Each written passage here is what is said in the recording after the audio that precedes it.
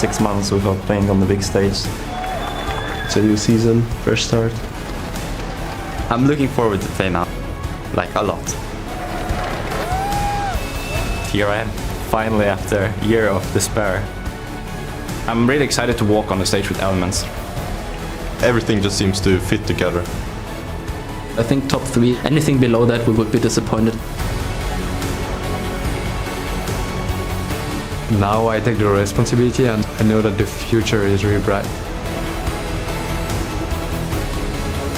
I'm so excited to see what'll happen.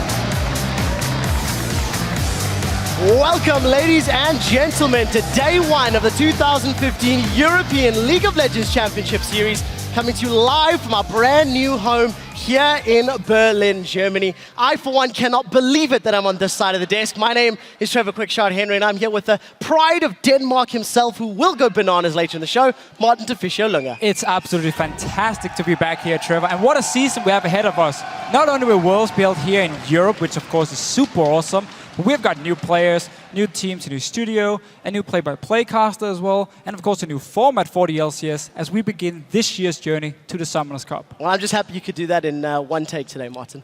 Let's break down what's new to the league this year. First up, the European LCS has grown from 8 teams to 10.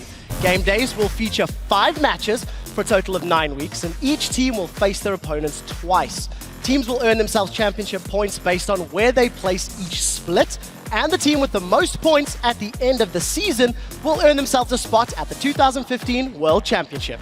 However, the team that ends up at the very bottom of the standings at the end of each split will face automatic relegation to the Challenger Series and will then have to climb their way back into the league, while number 8 and 9 in the standings will land in the promotion tournament to defend their spot in the LCS. And then on the flip side, the first place Challenger Series team will automatically jump into the LCS, while the second and third place teams will do battle against the pros in the promotion tournament. Yeah, I really like these changes. It makes sure that the LCS teams don't slack off at the bottom of the table. It also rewards the challenger teams, and you heard the crowd shouting in the background. Keeps I think it very exciting as well. They're setting to the stage. Now that you guys know the rules, we'll find out which of those teams will be battling on our stage this spring. Up first, our last summer's champions, it is Team Elements. This is the team formerly known as Alliance. Super Hot Crew also return under a new banner. They will be called Meet Your Makers this time around. The remaining teams back on the LCS stage are Fnatic, SK Gaming, Roccat, Copenhagen Wolves, and Gambit Gaming. Yeah, and we have 3 new teams joining us this year. First of all, we have Unicorns of Love,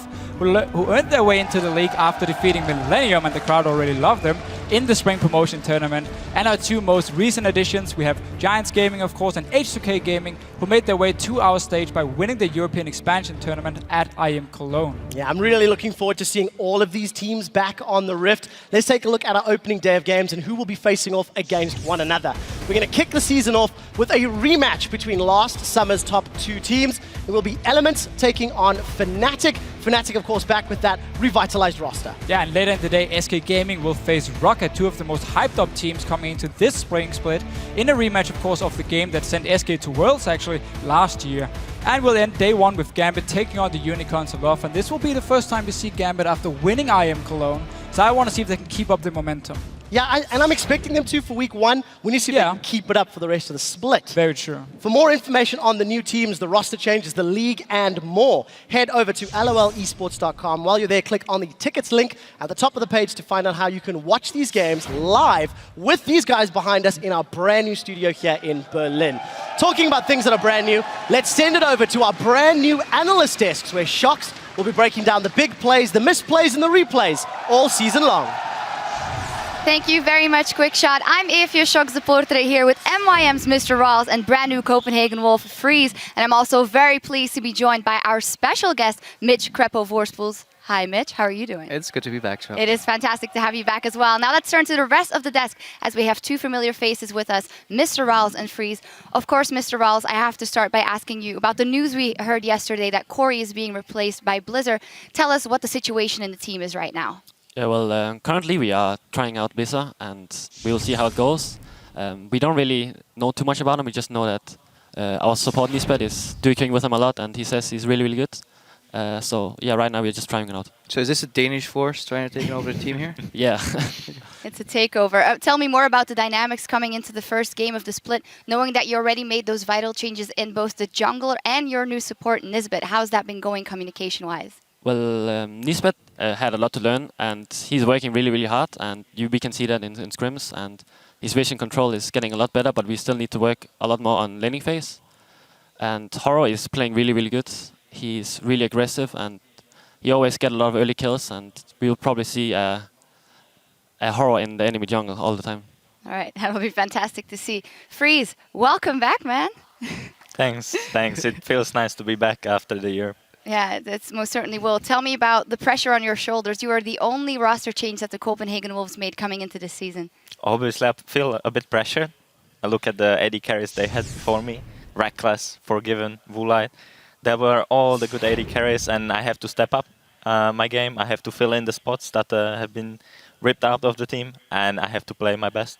What have you guys been practicing on in the off season? Because obviously last season Copenhagen Wolves ended up at the bottom of the table. They only made one roster swap, the Magnificent Freeze. But is it going to be enough? And what areas have you guys been looking to improve on? We are trying to improve on every aspect of the game. Basically, we try to, first of all, the laning phase, then avoiding ganks. We had a big problem with that, but hopefully we fixed that now. And then overall snowballing the game, which we didn't, or the team before, didn't really have much experience with snowballing the games as we could have seen the last season. Yeah. So is it safe to say that for you guys it is a work in progress this first week? Yeah, indeed. We're looking to improve all the split first, and we take it as experience. We want to learn. We're not aiming high. We're aiming top 5 for the split, but we're trying to improve, and then maybe be top 3 in the next split. All right, being careful, I understand that. Now, you mentioned it already. There were a lot of good AD carries in Copenhagen Wolves, and there's just a lot of AD carry talent in Europe right now. We're always talking about the mid laners, but it is impressive. How are you guys feeling, maybe, Mr. Rales, knowing that it is very, very AD carry heavy in the ULCS? Well, it's good that we have a lot more enemies, and all our matches is very hard. And it's not just a rollover in the laning phase where we can just chill back and just farm and win the game by that. And now it's actually really hard because a lot of these AD carries is really, really good and a lot more aggressive, Forgiven, for example. And the last bit was pretty boring in laning phase because no one really did anything. But now we have to play against Forgiven, and Woolite is getting a lot more aggressive with Vander, and it's going to be exciting. Who's the toughest lane to beat in your mind? Well, I haven't played against SK yet, so it's hard to say. Might be a contender. Yeah, but yeah, it's probably going to be Forgiven and Renovated. Freeze, you agree? I agree. Rocket bot lane is really good, and SK bot lane is really good, especially because they play aggressive, and it's the new addition to this league. When before it was all over the passive play style, everyone was trying to not do mistake and then go into the late game. But right now, I feel like there's an aggression going on. Well, we are very happy about that. And that brings us to our question of the day for the players at home. Hop on Twitter and tell us, what recent change to the game do you think will have the biggest impact on the LCS this split, and why? What do you guys think? Krepo? I just really like the way Baron and Dragon have been changed to the way the Dragon buffs work right now. They put a timer on the game. 5th Dragon buff is really important. I like what Baron brings in terms of sieging. So now I cannot be useless as a support in mid game. I can just walk to that lane, buff those creeps, and become my own split pusher. And especially the Scuttle Crabs, I really like them in terms of vision control, playing around them. I haven't scrimmed at all, but I can imagine at one point you have this war start over who gets the Scuttle Crab and then in turn gets the objective. Freeze? I actually love the Scuttle Crab as well. It's the first thing that's not trying to kill me in the game. So, and it gives more gold now as well. So I'm enjoying chasing finally something and not getting chased on. Mr. Ralph? I really like the Drake as well, because now you can't just pick late game comps and just let the enemy team get everything and you just sit back behind the turret and just stall the game. Because when you get 5 Drakes, it's pretty hard to defend, and when you get the Baron as well, it's just impossible. What do you think of the addition of the gates right now in terms of like breaking sieges or breaking when people are sieging on you? You have these little gates in your base here, so you can leave sooner. Have they had a big impact in scrims in the very few matches that you've played? Or have you only been winning? I wouldn't say they had a big impact. We didn't get used to it yet, but I can see that if there's some engage from a jungler, for example, if he just sneaks through the gate and goes from behind, then you can turn around the disadvantage you had before. So I really like it. All right, well, you've heard their thoughts, but we want to hear yours, so remember to tweet your answers at LOL Esports and use that hashtag LCS.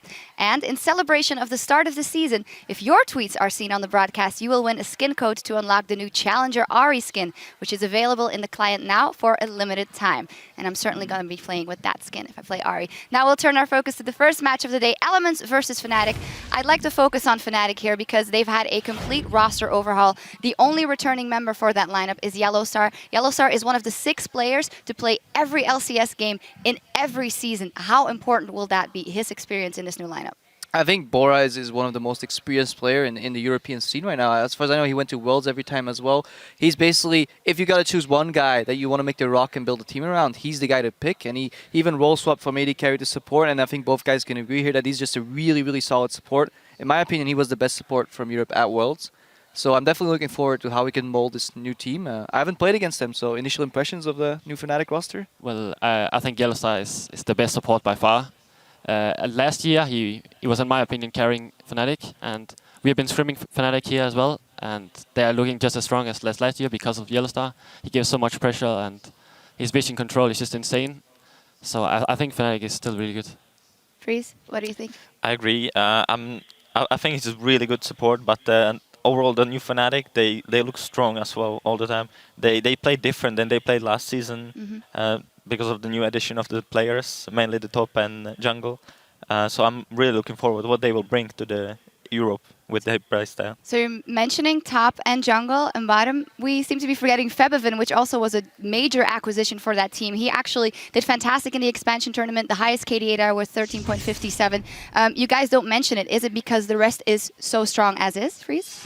I just think I played versus Febiven so much that I already know that he's a solid player. He's really good. Like if he performs, he's one of the best top mid laners in the Europe right now, and so I expect him to play well, and then I was focusing on the others because they're new.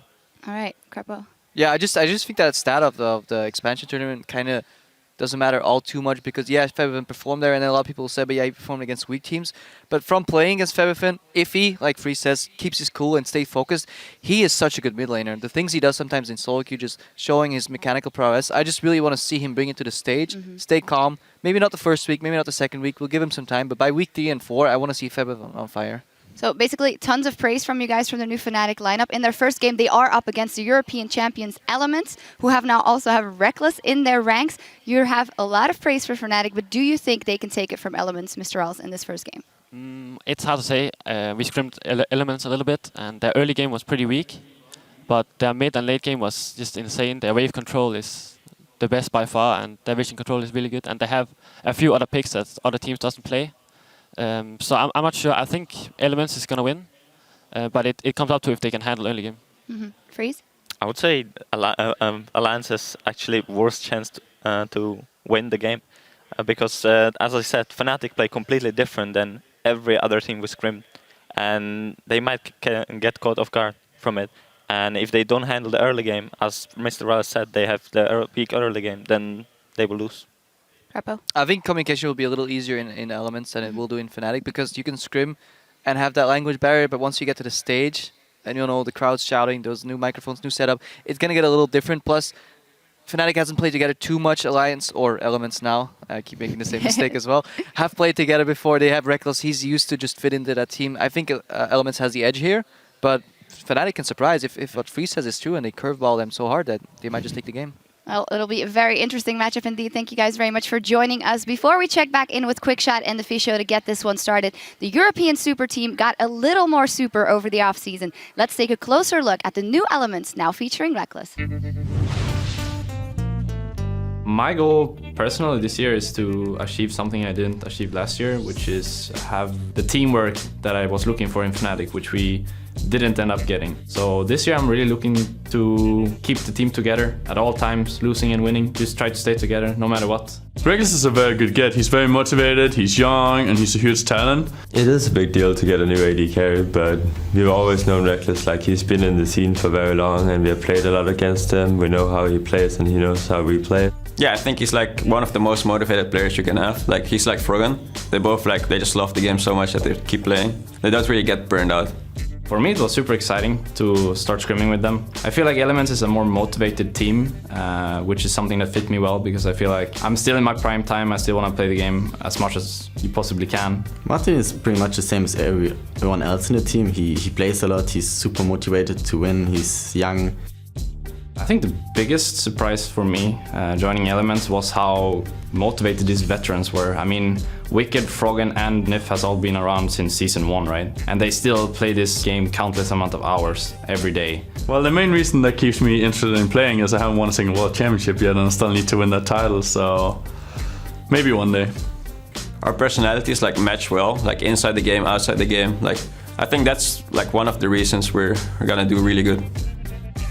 I think at first Froggen kind of felt like he had to pull a lot of weight in that team. But even last year I felt like people pulled their weights pretty much, and I felt like he didn't have to do as much as probably he expected to do. And with me coming in, I feel like if he's trusting me, that's already really good, because I do trust him already. And I'm really excited to walk on the stage with Elements this year. Yeah, our chances has improved of achieving our goal. Like, we obviously try to have the best team as possible, and this is definitely a step in the right direction. Playing is my life right now, so whenever you're not playing, you kind of feel like you have no purpose. So when LCS starts, I'm gonna be really satisfied again. I'm definitely looking forward to seeing how Elements perform over the course of the split. Reckless, it's quite strong words. He didn't find the teamwork or the cohesion he was looking for in Fnatic last year. We'll have to see if we can find it in Elements this year. Yeah, and he talks a lot about motivation for everyone on Elements. And we know, of course, Froggen, he will spam solo queue every single time, or every single hour in the day where he can do it at least. And I just want to see if Elements actually can take all this practice they're getting and then use it when they're playing on the stage here. Well, we are about to find out. Let's take a closer look at the lineups. Starting with Elements, the team that was, of course, formerly known as Alliance. Wicked still up in the top lane. Shook returning to the jungle. Froggen in the mid lane. Reckless replaces Tabs in the AD carry role, and Nif on support. And on the red side, we have the new Fnatic lineup. We have Huni in the top lane and Rainova in the jungle, the two new Koreans coming over. Febivan in the mid lane, joining from H2K, and Steelback being picked up as the AD carry to replace Reckless. And of course, Yellowstar is the support. Well, we'll have to see how Yellowstar can perform leading his team on the big stage. As we've talked about, Fnatic, little to no expectations on them, but Elements on the other side, this is the team that everyone is anticipating will be the #1 squad in Europe. Everybody's looking on them. The weight of Europe is on their shoulders. I mean, they have all the star players. You have Reckless. Everyone considers him the best AD carry. Froggen in the mid lane, of course, the best mid laner we have in Europe at the moment. So yes, they have all the big names. We know as a team they can do well. They won last year. They still have some things they have to sort out, because we saw at IM San Jose. It was a bit of a shaky performance against Cloud9. Lost 2-1 in the semifinal.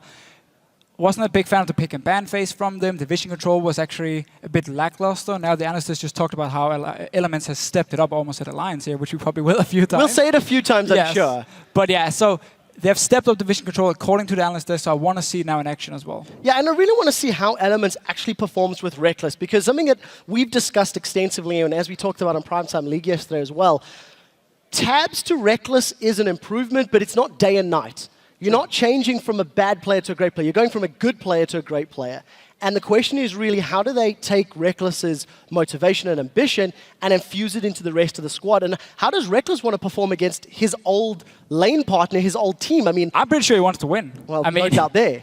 The thing is, he knows Yellowstar. He knows all the small tricks in the laning phase, because all these players have these small tricks they teach to each other, especially in the bottom lane where, oh, I'm going to go aggressive when he's about to kill the cannon minion. You just need to follow. And he knows if Yellowstar has anything ready or anything prepared, and he will actually know how to react against it. But you can also turn around and say Yellowstar, he knows everything about Reckless. He can maybe punish him if he has a passive playstyle, which we have seen in the past. Yeah, and it is something that Reckless was working on last year. Just for you guys to know, we are working on one of the Fanatics members' PCs. As soon as we get that PC up and running, we'll be into picks and bans for the first game of the season. I do want to expand on Yellowstar very briefly. He's one of the most experienced players in the LCS. He's one of only 4 Europeans that has taken part in every single regularly scheduled LCS game, along with Wicked, Froggen, and Nif, all 4 of them in the opening game.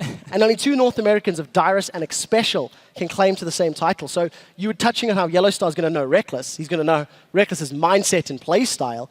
Yellowstar's also going to know how the competitive mindset's going to be for the team and the decision-making, and he has to guide the rest of these young, hungry players in the Fnatic squad if they want to pick up a win. Yeah, and that might actually be a little bit hard for him in the start, because he's been so used now to playing with Xpecial, who's been here since like before Season 1, and Source has been again since Season 1. So all these very, very old-school players, he didn't really have to tell them, oh, okay, be careful or don't be nervous. Like now he has some young players. Again, Huni as well in the top lane. We hear a lot of good things about him from all the teams screaming Fnatic. He's never played a professional match. I mean, he was a solo queue guy from Korea who's now been picked up by Fnatic. So he probably has quite a lot of nerves going into this. And that's why Yellowstar really needs to step in and make sure everyone is feeling fine. Just pretend it's a scrim. and it's all going to be good. That's definitely going to be an important scrim. One of only 2 you get Very important. against Elements on the stage. I do want to expand on that thought because Yellowstar did an interview a couple of weeks back, and he was talking about how everybody in the team is sort of hungry and wanting to prove themselves. Fnatic as an organization, you know, they rose to fame. They won the Season 1 World Championship. They've had this team that has been in the forefront of the European LCS for so long. And this is really going to be the first big test for the organization to see if they can breed European dominating teams, because at the moment, we've got nothing else to go on other than hearsay from scrims. Yeah, of course, and because we've been so used to the old lineup, Fnatic has just always been a top team. It would be kind of weird if suddenly they're a mid-tier team with the new members. I actually think they're going to do quite well. I think Fnatic has done a very good job scouting. Also from talking to the players who's been scrimming Fnatic. We talked about Huni, how well he's been doing. Rainover as well, the synergy with Huni there, the 2 Koreans coming in. Even though Rainover as a player never really did too much in OGN. He played for Incredible Miracle, never really been one of the top teams. I want to see what he can do on this stage here, because there are some very good junglers in Europe now. Jankos, of course, Shook, who he's facing now. He needs to be able to outperform these guys if he wants to help out his solo laners and Fnatic to win. Yeah, talking about Shook, this is a player that has the ability to perform really well. Think back to his and recent performance at Worlds.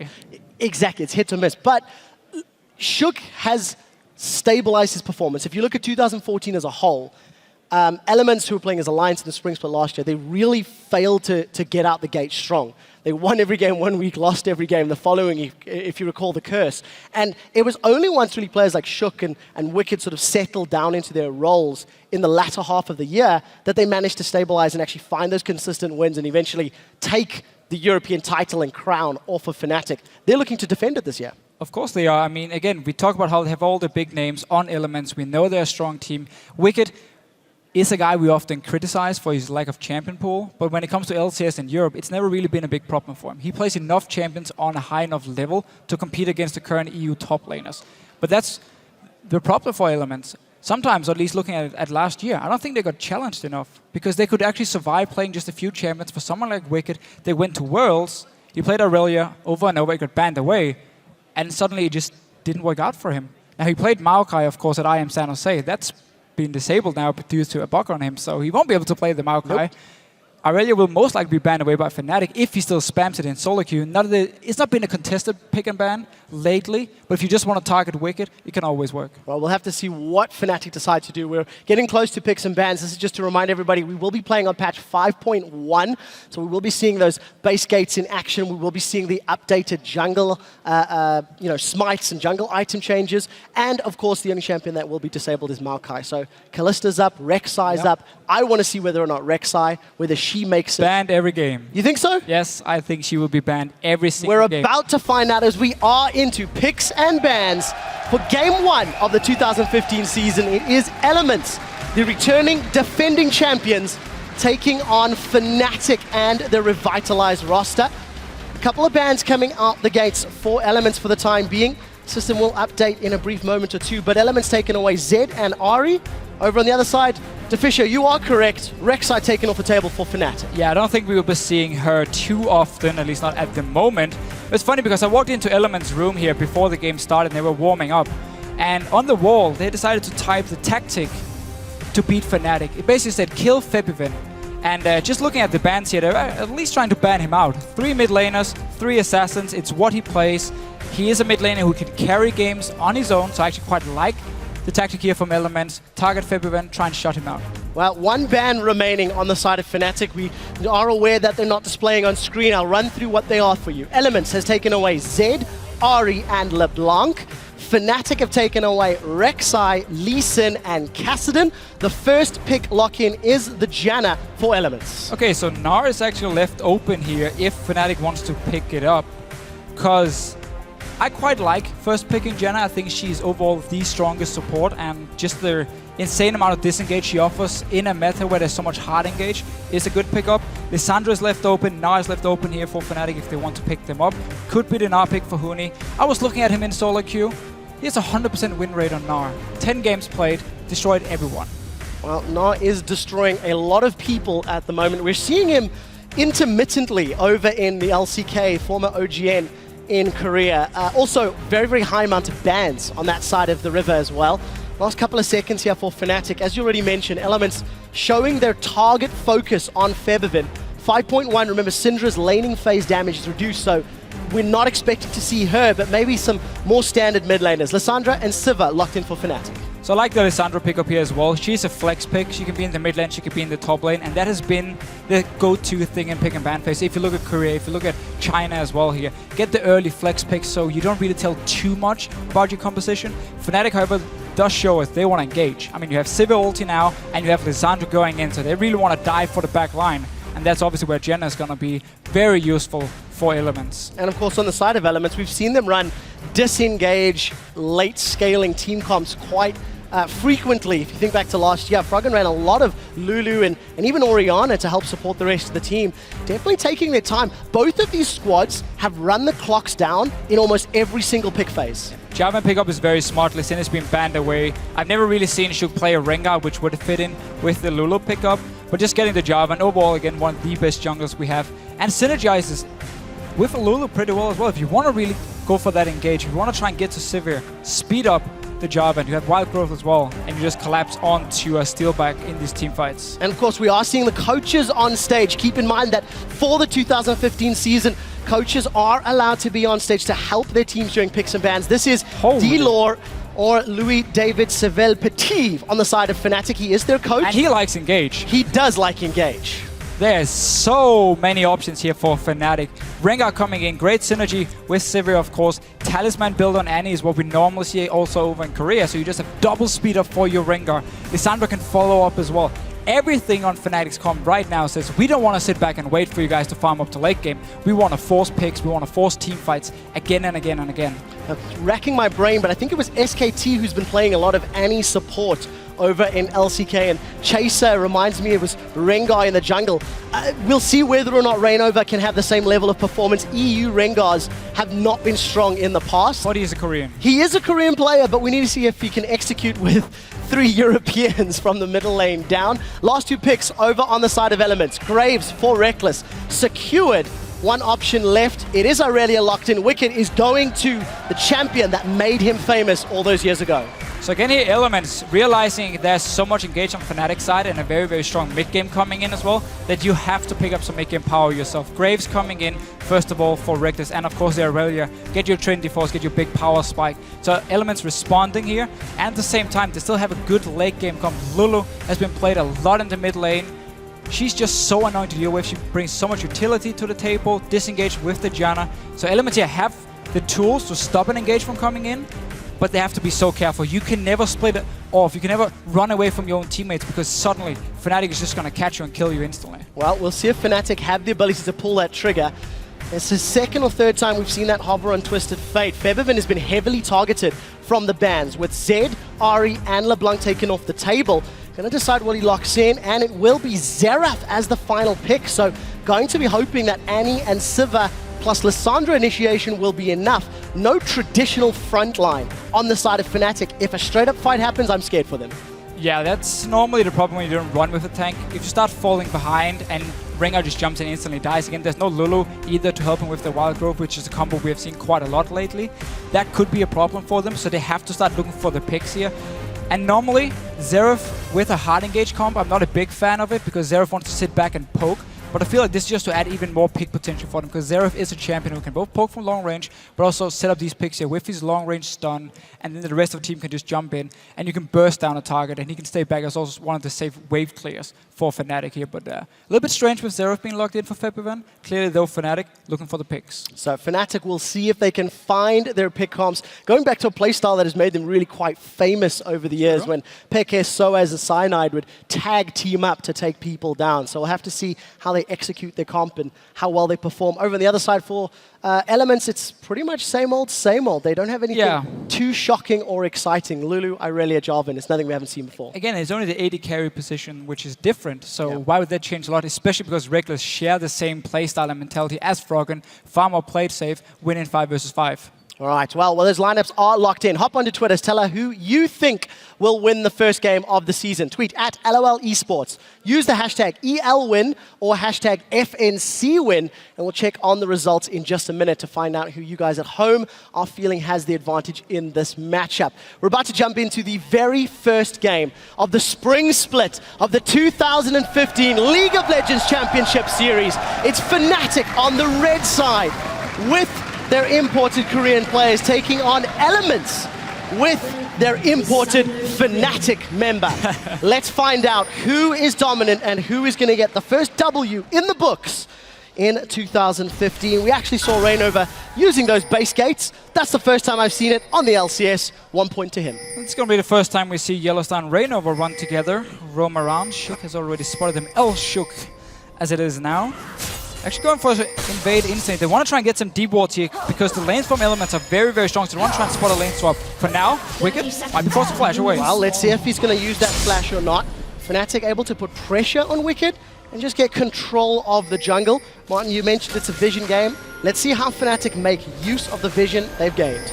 So Fnatic early on here, basically just running 5 members into the jungle, forcing Elements away, placing a deep ward. You see the ward between the 2 towers in the top lane all the way down around the inhibitor, simply to spot if the enemy dual lanes is running to the top side so you can swap around it here, because Elements have some solid lanes. Aurelia into Lissandra is not a bad matchup, and Janna Graves is one of the best, if not the best, dual lane. So Fnatic, wise enough, want to try and swap away from it.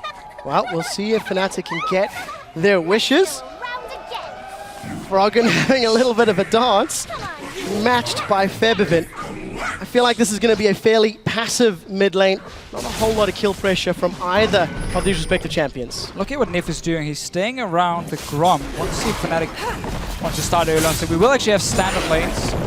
Fnatic decided Fnatic didn't actually spot anyone from Elements and just had to run down to this bottom side. No camps being taken at level 1 either. Reckless just helped out. Sure. Getting a good start in the jungle. Well, straight up head to head. They are going to be seeing top laners doing battle in their home, with Reckless and Nif getting a small advantage in this bottom lane. We'll see who goes aggressive at level 2 or not. Yellowstar with the stun primed, definitely trying to keep Nif on the back foot. Yeah, but this bottom lane here, it is so hard to trade with a Graves. Not only does get the tanky stats, he has a lot of early game damage. You add in the shield from Janna, and you just straight up lose the trade. There's no sustain on either of the lanes. So Yellowstar at the moment really has to just stay passive, can't get poked, even misses the stun here at the start. Yeah, not going to be able to get that damage down and return. Reckless and Nif already with some control in the lane. Have a look at the rest of it. Febiven and Froggen as anticipated. Fairly even slugfest. Just going to keep themselves farming up. Both of the top laners starting Crystalline Flask. So Huni and Wicked going for the extended sort of sustain battle. Big way of pushing against Wicked though. So this is going to make Huni's life a little bit riskier in the coming few minutes.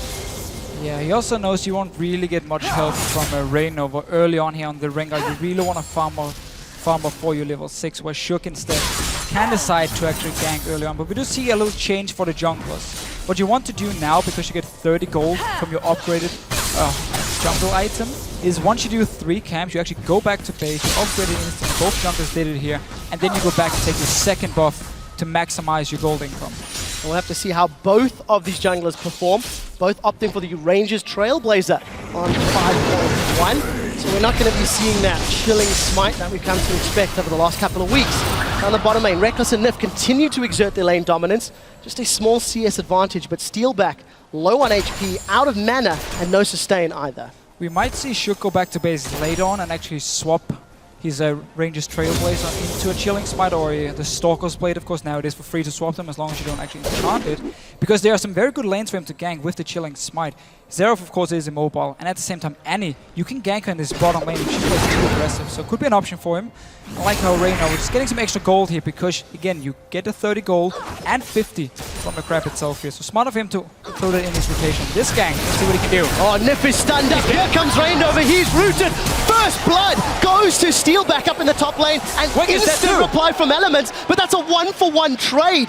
Fnatic come out ahead, first blood and a kill in the top lane. 2 kills here, and if you can get a gank working on a Rengar pre-level 6, that is so good here. Beautiful setup, flash stun from Yellowstar, then the Boulder Strike onto Nif. He ends up dying, and of course Wicked in this top lane, flashing in on the tower, ends up dying as well.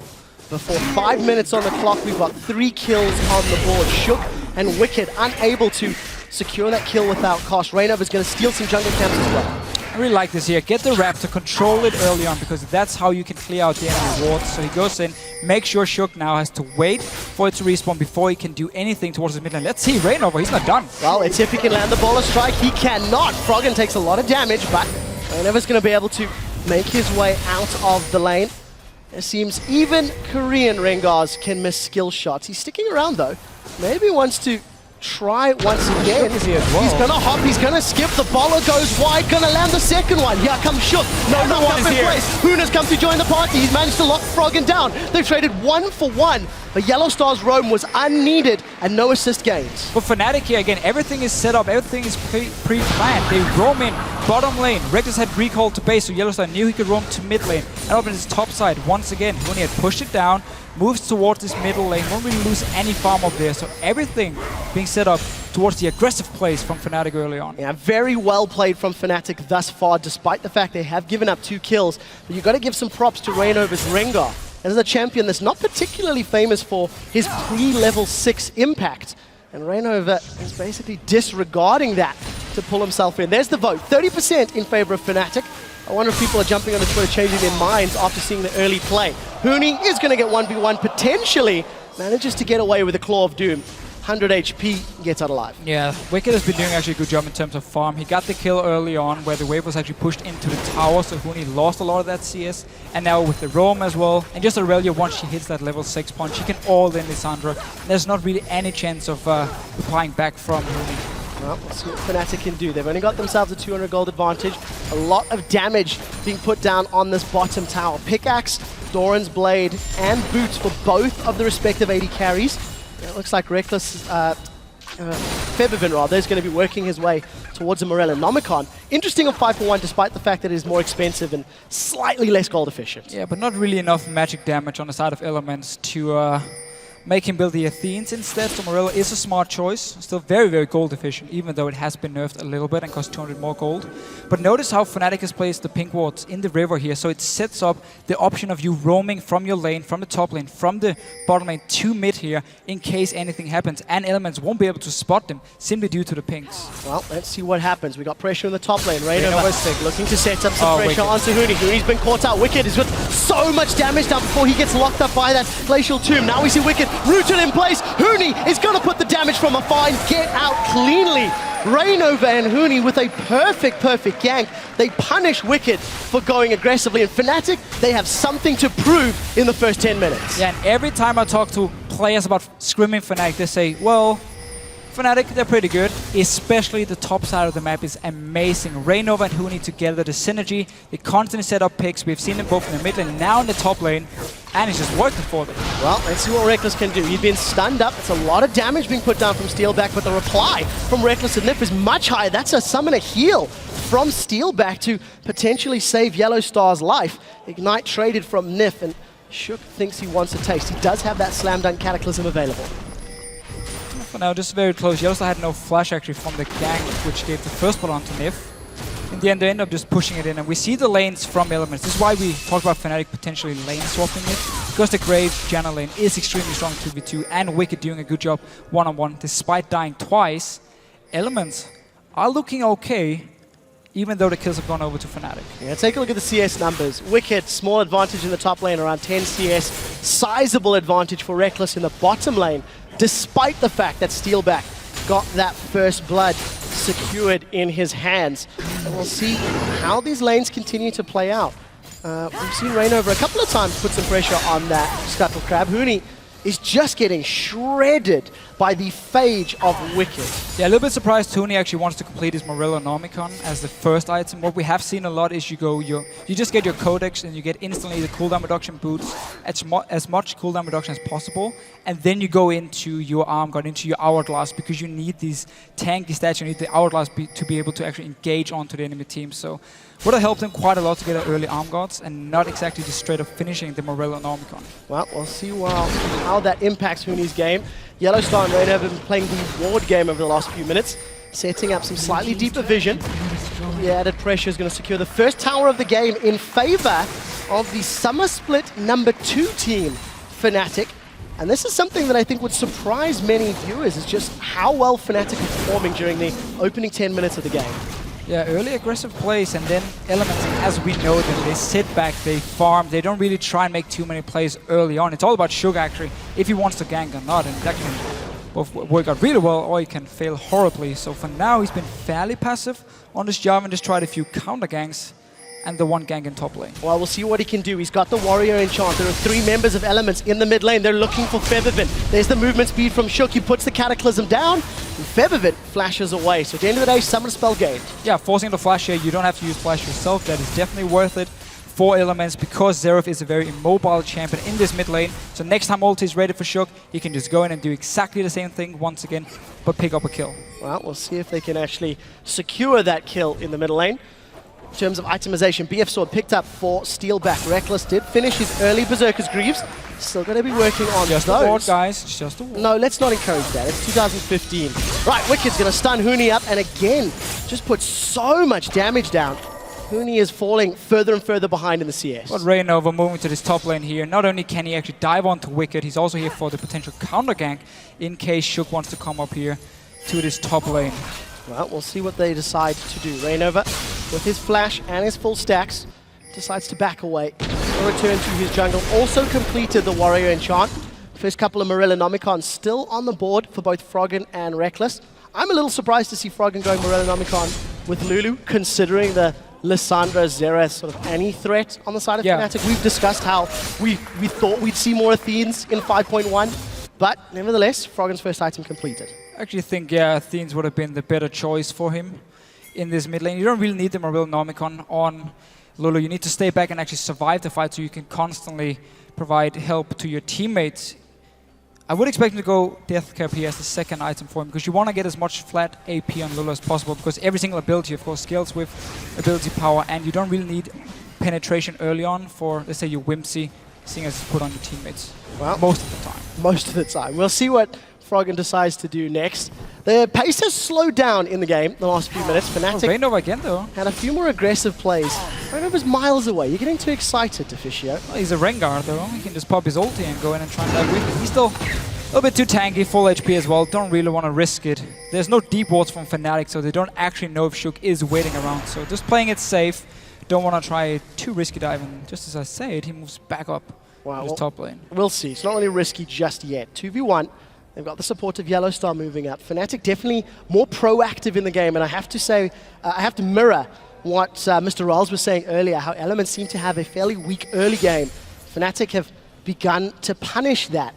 The question is, what more can they do? There's 3 members of Fnatic in the top lane. Here comes Huni. He's going to follow in the Claw of Doom. That's an instant flash from Wicked. That's going to get him out alive. Yeah, just saw the mark above his face. Knew Reyno was there as well, but he's going to lose his tower. I mean, he's all alone up here. No help. Shook is just running around in his own jungle. And once again, Fnatic roaming around the map here, setting up the ganks, picking up a tower. Will lose the one in bottom lane instead, though. So it's going to be a trade tower for tower. Fnatic get top while Elements take bottom. It's going to keep gold even. I quite like the trade though for Fnatic, because they want to get all these outer turrets down so they open up the map here so they can get in some deep wards in the jungle of Elements, and they can start looking for these picks with the Rengar, with the Xerath coming in. So for them, trading outer turrets is actually a good trade. Right, we'll see if they can make use of it and see how good Elements' warding game will become. Knowing that the top and bottom half of the map is exposed, Elements need to ensure that the kitty cat of Raynova's Rengar doesn't run circles around them. Take a look at Reckless. He continues to grow his CS advantages up to around 30 now. Has had that Avarice Blade for a few minutes, sitting on a decent chunk of change. We'll see how quickly he can gather that Infinity Edge into Static Shiv, which is what we're expecting, but he's still a little while away from that. Yeah, it will be the Static Shiv for sure for him. A little bit surprising. I mean, we have seen a lot of Phantom Dancer here on 5.1 because it is better, it's been buffed. Got the 5% crit and Infinity Edge lost. Dragon here by Elements. No response from Fnatic at all because they're just sitting back at their towers farming. So that was the wave control we just saw from Elements here, where you push up the important lanes and you can see everyone on the map from the enemy team because they sit and farm on the turret, and you just walk down, take a very, very easy dragon, all the walls being placed around it. Yeah, completely uncontested from Fnatic. Raynova's going to clear out that ward before moving back into his side of the jungle. And Fnatic, despite a small gold lead, they now start to rotate themselves. They've got both Yellow Star and Steelback near the mid lane. Rainova is going to have to get some s'mores and pitch a tent near that top lane because he's been babysitting Huni this entire game. Yeah. It has resulted in a few kills, but Huni has been struggling one-on-one. Yeah, right now Fnatic needs to get down this mid turret. They're actually already pinging it with a lot of members, so they're gonna try and just straight push it down while Froggen is getting his blue buff. Tibbers to tank it. Well, we'll see how long they can make this plan work. The rest of Elements is trying to respond. Here's a teleport from Wicked. And that's going to be Tibbers for the teleport. I think that's a trade Fnatic will be happy with at the end of the day. And again, aggressive, positive plays from Fnatic. They really are demonstrating they've got a game plan, they've got a strategy, and they're executing. They also show how much they want this mid tower to die. So again, they open up this map. They didn't care about the dragon at all. There was no wards around it. It's been all about pushing towers. And in the end, Reckless has been able to go up to this top side because Fnatic were focusing on the mid lane and it was defended due to teleport and no minions being there. Well, another tower for Elements. So keeping it very, very even in gold. Well, we'll see who's going to make the first big misplay. Elements have grouped up in the mid lane. We'll see if they're going to put some damage down onto Fnatic's mid outer tower. The tower that Fnatic tried to take so sneakily is going to backfire. Elements, it looks like they might get this tower before Huni can arrive. Teleport is channeling, and it looks like he's going to get in. They've locked Wicked up. Now Fnatic have started the fight. We do see Nip and Wicked going very, very low. Wicked goes under the tower. Tower survives. Febiven is going to look for the stun. Going to throw down that Arcane Pulse and burn Reckless down, but Fnatic defend the tower and get a kill onto Wicked. Yeah, a lot of ults is being used here by Elements. Let's see if they can actually defend. They have a lot of wave clear still, but all 5 members from Fnatic are around. Well, we'll see what Fnatic can do. Minion wave has been cleared thanks to that buckshot from Reckless. That means Fnatic look like they're going to back away. So Fnatic get their 5th kill of the game, trying to put some pressure down in the Elements jungle. Rainova and the rest of the team still sticking fairly close by though. So Fnatic, they haven't given up on this objective yet. They really, really want that last outer tower. Yeah, they don't have to because Febiven on the Zerafi has already hit quite a big power spike by getting magic penetration and Morello Nomicon. And he sits on a blue buff as well, so he can just stare out poke. Shook might be in trouble. That's a lot of damage onto Shook. Rainova's going to turn his attention over to the tower, and Shook gets out alive. That was very, very close. But Fnatic, very aggressive in their play, took advantage of the fact Wicked wasn't there, and they grabbed themselves the 3rd tower of the game. This has been a bit of a slug match back and forth between the teams, and Fnatic barely holding on to the lead. Well, for now at least, they got what they wanted in the start. Didn't care about the dragon, just wanted down these towers here. Now we have to see if they want to go back, buy some more wards, and actually start placing them a bit further inside Elements jungle so they can start looking for picks here, or if they're happy just constantly running around between the lanes and just hoping to see if they can find someone. For now though, Rainova has done a very good job on Rengar. He's basically had the perfect start for Rengar pre-level 6, was part of 2 kills. He needs to keep it up, and I actually like the fact he's going full tank after getting the war in charge. You don't need anything else. You're going to be the guy jumping in together with the Lissandra, so you need to be able to stay alive. Well, he's certainly got enough damage sources from the rest of the team, that's for sure. But Rainova now needs to find the targets. He needs to find the objectives that he can root in place and lock down. There's not a whole lot of movement speed boosts on the side of Fnatic, which you typically see paired with those Rengars, but if you got good enough vision and good enough decision making, Sivir ulti's a big commitment. It's not a Janna, it's not a Lulu, it's not an Orianna W, for example, like we've seen in other regions. And that's why Yellowstar is going to sell his gold per 10 item and pick up a talisman later on, I would expect from him, so he can add in a second, a little bit worse Sivir ulti, but even more movement speed than from Fnatic. So you have Sivir ulti and the talisman from the Annie to start the engages, and Fnatic instantly, seeing Reckless in this bottom lane, knowing he's going to stay and farm, run towards this top side. He was already being built up the way by Huni, and start pushing down a little bit, but good reaction from Elements. Yeah, surprisingly not a lot of damage. Fnatic got a few auto attacks onto the tower, but it really wasn't a huge amount. The thing is, you have to respect the engage from Elements if you're standing that close to the tower. Aurelia, again, sitting on Trinity Force, we know how strong she can be. Lulu as well in this mid-game is actually where she still has a lot of damage. And as soon as Reckless would be able to join in, if Elements had caught Fnatic, they would have won the team fight. Remember, Fnatic are looking for the picks here, not the straight-up 5 versus 5 against Elements. Well, Fnatic got spotted by that scrying orb of Reckless. Put it right down and revealed all 5 members. The Fnatic Death Bush was thwarted We'll see if anybody's going to get caught out. Huni gets knocked up in the air. He's going to have to use that Glacial Tomb. He throws it down on himself. The fight has begun. We see Reignover jumping forward. Tibbers has been dropped down into place there by Yellowstar. The slam dunk of the Cataclysm. Wicked is the first victim of the fight, and we see Febiven securing another onto Shook. Fnatic turned the engage around. It was Shook that went in deep. Yeah, Elements overcommitting here. Half the members were standing on the other side of the wall down in the river and couldn't really join in here. Then Wicked jumps in the end, all alone, ends up dying, and Shook, of course, went in as the first member. There's going to be a tower, though.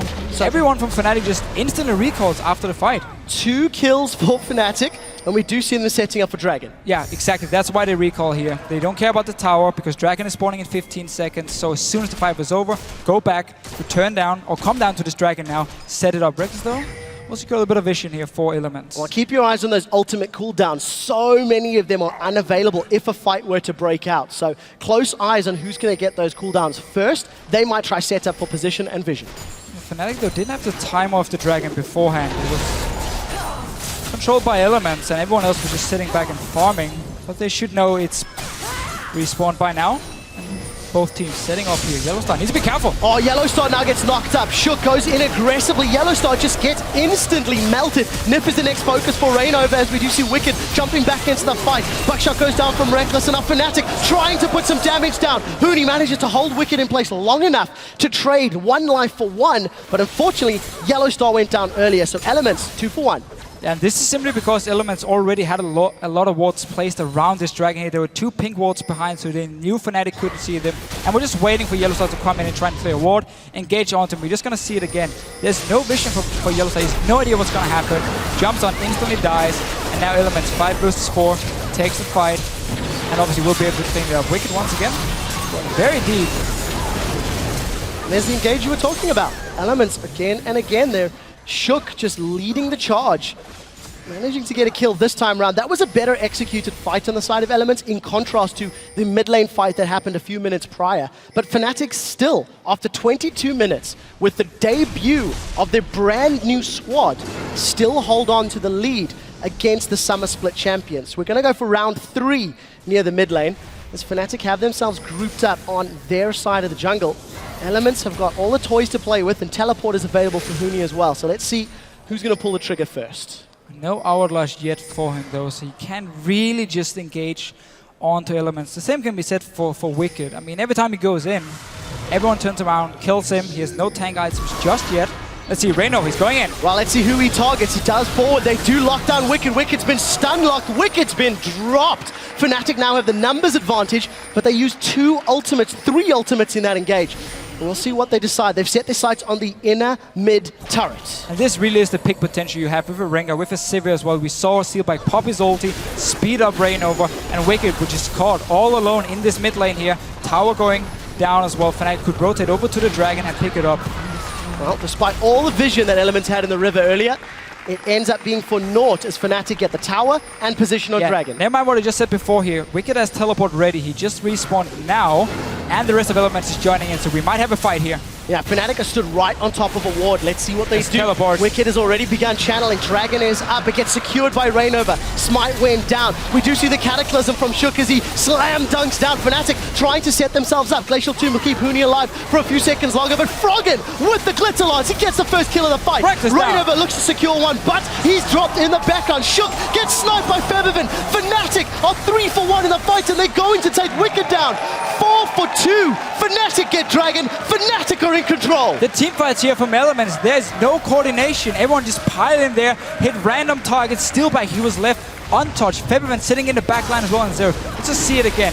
Dragon being started, teleport comes in, 5 versus 5. Shook with a actually pretty nice ulti onto Huni, keeping him locked in. He's not able to engage, but notice how Elements pick their targets here. Nobody's touching Steelback.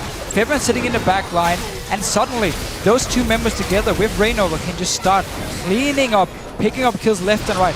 I don't think Yellowstar did anything in this fight, but there's just still, if you don't focus the carries here, you're gonna lose. Well, great team fights and targeting from Fnatic in their debut on the 2015 season. 5-0-3 by Febiven on Xerath. You have to ask yourself the question, with 3 target bans towards Febiven, and taking Lulu off the table early, and him locking in Xerath, he is still doing a phenomenal job. maybe Rengar should have been one of those bans because Rainova has had a great game thus far. Right now, at least, it's looking very, very good for Fnatic. And Bluebuff went Shook. Shook. He wants to smite it away here. But it's better on Shook than it is on Frogger. We do see Rainova has been caught out. Here comes Shook. No knock-up in place. Steal back. Throws down on the hunt, I believe. Movement speed is already worn off. We do see Huni going in. This is a scattered fight. Huni plus the help of Febiven's going to secure 2 for the trade of 1. Hourglass had already been used, but again, Fnatic with the advantage. Yeah, and the way they've been using Zeraphir in this comp is it's been beautiful to watch, actually. Every single time everyone goes in and locks down a target, Febiven just pops his ulti and just start smacking down on them, killing them left and right here. He picked up another kill for himself, and he sits so far back in these fights. And because Elements can't really get to the backline of Fnatic at this moment because they end up dying. They're too squishy. The Jarvan and the Aurelia pick, they're not tanky enough to just dive onto Fnatic. Then Febiven is just left untouched. And he manages to finish the kills. Fnatic, with their 5th tower of the game, take out the top inner turret. Elements are being pushed further and further back, down 5,000 gold, down 8 kills, down 2 towers. Fnatic are definitely showing up, but the next question is, how do they finish? We've seen recently, it's been quite difficult for teams to finish. They like to get those 4th and 5th dragons, and we hope Fnatic can push down quicker than that. So we have to remember Baron is weaker now. Pre-40 minutes is a lot weaker compared to 4.21, the old patch we had, which means Fnatic can actually set up a Baron play, force Elements to come in and try and fight them, and then just pick them off here. They can't just let them start it because they will be able to take it fairly easily and start pushing down with these super minions who are too strong for Elements to just sit and wave clear with the members of Fnatic staying around as well this early in the game. Well, we'll see what Fnatic decide to do. Their focus has very clearly been on the towers. Yellowstar using Tibbers a couple of times to try and tank the turret damage and keep putting pressure down. If you look at the itemization that Hourglass for Huni completed, Morellonomicon completed, Wicked only managed to get himself the first item of the Spirit Visage, Spectre's Cowl. Other than that, there's not a whole lot of movement for Wicked's top lane Aurelia. No, both top laners in this game have basically just been running with their team. They haven't really been sitting and farming, so Wicked has had no chance of actually getting tanky, and Shook is in trouble once again. Febiven joins in as well. Such a nice combo. Well, I can't really add much to that, can I? Locked down, Febiven, shut Straight down. to Baron. So, Fnatic have got control of the crab, they've got the vision, they know they've got the kill onto the jungler. And as you rightly mentioned, 5.1 Baron is weaker. It's dropping down to half health, but Elements are looking to set up a challenge. Can they pick the fight? That's the question. Baron already secured for Fnatic. Now we see the first victim is Febiven. Rainova looking to jump on Reckless. They traded 1 for 1 thus far in the fight, but Nif gets down in the background. That's a clear win for Fnatic. They lost 2 members, but killed 3 in reply, plus secured Baron on all of their carries. This is absolute control for Fnatic. Again, there are wards everywhere. They could see where Elements was engaging from, picked up the Baron, and then instantly turned around and just took the fight. They are so much stronger at the moment. Being this far ahead in gold, 27 minutes in, that's a lot on this new map where you don't get the global gold from Dragon anymore. 10 seconds before everyone from Elements is back up and alive, and Fnatic are going to take the first inhibitor turret of the game. Going to secure that and back away cleanly. Baron will be up for a few minutes longer. 8,000 gold in the lead. And this crowd seems silenced by Fnatic's performance. It has been dominant from the get-go. They got first blood, they got the first tower. They've made Elements dance to the Fnatic beat. They've completely punished Elements in their normally passive and somewhat weak early game by saying we just want to get towers early on, we want to open up the map, and we know if we play something like a Rengar and a Lissandra, we can constantly pick you off, and it's what basically been happening the entire game long. Wicked never had the chance to get tanky, died every single team fight. I mean, he's 3-8-3 at the moment. That's not a standard score on Aurelia, and Yellowstar doing it. Well, there's a flash, there's a stun. 3 members of Elements are down. Here comes Huni, they've got 1 already. Reckless is down, Fnatic have taken him. Can Febiven start? 1, Wicked 2. as well. That's a score. Fnatic, they get 2 more kills. It's not over yet. Rainova's looking for a fight. He's cancelled the recalls. The rest of the team is in the mid lane. There's your base gates if Elements can make use of them. But Fnatic going to take the first inhibitor. Look at Rainova. They're going to push down. Rainova's kept Froggen and Shook in place. He's just trying to survive as long as possible. He still has held him down. Nexus turret number 1 is being dropped. Fnatic, they've got the first Nexus turret. What are they going to do? It looks like they're sticking for the time being. They know they've got a numbers advantage. Nif is forced to use that Monsoon to try and stun run everyone up. He's going to potentially go down. Fnatic wisely back away, but that's one Nexus turret remaining for Elements. Such a nice push again here. Huni actually teleport in behind Elements, and Yellows are just flash tippers to start the whole fight. Once again, the coordination in these fights are beautiful. I mean, you're looking at a team where 2 of the members are Korean, who's only been here for like a month in Europe, and yet this coordination in team fights, in the way they set up everything, it's just beautiful to watch. It really, really is. 30 minutes on the clock. We were talking earlier in the week about what sort of length of games we were expecting from teams, and Fnatic have just been so coordinated and going for the objectives. Third Dragon is going to get taken in the team of the game. It's the second for the blue team, that is for Elements.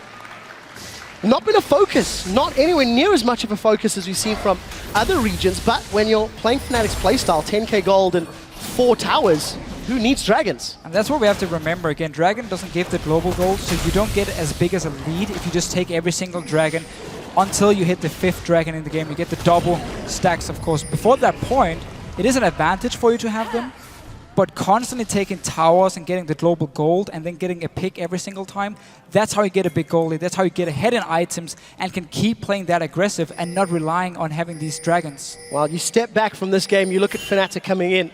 Little to no expectations on their shoulders. Elements, the entire weight of gameplay for them. We'll get to that in a second. Huni's knocked up. That's a double knockup. That looks to be an instant flash away. Here comes the slam dunk. The Yellow Star's locked in the cage. The rest of Fnatic seem to be backing away. Tibbers was thrown down. There's going to be enough disengage.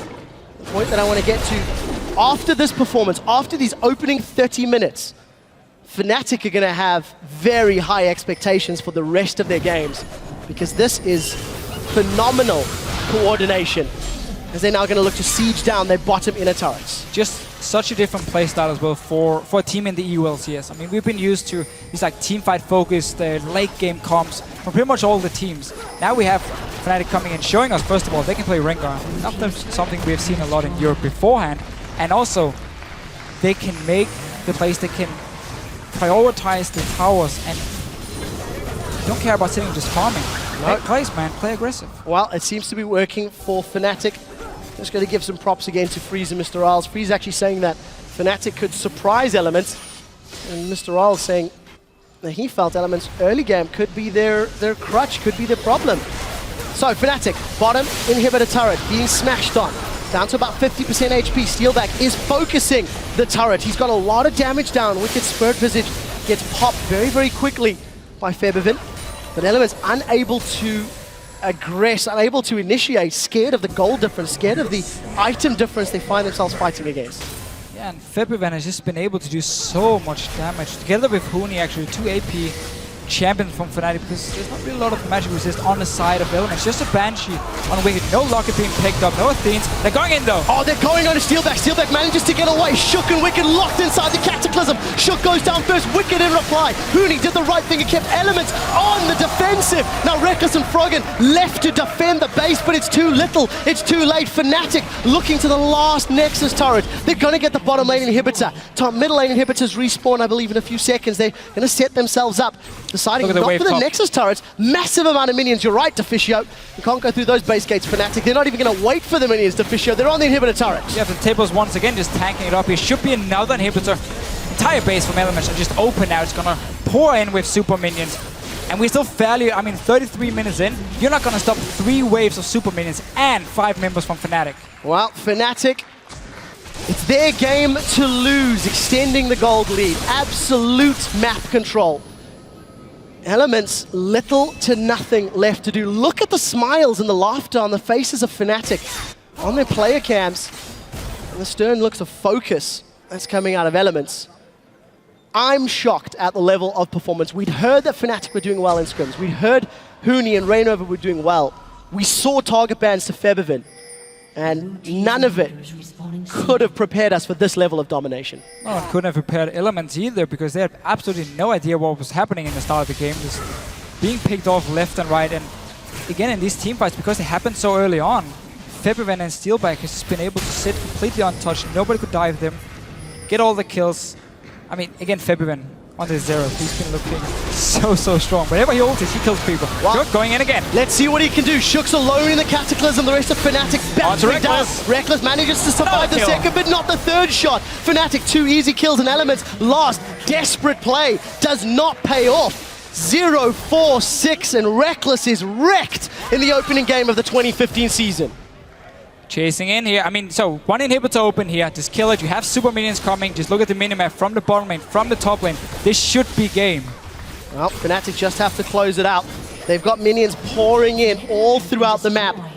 Tiny bit of wave clear from Froggen. It's too little. It's too late. Fnatic look to be going in. That was a flash from Yellowstar. The last Nexus turret falls. Fnatic are onto the Nexus. They are the victors of the first game of the European LCS. Such a great performance by every single man. Look how happy they are as well.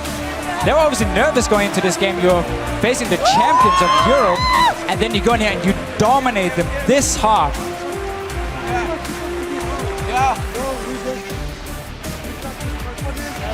Massive smiles across the board. Next to speechless, really. Febiven 10-1-12, Steelback 5-0-17. We asked the question yesterday, was Fnatic's reign over, or will reign over lead them to a new crown? I think you're leaning towards the latter after seeing that performance. Yeah, after this performance for sure here, but we have to see if they can keep it up. I mean, the following weeks now teams know, okay, we have to respect the early game from Fnatic. And Elements in this game, it just seems like they were planning on sitting back and farming for a good 20-25 minutes, get your Trinity Force, get some tank items on your 2 frontline tanks in the Jarvan and the Aurelia.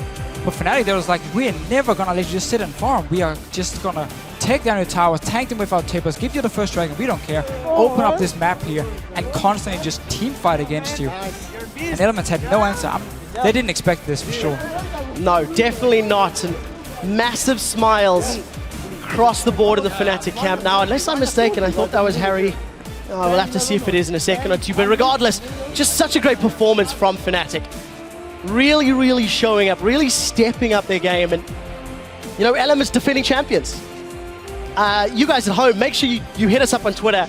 Hashtag LCS Big Plays. Let us know what stands out in your mind. Febiven had giant shoes to fill. He was replacing Xpeke. Yeah.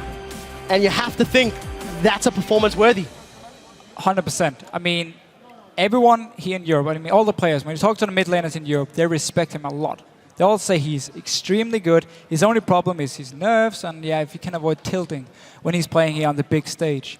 With that performance, I mean, you're going to get so much confidence going into the next few weeks. Yeah, no doubt. Absolutely no doubt. Massive smiles across the board. But you got to look at it from the other direction. Elements, they picked a team comp that I would say has not evolved from last year. You think the Aurelia, the Jarvan, the Lulu, the playstyle, the way that you've got to move the gears, it's not too different from what Alliance were doing in 2014, and it simply didn't work. I mean, Fnatic ran circles around them. They were dictating the tempo, and Elements had little to no pushback, little to no say against what Fnatic were doing. So the comp from the composition from Elements, I mean, it wasn't terrible. They had decent enough mid game with Aurelia, with the Lulu and the Graves here. Of course, you have the Jarvan for the early game, so the comp itself wasn't like, oh, passive, let's just sit back and farm. But that's the Elements play style. Is we are going to take it fairly easy. We're not going to take any chances in the early game. We are going to play it somewhat passive and get 1 or 2 items before we want to start team fighting. And that's what Fnatic punished with this very aggressive comp here. It wasn't really because Alliance pick and ban phase. Okay, if you look at the picks Fnatic got here, they got a lot of the strong picks. Lissandra came in there, of course. We had the Sivir being locked in as well. That was fantastic for them. But Alliance, I think actually they got the comp they wanted to. They just didn't know how to react to this fast pushing or fast play style early on from Fnatic. That's sort of the point that I think you have to look at Elements and evaluate and judge them on. How do they evolve their gameplay? The Season 2, early Season 3 style of wait back, farm, get to mid to late game, and then win on team fights and coordination, it just is not relevant. It's just not, it's not a guaranteed way to win anymore. You have to be more proactive. You have to have that strategic diversity to make things work. Yeah, I agree. But for Elements, it's all about Shook in the early game. It's not about Wicked making plays or Froggen making plays. No, it's Shook. If he's there and he managed to get a few ganks off, suddenly the whole early game is just won and the Elements snowball. We saw it in World Championship against Najee White Shield. perfect game from Elements, or Alliance back then, where Alliance, Shook yeah. just destroyed everyone on Lee Sin. Every single gank worked. In this game, he played it fairly passive. He had one gank in the top lane. The rest was just purely counter ganks on the Jarvan against the Rengar, where you have the advantage pre-6, and you can constantly, throughout the entire game, actually make plays and make picks on a Jarvan. He didn't use it. You stayed back, and obviously it's not just his fault, it's the rest of the team as well, not adapting to what's going on. Well, it definitely puts an interesting mix to the EU LCS. You have Reckless losing his first game against Fnatic. You've also got Febiven winning his first game with Fnatic. Tomorrow, Fnatic take on H2K. That's going to be an interesting grudge match from that angle. And I'm also very interested to see how do Elements bounce back against Unicorns of Love. That's going to be their opponent tomorrow. And this is going to be a blow to confidence. This is going to be a blow to all of the prep that's gone into it. I mean, we said Elements/Alliance looked shaky at IEM San Jose. They looked shaky, if not even worse, here on the stage because they didn't even have any big plays.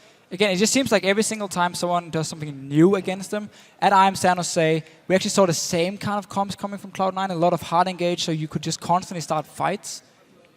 Elements has no answer to it just yet. They need to go back here, rewatch this game and say, okay, where can we make plays early on? Where can we use our jungler better? How can we avoid being ganked by Reignover? A Rengar pre-level 6 was part of 2 kills. That should never, ever happen. You should be able to spot him coming in. And that's just not good enough from them. And that's the thing. They have all the big players here. They have the big names. But they still have some mistakes in their gameplay they have to fix. Yeah, and you've got to give some props to Wicked on that Aurelia. He really was 1v1ing Huni very well. But Reignover, he pitched a tent. I mean, let's not kid ourselves. He spent a good portion of the laning phase in that top lane. I mean, it's a good strategic decision. All credit to him for making those calls. That's where you should lose something elsewhere. Exactly. But he didn't. And therefore, it worked out for him just sitting top lane, making sure Huni got back in the game. And that was where the problems come for Elements. They just simply are not proactive enough. The only real sort of moves they made was for that top and the middle sort of outer turrets very early on. And from there on out, there was just nothing to be had. So we have to remember, again, it's only game 1. I mean, there's a long season ahead of us. We need statements. You are going to play everyone twice. So I'm sure Elements, they won't be happy with this performance here. They will look at it and say, okay, we did not do what we were supposed to do early on. We even picked a combo which could actually bite back in this early to make game, but we just didn't do anything. They're going to try and fix it. Maybe not for tomorrow. I mean, Unicorns of Love is a team who can do the exact same thing Fnatic just did here. Play very aggressive, play a bit of a unique picks as well. If they're not ready for it, might be 0-2. Not the first time we've seen them have a bad start to a spring split, though. Yeah, the only difference is, of course, for this time round, at the end of the split, whoever has those championship points, at the end of the season, then ends up going to Worlds. You do need to keep up a stable performance or a higher level performance throughout all of the year. Something that we were talking about as well. It's the top 6 teams that go to playoffs. We've got a 10-team league now. You can't afford to be in the bottom 4. You can't afford to be in the last spot. Auto relegation and top 6 make it to those playoff berths. Yeah, and of course, if you get top 6, don't have to think about relegation, where before, of course, you would come in. If you lost your quarterfinal, you had to play a match for the 5th place. And if you got it, you were safe. If not, you had to go down to relegation. No longer. Get in the playoff. You focus only on that and trying to get towards, obviously, in the spring split, you want to try and win it to gain as many points. But then to go towards Worlds, played in Europe. Yeah, everyone's going to be playing for home pride, home field advantage. We are getting a few of the Fnatic members onto the analyst desk in just a moment or two, guys. So bear with us as we get them to figure out the new studio. Actually, I'm hearing that we are ready for that one. So let's send it over to the analyst desk, where Shox is joined by a few members of the victorious Fnatic. Thank you very much, Quickshot. Joining me from Fnatic, the veteran Yellow Star and the newest addition to Fnatic, Reignover.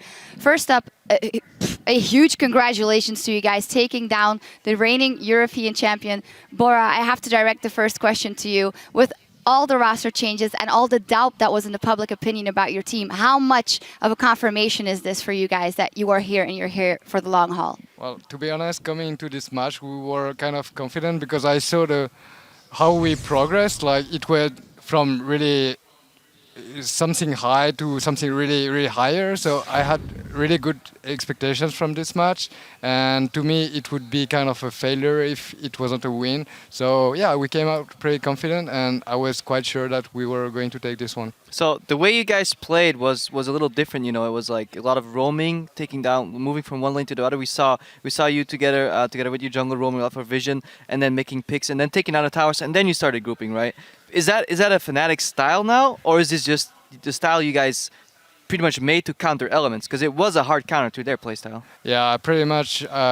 Elements is known as a passive team. They are waiting for late game, and you could see it in their pick and ban phase. I mean, they were trying to avoid assassins, and they were taking peelings composition with some of kind of engages. Yeah. But yeah, we knew that if we're going in a fast-paced game, then they would just not be able to follow us.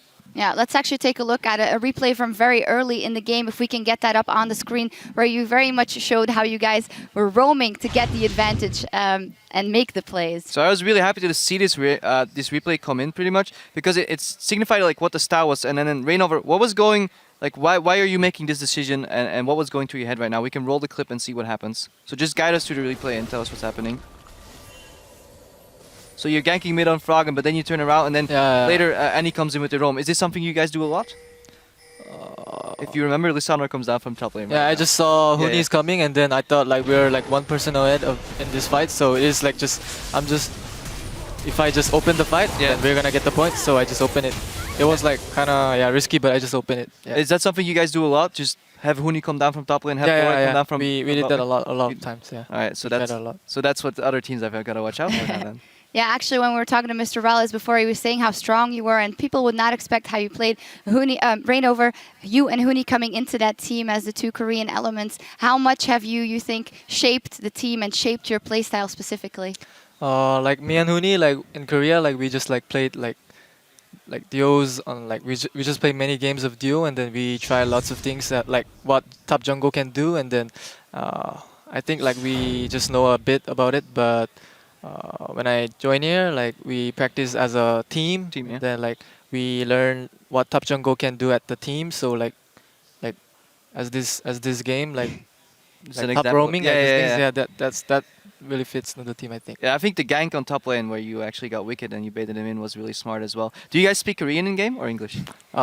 Most of the time, like Boris Huni laughing. cannot speak English like really well. So me and Huni, like if we try to do something at top, then we just switch to Korean. Yeah, we just say Korean, but like if we are doing it like team, like I just translate what Huni says to them, like I just say what I want, like these things, yeah. Okay, but we have a second replay coming up right now, if you can get that on your screen. And it's basically at one moment in the game, I think they catch Huni out, but then you guys react. If we roll the clip, let's see if this is the right clip, if I'm not mistaken. I think they catch Huni here. And basically, do you guys talk right now, or is this just purely instinctual, Bora? Yeah, we do talk, because we're all around, we're gathered, and we're ready to fight.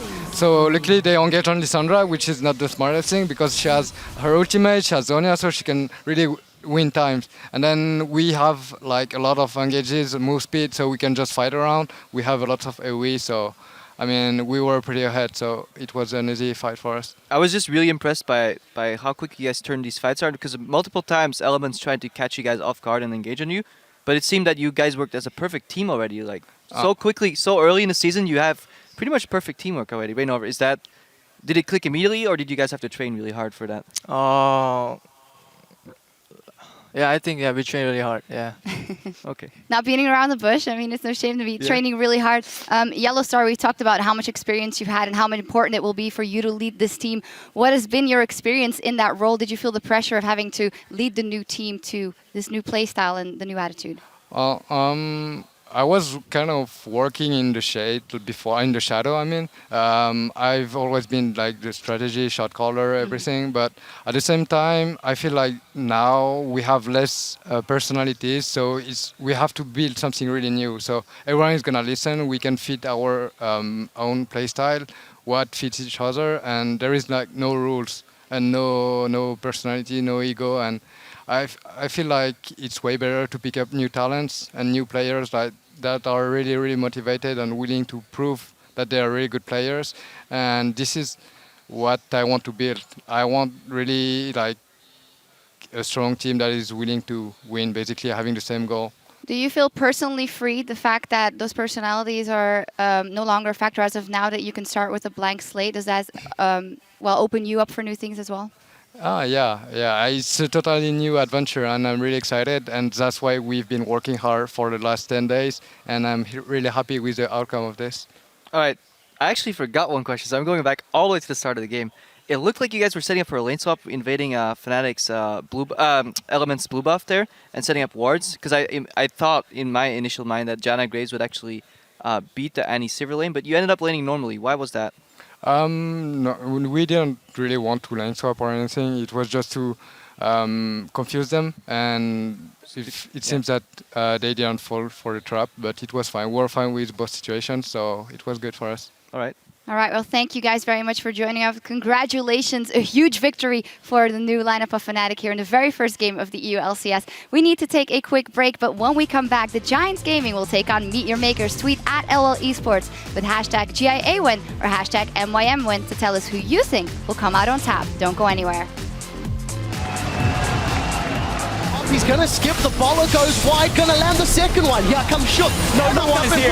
Huna's come to join the party. He's managed to lock Froggen down. Glacial Tomb will keep Huni alive for a few seconds longer, but Froggen with the Glitter Lance, he gets the first kill of the fight. Rainover looks to secure one, but he's dropped in the background. Shook gets sniped by Febiven. Can they pick the fight? That's the question. Baron already secured for Fnatic. Now we see the first victim is Febiven. Rainover looking to jump on Reckless. They traded 1 for 1. Well, there's a flash, there's a stun. 3 members of Elements are down. Here comes Huni, they've got one already. Reckless is down, Fnatic have taken him. Can Febiven start? 1, wicked 2. as well.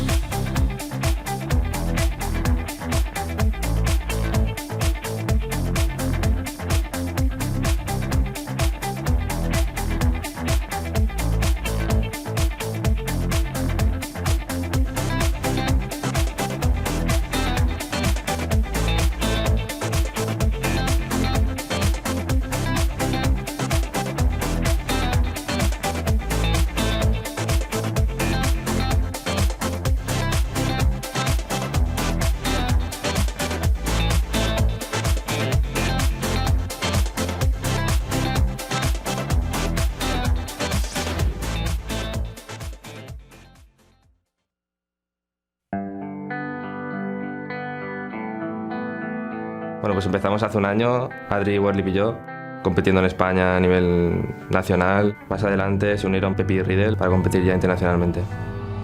El equipo se formó a raíz de que queríamos un equipo de españoles y competir pues patrocinando a España, que es lo que se necesita. A ver, el apoyo de la comunidad española está siendo brutal, ¿no? Nos da un extra de responsabilidad porque estamos representando a un país entero, no solo a un equipo. Es algo más de presión que tienes sobre tus hombros y puede que quizá al final eso te acabe afectando. Nos preparamos mucho para Millennium y cuando conseguimos ganar ese partido fue como diciendo lo más difícil prácticamente lo hemos hecho. El resto del torneo de expansión pues no fue fácil, pero nos sentimos mucho más confiados y mucho más cómodos a la hora de jugar. Cuando ganamos a Reason Gaming por segunda vez, estaba alucinando porque pensar que está dentro de la AFS, que siempre lo ves como algo muy lejano, pues súper feliz.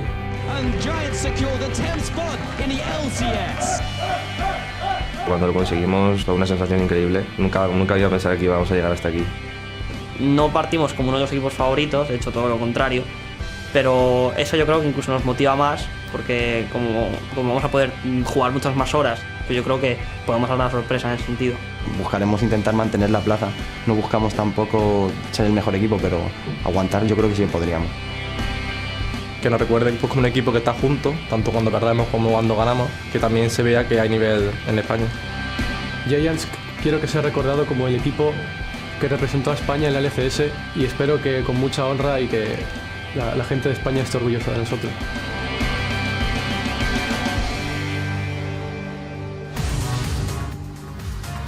Absolutely fantastic to see that full Spanish lineup of the Giants back in the LCS. Welcome to our coverage of Week 1 of the European LCS Spring Split. As players set up on stage, let's take a closer look at our next matchup between Giants Gaming and Meet Your Makers. Now, Giants as an organization, they were in Season 3. This is a totally different lineup. They qualified through the expansion tournament over in Cologne. And, well, although they were very convincing versus Reason Gaming, definitely some struggles versus the likes of H2K. Yeah, if we go back to the expansion tournament, Giants were favorites to make it in, but they were favorites to make it in as a second seed. We knew ahead of time that H2K was the stronger team. It showed in their matches against H2K as well. But Giants was definitely ahead of the pack when it came to Reason and the other team that they beat there. So I'm just wondering, what are they going to accomplish in the LCS? Are they going to take down any of the bottom teams? Are they ever going to surprise win against the top teams? And how will the LCS training experience shape them? Because you have to remember these players aren't LCSX players. They still have a lot of room to grow because they are struggling against bottom teams right now, they might just become a lot better with hard work and a lot of practice. Yeah, let's actually take a look at the lineup for the Giants coming into their very first LCS game. In the top, it's Werlip. In the jungle, Frederick. In the mid lane, Pepinero. And at AD, Adri. And finally, on support, Rydell. Now, if we take a look at that lineup, the player that's most hyped in there is the mid player, Pepinero. And we did say he was very hyped coming into the offline portion of the tournament. He did really well online. He didn't quite show it online, especially versus the likes of Febiven. There was something left to be desired. He'll just have to adjust his playstyle to more seasoned opponents, the likes of Febiven, if he's going to start laning against Froggen, and all the other great EU mid laners. He'll have to change his playstyle. If you're new to the Giants lineup, you have to really watch the synergy between Pepinero and Frederick, their jungler. They can really do some interesting things and try and snowball the solo lanes. I think bot lane is not the strong point of Giants, so that's where we'll be paying most of the attention here. But I wonder if it's enough to beat the LCS teams. Yeah, we will see what would be their general approach to the game. We know that the Giants back in Season 3, sometimes they had the AD Cannon coming in there. They had some weird picks. Will that maybe be a route? Yeah, well, I remember us losing a game to Giants that way. I was not going to mention it, yeah, but I'll take that one anyways. But yeah, I think Giants' signature playstyle, if it's still the same, will be Frederick spending a lot of times just waiting to try to gank and get his solo laners ahead. I really liked what they did when they played against, I think it was Ryu back in the expansion early days, where they played a Ghost TF. And I think it was an Elise combo, so TF would Ghost in, lock a yellow card down, and then get the follow-up from the jungler. So you saw that there was a lot of potential for synergy, but it might be read out already. And we'll see what they've done in the couple of weeks of practice they've had. Yeah, I don't think it's wrong to say that they are the underdogs coming here into the LCS, so they can only surprise people, which is a good thing. Let's take a look at their opponents. MYM in the top, it is Mimer. In the jungle, Horo. At AD, Mr. Riles. At support, Nisbet. And while we don't have the mid laner in there because we have yesterday found out that Corey will not be playing anymore. Blizzard will be playing in place of Corey, whose future with the team is still uncertain. What do we know about this guy? Mr. Raleigh said, well, he's a friend in this bet. He's really good, but that's about all we have. Yeah, Blizzard or Blizer, whatever the pronunciation will end up being. I've met him a couple times in solo queue already. You see him around, so he's definitely an active Master/Challenger player. I really have no idea how he'll perform on the stage, how much competitive experience he's had. But then again, we look at how MYM is still in the makings. You know, Raul said, yeah, we were getting there. We're still improving. We need a little more time. So this is a good opponent for Giants. If they can take a win, this might just be it. You know, a struggling team. They're a man down. They're still in the works. They'll rely on Horo. And at first I was starting to doubt, you know, Korean and English communication, is it going to work? But Fnatic showed us the biggest surprise of the season so far. Okay, we're only one game in. But I'm really looking forward to what Horo will bring. Is his shot calling as good as people say? Is his communication good? Or is MYM going to look dysfunctional? Yeah, let's talk a little bit more about that. We heard it from Mr. Raleigh already when he was saying, actually, the communication is really good. I'm very pleasantly surprised with the way Horo's playing. He's playing fantastically. What else has to go well for that team? The bottom lane in specific, with Mr. Raleigh, another new support for him, but it seems that it's going well between them. Well, yeah, they'll be working on their laning phase, so they'll probably play a little passive. So what has to happen for MYM is Mimer. He has to go back to his form where he was at the end of the split last season, because he was playing really well at that time. Had probably had one of the better stats of the top laners in the summer split. So if he can shape up again, and we saw him in an interview earlier today say just like, I just look forward to playing a lot. So time to shine. Yeah, absolutely. We addressed the concerns for this team. It is still a new lineup. Then you are playing with a player that only came in yesterday, so they will definitely have to put some changes in there. But you were mentioning it, Mimer. Is he then the shining light? He was actually the second in KDA last year in the summer split for top laners. Least deaths and highest kill participation for top laners. And that has been a real growth for him, because he was not that good when he started off in the LCS, but he's really grown into that role in that team. Yeah, and Rengar's finally available. I doubt he played in the top lane, but if you don't know Mimer, in his history, he was known as a very good Rengar player, but every time he got to a tournament, it ended up either being banned away or broken, or there was a bug with Rengar, unfortunately enough for him. But I think we'll see both teams be less, coordinated than, for example, Fnatic was. I think this will be a sloppier game coming out. I think it'll be more solo queue-esque, because there's no way MYM can have prepared for a situation like this, and Giants are still struggling to get to the veteran status that, for example, you know, you saw what Bora brought to the team. They had incredible roams, they had incredible team play. I doubt it's going to be the same level this match, but it's still really hard to call who's going to go on top. Yeah, it would be fantastic start for Giants as the underdogs if they can pull this off for MYM as well. Confidence boost for them. We will see. The teams are just about ready, so let's send it over to the caster desk to get us into the game. Thank you very much, Shux and Krepo. We are just about to jump into Giants versus MYM. And I want to kick off immediately just by saying that Giants, they really didn't impress me very much at the expansion tournament. They lost to HTK very heavily. Yeah. They did take out Reason Gaming fairly convincingly, but Pepinero was fantastic online. And I just felt like he choked really badly on LAN. It's actually something that we've heard echoed through several players in Challenger and from LCS, that when Pepe gets to LAN, he just simply doesn't deliver. So, I mean, against Recent Gaming, he looked pretty good. If you look at the expansion tournament, he had the LeBlanc game at least where he went like 12-0, 12-1. So that was a good game for him, but it actually took a while, because the first two games he played, as you just said, didn't really work out for him too well. It was more Worley doing a good job, and Atri, of course, on the AD carry position, performing really well. So, yes, I can see your point here with Pepinero maybe having a bit of a problem with his nerves, maybe whatever it is when he's playing here on LAN. Well, we'll have to see how he performs. He will be coming up against a substitute from the MYM roster. It is, of course, Blizzard that we're talking about. He's come in to replace Corey. That's another problem that MYM have to overcome, because, of course, they replaced Impaler by Horo. I also want to give off some shout-outs to the MYM coach just in the background there. It is Yamato Cannon. Player who's been on the LCS stage before. He actually competed with Dragonborns during the spring split of 2013. I believe he's actually shoutcasting in Swedish, or was doing during the course of last season. And now he's picked up the coach role for Meteor Makers, so we'll have to see what impact he can have with the team. Yeah, they used to have Last Shadow as their coach, of course, over in Korea, but he wasn't able to be here with the team, so decided to go with Yamato Cannon instead. And we're going to have to see if he can actually make something happen here, because he's in a pretty tough situation. The day before your LCS starts, your mid laner leaves, and you have to pick up a solo queue player, because Blizzard He's a young guy. He's from 97, so he's 17, 18 years old. He's never really played anything in terms of like competitive games. He's just a solo queue player from Denmark, of course. So it actually means now there are 8 Danish players in the LCS, 6 Polish as number 2. For the record, De Fischer was pulling up the map of nationalities of European LCS players, and it was very 7-7 proud. between Denmark and Poland. It was 7-7. Now Corey, of course, being from Poland, he's gone. Danish guy steps in. The Queen of Denmark is win. proud. We'll need to tell Primetime League to get her on the line to, I don't know, give you some sort of naughty badge or something like that. 8 out of 10 players are in the lobby, so we will be getting to picks and bans in a moment or two. I think both for Giants and for MYM coming into the European spring split, expectations were lower than some of the rest of the teams. I think that's a fair way of putting it. We didn't know what to do from MYM since they've transitioned from Super Hot Crew, and now they've got this hurdle in the mid lane to overcome. But it's going to be an interesting one to see who rises to the occasion. As promised, picks and bans for Game 2 of the Spring Split. Copenhagen Wolves on the blue side. First ban out the gate, it will be Lee Sin. So this obviously is not the correct names. We have Giants on the left side here on the blue side. And of course we have MYM on the right side or the red side in this pick and ban phase. Lee Sin, first ban. No surprise coming in from MYM in terms of the Rek'Sai, which we will see banned most likely throughout the entire day. Well, you are 2 for 2 thus far, 3 more games to go through. As we have mentioned, Rengar will be the next targeted ban. This is heavy focus onto the junglers for both Giants and Meteor Makers, and we'll see how MYM responds.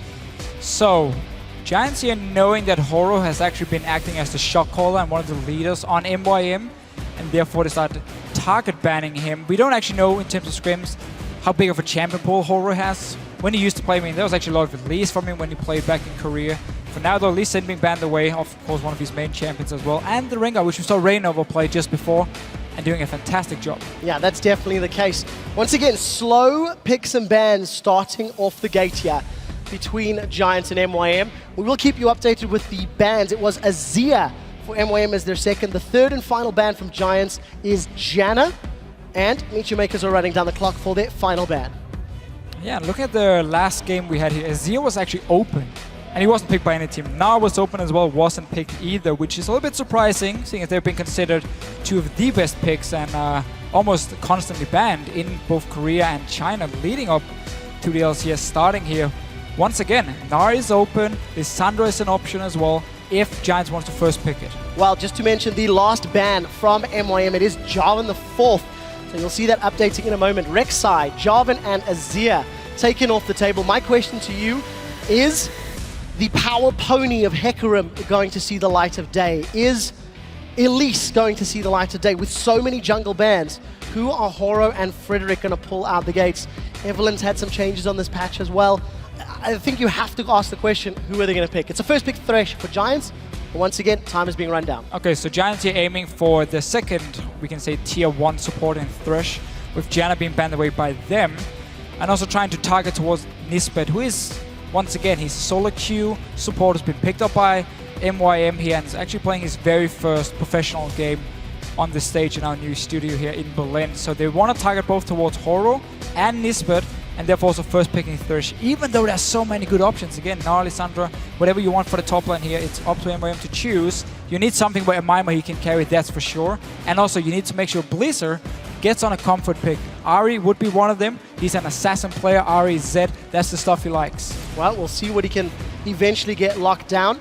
We're looking at the Giants coach for the time being. That is Lozark, helping out the team during picks and bans. You can hear them talking. You could argue longer picks and bans because of the involvement in coaches. Every time the cameras cut to them, these guys are talking away, communicating with their teams. You touched on the fact that the Thresh locked in by Rydell on the side of Giants is not only taking that from Nisbet, but Rydell is a little bit of a one-trick pony. He's played an excessive amount of Thresh, by far his most played, and in my opinion, by far his best champion.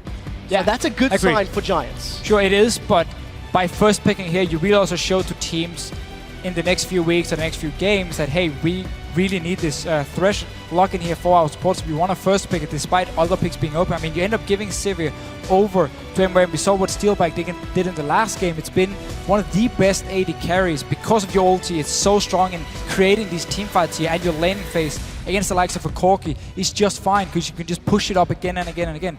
Yes, you lose one-on-one to Graves, but if you just play a little bit passive and just sit back farming, it's okay, and you then focus on these mid-game into late-game teamfights with your ulti instead. Well, we'll find out what they decide to do. As you mentioned, Graves locked in, along with that Elise for Frederick.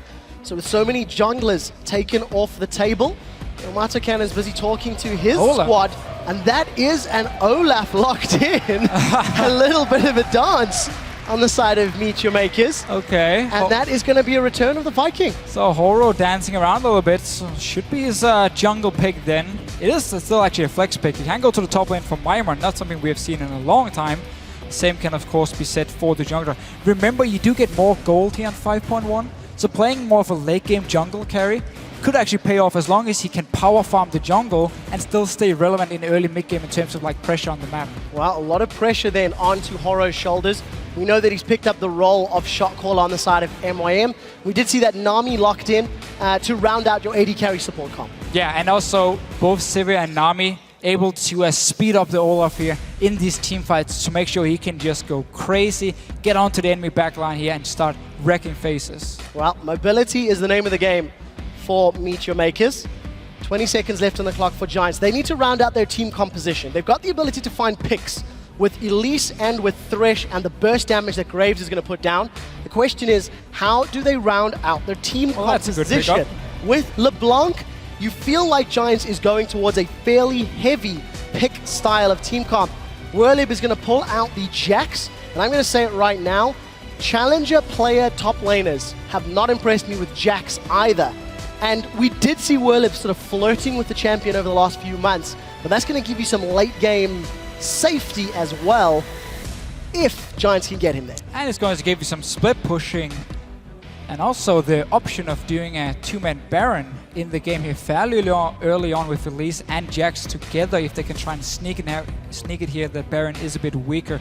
But yeah, very pick-focused from Giants, and then you have the split pushing coming in from the Jax. Can even go into a 1-3-1 with the LeBlanc pushing and just having Graves sitting in this mid lane here. So definitely is setting up to try and make sure Werlib can get going on this Jax here, because there's still a counter pick left for MYM on this side, and obviously Olaf we expect is to go into the jungle, meaning Myanmar pick whatever he wants for this top lane into Jax and Renekton. That wouldn't be bad. Yeah, and I do want to expand on the fact that it is Myanmar, of course, once again in that top lane, arguably the best top laner of the summer split from 2014. He put up him and Freddy up there fantastic performances throughout the split. I agree with you there, Freddy, as well.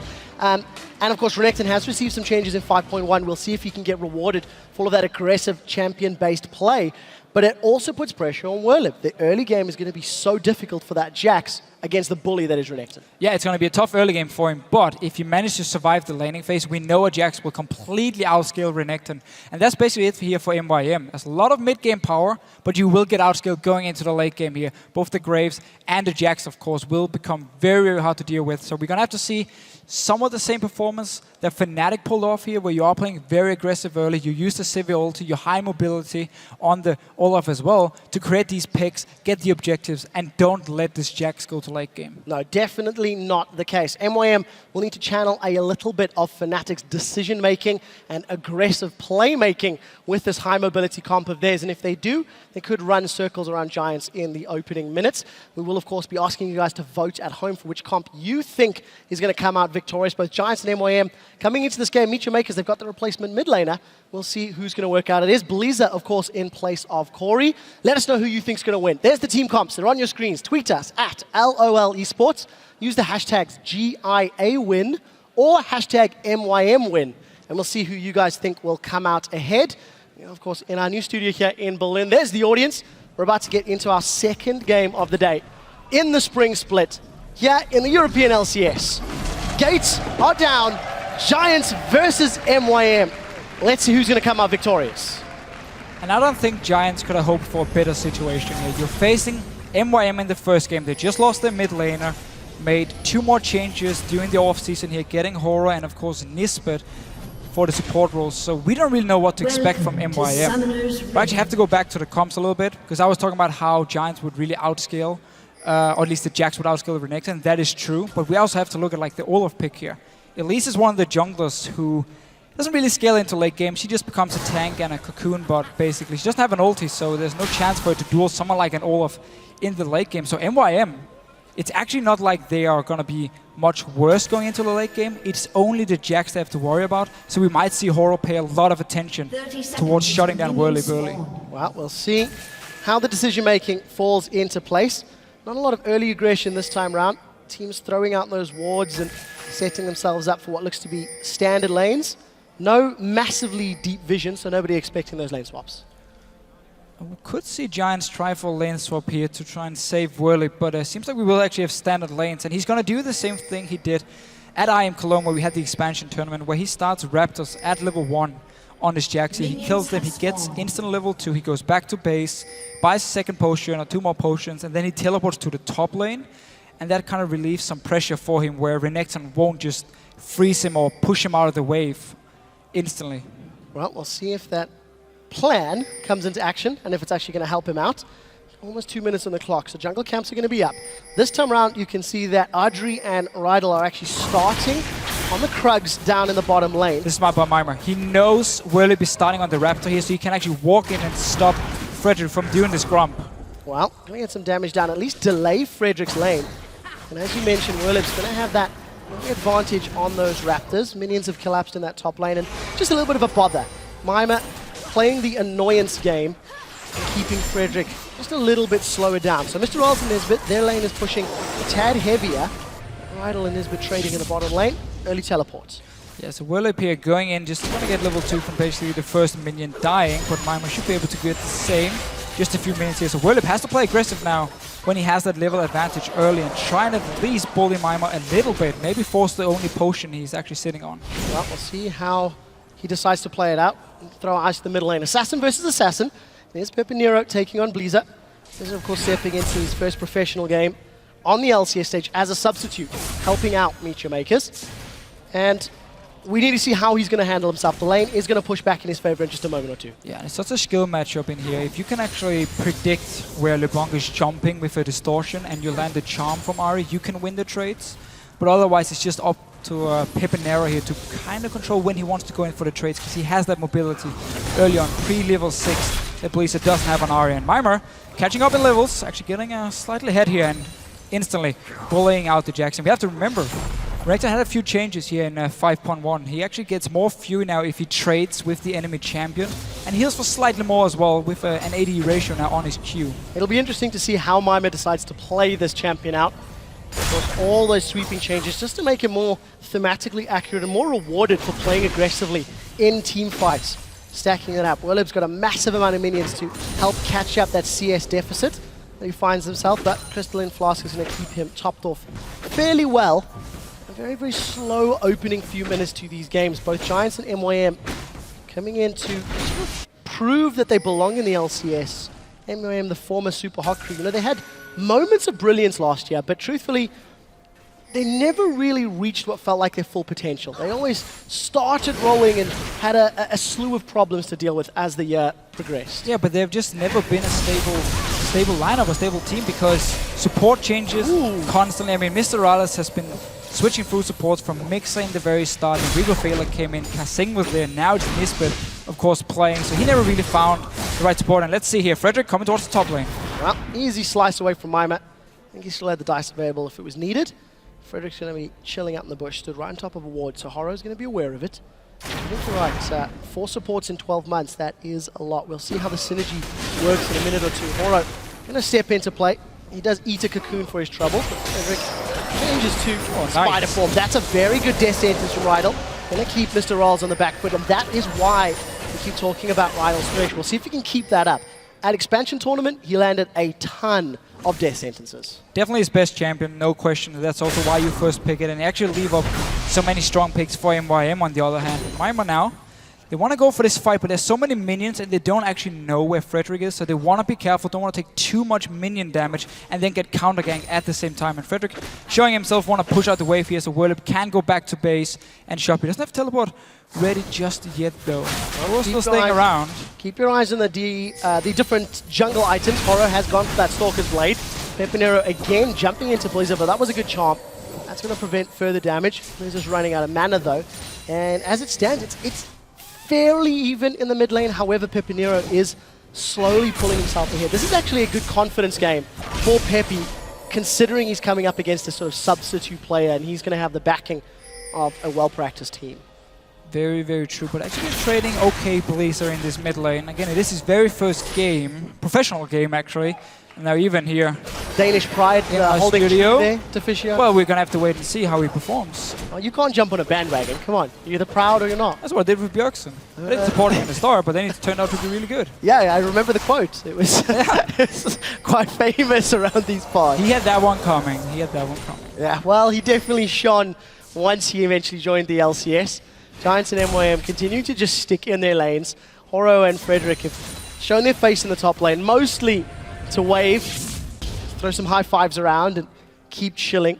Mima now comes back to lane. He's got the pickaxe, he's got the longsword. He'll be coming up against the double Doran's blades of Werlieb. And a tentative passive start from these teams. I think you can sort of feel the tension that these squads have on their shoulders right now. Yeah, and Horo once again, he's staying towards the top side. Oh, he's actually flashing in. That was a flash forward. Spirit rushes up. Ignite was ticking away. And we do see Pepinero manages to get out safely. Gonna have the support of Frederick alongside him, but aggressive play by Blazer here. He gets control, but he loses absolutely everything. He loses everything, and Pepinero keeping it very, very cool. No flashing here, just distortion away, jump back again, and juke him around here. So definitely a small win for Pepinero in this mid lane. And instantly as MYM, they want to take control of this top side of the map because they want Horo to be able to run to the top side and dive onto Werlieb if he's pushed down to his tower. And that's also why Giants instantly respond, try and clear out the pink walls and make sure they can always see where Horo is going.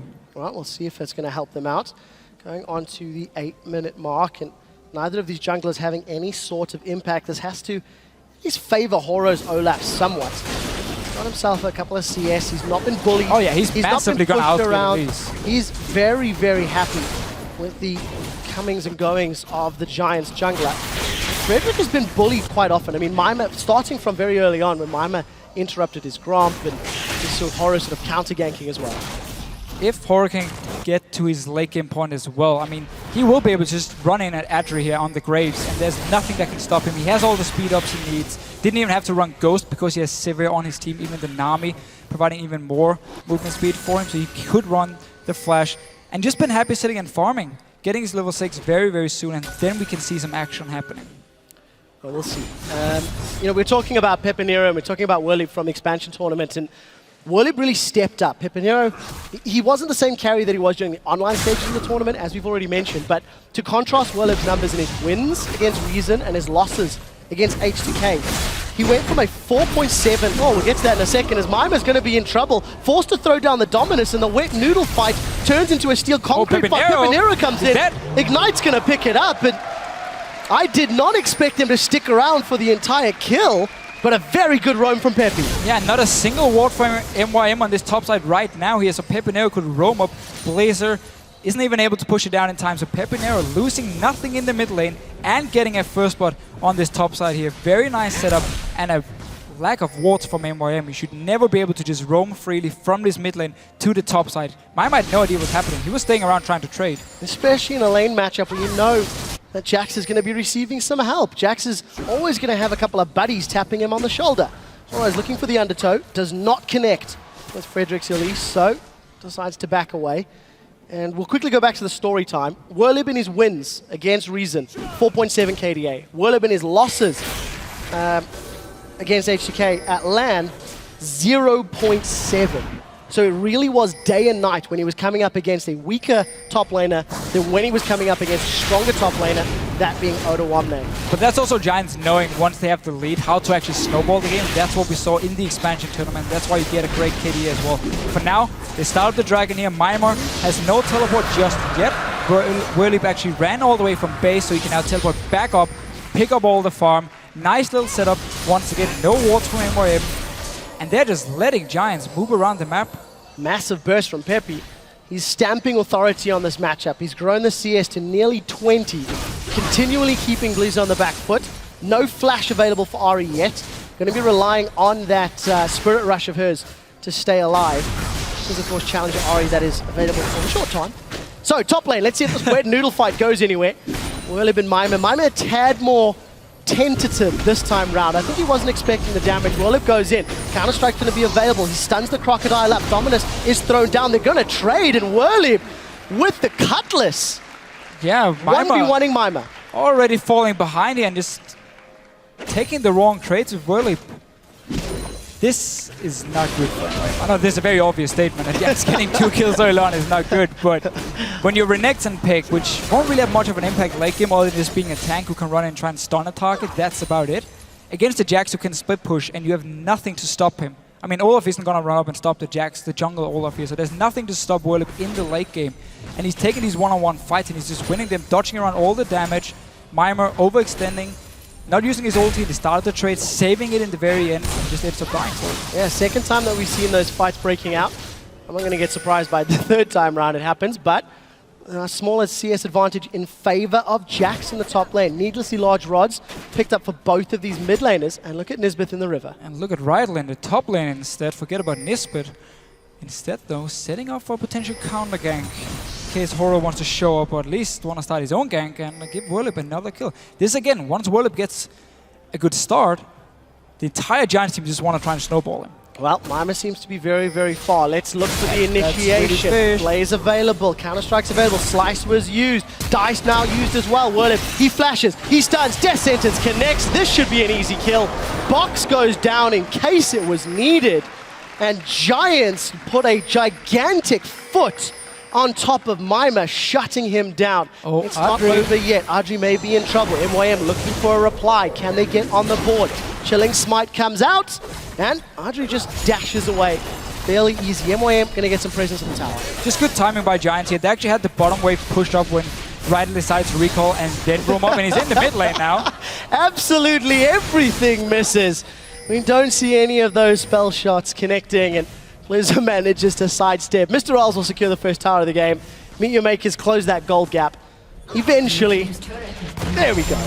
And both the teams here, both the teams actually trading deep wards in the enemy jungle around the red buff. We see from Giants, of course, on the top side, from MWM on the bottom side. As soon as they saw right in the top lane, moved in with Nisbeth. Maimer once again is in trouble. I mean, he's so weak.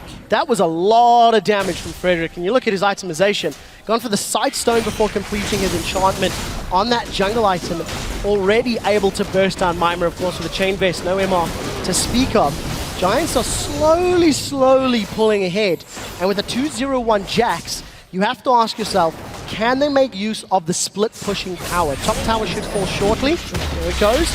And how does Giants handle the 1-4 push? Trying to cast my mind back. I think if memory serves, Gamers 2 with Ocelot tried to do that in a similar stage in the online tournament, and they weren't able to make use of a fed, powerful Jax. Giants and LCS stage. And that's why they're not in the LCS. And that's why they're not in the LCS. Let's see what MYM can do. Rydell for now, he knows something is wrong here. Oh, he might end up dying. Oh, this is scary. He does get the flay down.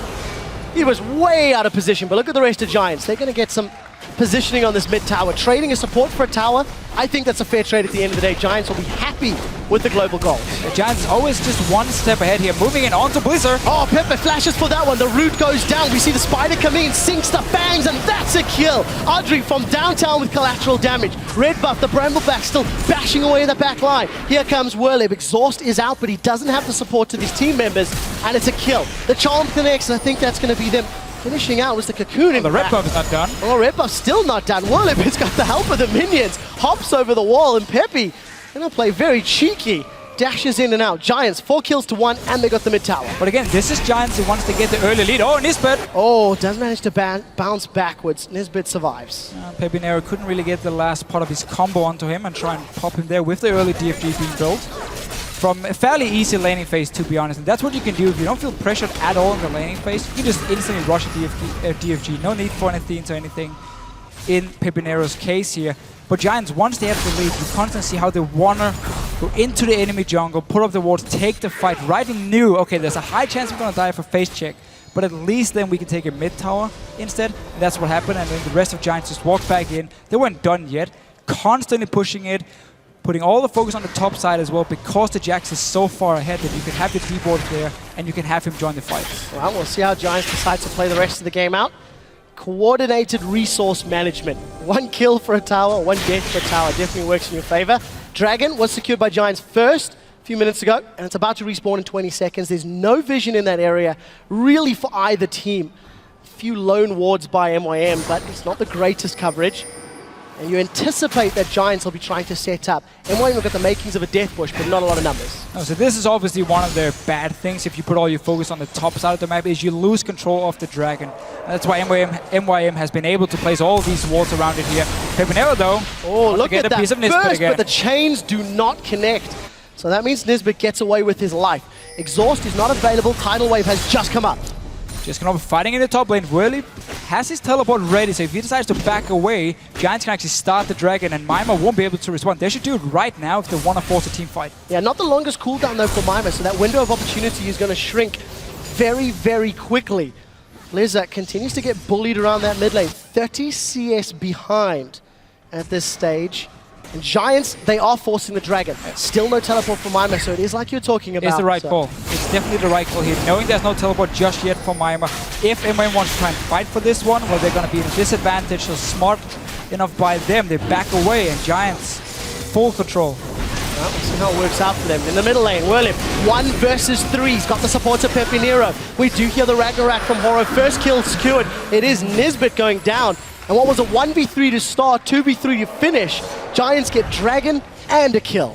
And again, Whirlip, he roams down from the top lane because he had pushed it all the way into the enemy tower, and then he just teleports up because the global objective is gone. You don't need your teleport for Dragon the next 6 minutes anyway. Just go top lane, pick up some more farm, and constantly make sure you get into your Trinity Force and further in King Point. Oh, we'll see if Pepinero can get away. Blizzard dashes for Peppy. He goes back in, tries to get damage down. That was a mistake, and Peppy gives up a kill to Blizzard. So it looked pretty fun. He tried to dodge around the charm by dashing back, ends up dying instead. Blizzard finally able to pick up a kill on Pepinero. 2-1 actually. He's been one of the few positive things for MYM so far in this RE, at least in terms of the kills he's been able to pick up. Yeah. His laning phase was very, very shaky. Positive's a strong word, I think, Deficio. Okay. Danish pride is clouding your vision, I think. But yes, 2-1 is still 40 CS down. We do see the enchantment for Frederick. It has been picked up. We'll get to that in a second. He's about to find some trouble. Horo and Nisbet gonna run in. Sings his bangs. Nisbet gets caught. Horo gets pulled backwards. Frederick can Rydle. That's a flash play. We did see the collateral damage from Audrey, and 2 more kills to Giants. 1 for Frederick, 1 for Audrey. It's 7-2. And a gigantic lead for the Spanish Armada. Just reading MYM like a book right here. Waiting for him to come down to gank the bottom lane. 2 easy kills. Straight into the enemy jungle once again. Place your deep wards. You have a sidestone. Early build on Frederick. Just a smart choice by him as well. Knowing, okay, we're winning the early game here. Let me get this early sidestone so I can really dominate the map together with my support in terms of the wards. Approaching 20 minutes. Approaching 5,000 gold. 3 towers to 1. 2 dragons to 0. Trinity Force Cutlass for this Jax. Juggernaut in the hands of Frederick's Elise. You can also see DFG making a death cap for Pepinero. It's just really, really big item spikes. Giants are getting to the point where they're nearly a full item ahead in some of the carry rolls. And you're making sure the enemy Olaf here can't really farm anything because you just take everything in his jungle, then you back away. Once he respawns, you walk in, take it one more time. And Horo's now forced to actually try and find farm in the lanes instead, where he's taking it away from someone like Blazer or maybe even Mr. Rales, who both need their farm if MYM needs to come back in this game. It's going to have to be a whole lot of mistakes from Giants, I feel, for MYM to come back in this matchup. About 20 seconds, sorry, a few minutes until Dragon comes back up. Giants have got the first 2. Uncontested, completely uncontested. And with the timing, with the control that they've got in the game, you have to feel that Giants are just going to continue to strangle the life out of MYM. Pepinero steps forward, does it to charm actually. Decides to go aggressive and doesn't manage to lock Blizzard down with those ethereal chains, so he gets away cleanly. But that's a very aggressive LeBlanc that we've seen from Peppy. I want to see Giants pick up a few more pink wards now, though. They have such a big lead. Use them to really force MYM away from their own jungle. For now, at least. Horo is staying around his red buff. Might not be the smartest choice because everyone from Giants is moving in. Well, let's see where they decide to go. Last time around, they invaded the blue buff quite extensively. They've got inner turrets to push onto. Werlib is continuing to split push up in that top lane. He's definitely got the ability to outduel Mimer's Renekton. Mimer, of course, gone for early sun. Mimer's got himself an early Sunfire Cave. That's definitely not traditional on top laners that we're seeing these days. Really feeling the pinch, feeling the pressure. Well, another buff steal from Giants. It's red to add to the collection. Yeah, well, difference for MOM, knowing this time around they can't fight, and Giants will be there. Onto Mimer again. Oh, that's going to be a dead Crocodile. He just gets minced, shredded, skinned, and Giants turn their attention to the tower. Peppy gonna play the distraction game, and Giants take a tower after an easily coordinated dive. So the Sunfire you were talking about just before here for Mimer, it's just him trying to say, I need some power right now. It is cheaper than the Radiant's Open, but also weaker in the late game. But it gives him a bit of an earlier spike and some tankiness, which, as you can see, he needs, even though it's not enough against 4 members here. Well, Renekton pick is not working out. That was, of course, meant to be the counter to Jax, but he never really got a chance to bully him around. A few times he did. Well, he came out ahead, so Blizzard manages to get away from Pepe's burst. 3-1-1 on that LeBlanc. Still got himself nearly 40 CS advantage. Actually picked up an Amp Tome in the background to add to the needlessly large rod, so still saving some more cash. And 8-2, this is just a Giants stomp, to be fair. It is. They got the first few kills and they've just been rolling over Meteor Makers. Pepe wants to blow somebody up. Again, the only thing they need to do different is just get a few more big ones here so you can actually deny wards from him and avoid... Oh, okay, you can also just kill people. Oh, let's see what Horo can do. He's looking for Pepe. He throws down the Vicious Strikes and does connect with the Undertow. So 1 for 1 at the end of the day. A couple of assists on the side of MYM, but Pepe knows it's all alone. He just goes in, like, under the tower, just 1v3, doesn't even matter. The rest of his team are running from base. He doesn't care. He does not care, just diving Blizzard in the background. That's going to be a difficult one to overcome if you're Blizzard for your first game on the stage, first game with this team after being subbed in to suboptimal circumstances. So Death Cape was completed now. Poor Pepe is going to have even more burst. He's sitting on almost 500 AP with At 22 minutes in. He has the 6% from the Dragon, and of course Death Cape being completed. Codex as well, getting some more cooldown reduction. Pepe is looking pretty good. And you're also seeing Frederick even going for the damage route. Grabbing himself a Haunting Guise. Again, that's the snowball in the game now. That's just completely snowball in the game. You've got this much of a lead, why not? So Dragon is up. Look at the vision for Giants in the bottom half of the map. It's relatively deep in MYM's jungle. They've got some good wards up towards that wolf camp. Nobody from Meteor Makers is responding. The Giants are going to secure their 3rd Dragon of the game. And they're just going to keep going. They're just going to keep pushing at this stage. There's no one that can stop Jax. There's no one that can survive Pepe.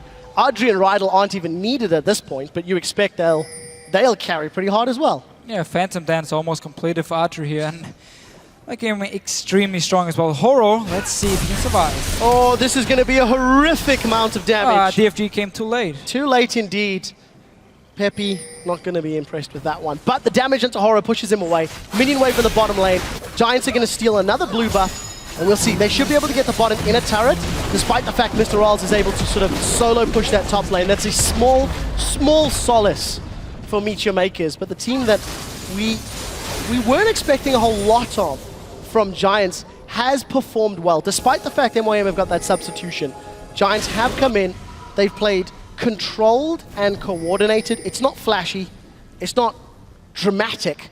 But it is controlled, you can't deny it. I just love the way they focus on Werlib in the start here, knowing he's the guy we need to get ahead, and as soon as he got the first kill, or Pepinero walked up and got the first kill, Werlib just handled everything on his own. Let's see, Blazer, and for Pepinero again. Oh, does get the DFG down. Here comes Pepe in the background. Horo's coming to help out. Good shot from Horo, managing to predict Pepe's movements. Pepinero needs to be a little bit careful though. I mean, this is not the first time he's been caught out. I mean, 3 deaths now from him, and every single one has either been Blazer jumping him, and then he has to like distortion around and ends up dying, or just him diving in by himself, because it means now MYM picking up a tower. Yeah, more importantly than the death itself is the global gold that the tower is going to give you. So MYM clawback, they were about 8k gold down a few minutes ago. It's now down to 4,500, 5,000. It's not as terrifying. The problem that they had, how do they deal with Jax? Blade of the Ruined King completed, Trinity Force completed. Jax is terrifying, and Deficio, you talked about a 2-man Baron earlier in the game, 5.1. Yes. Baron is weaker than 421, and look at this. They've got the whole team there. This is going to go quickly, but Horo is nearby. There's no flash available. This is going to need to be a godlike steal. Let's see if he can get the undertow out. Zodiac. 502 simple. Giants sneak the Baron at 25 minutes. I really like this play here. They see MYM pushing down the mid lane, and then all 4 members after killing the tower walk to the bottom side of the map, and instantly Giants, 2 pink wards, walk straight to Baron. You know you have the Jax with Blade, you have the Elise as well, and you just start it. You don't even care, you don't think, you just go for it, and it works. And Horo staying alive. Oh, look at the damage in Horo. They've got Blizzard. He's now dead. The tower will fall in a second. As it does, the rest of Giants continue to push. Remember, they've got Baron buff, so their minions are going to be super effective. Frederick lands a cocoon into Nisbet in the background. We do hear Siv's ultimate get thrown down, but it's not going to be enough for MYM to do anything but defend their tower. Audrey is not bashing away on the tower just yet. Peppy jumps in. He blows Horo up. And that's a dead Viking. Giants waiting for more minions. Look at the top. They can rotate if they want to. Peppy dashes forward again. And Giants are looking to strangle the life out of MYM. No need to rotate to the top in here. Just take down this mid turret, or it takes some more kills. That's going to be a dead Mima. Whirlip flashes forward. That's a double counter-strike. Double kill. Gonna close it out for the triple. Inhibitor turret is down. And that's how you get a good KDA. There's still minions pushing forward. Giants, what do they want to do? Where do they want to send their targets? They're pushing onto Nexus turrets. The burst onto Blizzard is huge. Nexus turret number 1 drops. Nexus turret number 2 is being focused down. 27 minutes on the clock. That's going to be another stun for Whirlip. He gets dropped in the background. It's too little. It's too late. Giants are looking to put a gigantic stamp on the win. They get the Nexus. They win their first game of the European LCS. And what a game. Such a good performance here. Knowing from the start, okay, we're going to camp top lane. We're going to help out Jax here. Give him the lead he needs. And then Whirlip, he just ran with it like he dominated Mima. The top laner we talked about, who surprised us the most last year in the summer split. Mima stepping it up big time. Whirlip here on Jax, destroying him. Pepinero, of course, in the mid lane. Had a fairly easy time laning-wise against Blizzard. Did get caught out a few times. Happens. I mean, you want to really try and impress some people here at the start. Peppy was pulling out a few swag moves there throughout the game. You got to give some credit there. Tofiscio, coming into this week, you were getting nervous about potential game times, and we've had 2 relatively quick, controlled wins. Teams in the EU LCS look like they can close games. Hell, it's not a big sample size, so maybe I'm getting too excited. 2 games. But it still counts. It still counts. We saw the early Baron, and that's what happened here in 5.1. Because the Baron is so much weaker, if you have that big of a lead early on, you can start it. The enemy team can't really react in time and go and stop you, so you pick up the Baron, and that's what Giants use to just push all the way down. You couldn't do that before when the Baron was a lot stronger, because you would drop fairly low. There's a chance the enemy team coming in and killing you, and kind of giving them the lead, or at least open up for a comeback. Now this time, Giants saw the chance, went in, killed the Baron. Again, you had the Jax. Won the game. Beautiful. 3 to 4 minutes from the time they started that Baron to finishing the game out. They found the picks they needed to, landed the skill shots they needed to, and a lot of praise has to be given to Whirlip's Jax. He got a good number of counter-strikes in multiple members of the team under those towers and just shut down the entire MYM squad. Just a great game, and it was the champion he used in the expansion tournament. Yep. It was actually banned away in one of the games as well by Recent Gaming because they were too afraid of him in the end. I remember Kuban playing Nara into it, actually losing the laning phase and just saying, you know what, let's just ban it, I can't do anything. But Giants, they show why they have such a good KDA in the games they win. Against teams, I'm not going to call anyone weaker than Giants, but in this case, because they played so well, they looked a lot better, and they know how to snowball it. Constantly invading into the enemy jungle, constantly contesting everything from red buff, blue buff, dragon, doesn't matter. You're going to fight for it. We are in the lead, so we're going to win this fight here and close out the game. Yeah, I think it's not too unfair to say in this matchup, they were playing against a weaker MYM because, of course, they had a very, very last-minute substitution. True. We need to see how MYM, bounce back from that. It was quite shocking news that Corey, stepped away from the team. Yeah. And you have to wonder what sort of mental impact that does to the squad, that does to the players. Mr. Rolls, a guy who's gone through 4 supports in a year, we were talking about it. Him and Nisbet never got a chance to shine because the game was already falling so far behind before their impact became even relevant. Yeah, there was just no focus on the bottom lane. It was just a standard farm. Krepo said on the analyst desk, when you have a new bottom lane, you don't really want to go for these aggressive plays. You kind of want to stay back and just play it fairly safe and instead focus on team fights, and that's what they did. But due to the top lane just going horribly wrong. Even the mid lane early on in favor of LeBlanc here. We talked about the matchup was fairly hard for Ari. You have to time that charm here if you want to do anything to LeBlanc, but once the top side of the map was gone, I mean, the entire game was just lost. Mr. Riders had no chance to do anything. Same goes for Nisbet. All right. Well, I would like to take a moment to welcome the newest member of our broadcast team. It is Devin Pyrotechnics Young. We're looking forward to seeing him here on the Shoutcaster desk tomorrow. But for now, we'll throw to stage where he's going to hear from the victorious Rydell about that win. Thank you very much for that one, guys. I'm very excited to be here, and of course I'm joined by someone else who I would assume is very excited to be here as well. It is Rydell from the victorious Giants Gaming. Now, Rydell, I just want to ask you a little bit, because the analysts gave you guys a little bit of a hard time coming into this. They didn't really give you a lot of props, but against NYM, you really showed them who's boss. How does it really feel to get that first all-important win in the LCS? It feels very good, of course, and we expect a very hard match, but I think in this case they don't play with Selfie and they affect them a lot.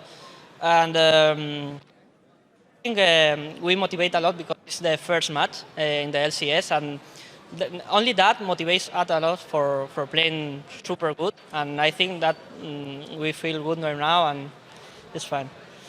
Awesome, excellent stuff. And I also want to ask you a little bit about representing your home country, because this has been something that you guys have stated is a really big part of your identity. You're the only Spanish players in the LCS. You're the all-Spanish team in the LCS.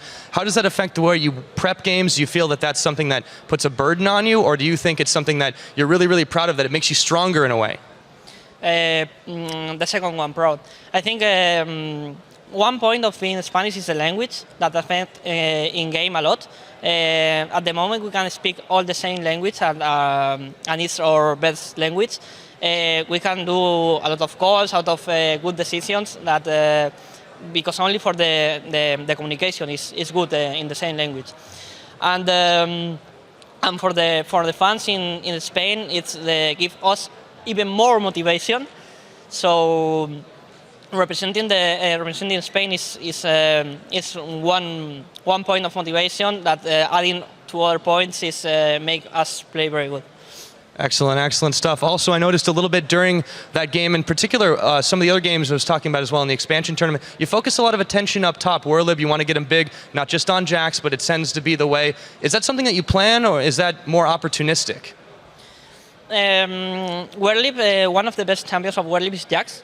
And Jax is a champion that is very strong in late game. The damage, the mobility, the split push is very strong. So if you Renekton, for example, in this matchup is a very early champion, focused on the early game. So if you can put on Jax 2 or 3 kills, and he will snowball for sure. So it's more a bit planned, but it's also the matchup. In this case, Renekton is early game, so if you put down of the early game to Renekton, Jax is even better. All right, excellent stuff. And of course, I got one more for you here. Do you have anything you'd like to say to your fans, especially back home? Thank you for supporting. The Spanish fans, and not only the Spanish fans, are incredible. As I say, the motivation of the fans when they support us increases a lot for us, and thank you for all. All right, excellent stuff. Thank you very much, Rydell. Now we're going to go ahead and send it back over to Shox at the analyst desk to break down that game. Thank you very much, Pyra, and well, thank you very much, Rydell, as well. A fantastic win from Giants. Krepo, talk me through the picks and bans. A lot of focus on those jungle bans. 4 coming out here well, from both teams, and then we saw something we haven't seen in a while, Olaf jungle for Horo on NYM. Yeah, I'm just going to follow what the Physio was saying over at the caster desk. This entire matchup was played around the top lane, and that started in picks and bans. We saw NYM target some jungles. They were forced to ban Rek'Sai. They really didn't want to play against it. They forced to ban Jade 4 because it was the last strong jungler left. But I feel it's a mistake because you put Frederick on Elise, and he's really comfortable in that. He's shown that in the past. So they gave comfort picks to Giants. That's fine. But then they got the Renekton Jax matchup, and I think that's is where the game was lost immediately for NYM because they were making the wrong decisions. explain a little bit more, because it isn't a losing matchup for MYM, and still they didn't manage to do the right things. So if we go back historically, Renekton would always beat the Jax and be able to all-in burst him when the top laners were still playing Ignite. Now it gets a little difficult when you have Teleport coming in, because Renekton can like solo beat out the Jax, but he can't really kill him. That's where you need the jungler to come in and basically snowball that advantage you have. Horo, in the early game, he was completely invisible. We saw Mimer initially, if we go back to minute 2, we saw Mimer invade on the Elise, because he knew Elise would be alone doing the Gromp, because we know in the Jax Renekton matchup, Jax is very likely to start on Raptors, use that level advantage to TP the lane. I would have very much liked MYM to punish them. Why won't Horo go together with Mimer, kill the Elise, screw over the jungle, and then later on snowball and dive the Jax? In the Renekton Jax matchup, the jungler should always be looking to dive the Jax, stack a big wave, punish him when he's trying to get that CS, because otherwise you let him even out the XP, and eventually, if you get behind once, which they did because of Pepinero's roam, because again, in mid lane people were playing tentative, bot lane people were playing tentative. It was a waiting game until the one moment decided in the top lane, if Jax gets ahead of Renekton, this game's over. Yeah, you mentioned it as well. Actually, kudos to Pepinero. He was on one of his comfort champions, LeBlanc, but it does take a lot to win that very first game of the LCS, having the confidence to roam up and make those plays happen. Yeah, you could see that he was basically just playing forward in the lane a little more than Blizer was. I have to give props to Blizer. His first land coming in the Strange team, I think around the 7-minute mark, he attempted a Charm Flash play. It missed. But I wanted to say, like, good on you for trying that, because it's really difficult to come on land. The game is going absolutely standard 50-50. Nobody's doing anything. It's 7 minutes in, and he just goes for the flash play. He tried it. It didn't work. Too bad. I just want to give props to him that he actually went for it. In turn, Pepinero later roamed top, killed Renekton, and then from that game, the game was snowballing. Mr. Wallace and Nisbet, we were sitting back in a losing matchup, a sustained matchup in the bottom. They're not going to do anything. I think even Giants could have pressured that a little more. They have Thresh and Graves against Sivir and Elise. They're both short range. They can get flayed. You have Lantern to bring in the Elise on the bottom lane as well. I just felt a lack of passion, of grinta in Spanish coming from both teams. But then again, we go to the top lane, and that's where the game pretty much was decided. Languages as well. It doesn't stop with do it you, all, does it? except play League of Legends. Coming back to that game, when we were interviewing Mr. Ralls before, he did say he was kind of making excuses already, which I totally understand with the change only yesterday. You know, we're going to see where it's going. We're trying to be working in that, but it almost seems like they handicapped themselves before going into it. No, I don't think it's excuses rather than just explanations. From what I could feel from Horo, it felt like he, in taking out champions away from Frederick, he took out his own champions. He was forced to play Olaf. Not sure if they practiced it a lot or whether it was just a reactionary pick. And he misses his mid lane. Corey is an incredibly potent mid laner. He has really great mechanics. He has a really strong laning phase.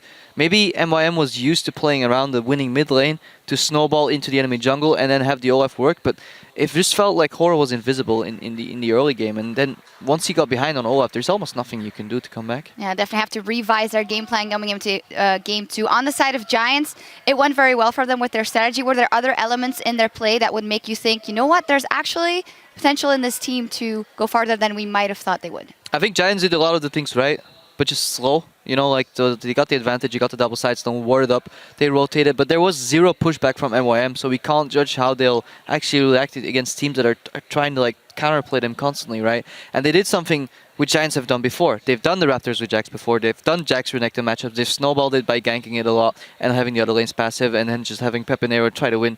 But we saw in the expansion tournament, when Pepinero gets pushed down in his lane, he would have never made that roam to top lane. The snowball wouldn't have started as quick.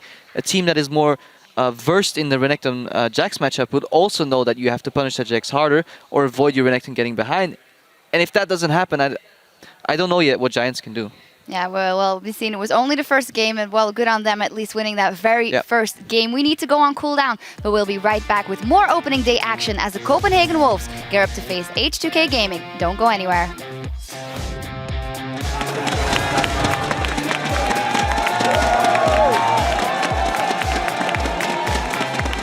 You know something is wrong here. Oh, he might end up dying. Oh, this is scary. He does get the play down.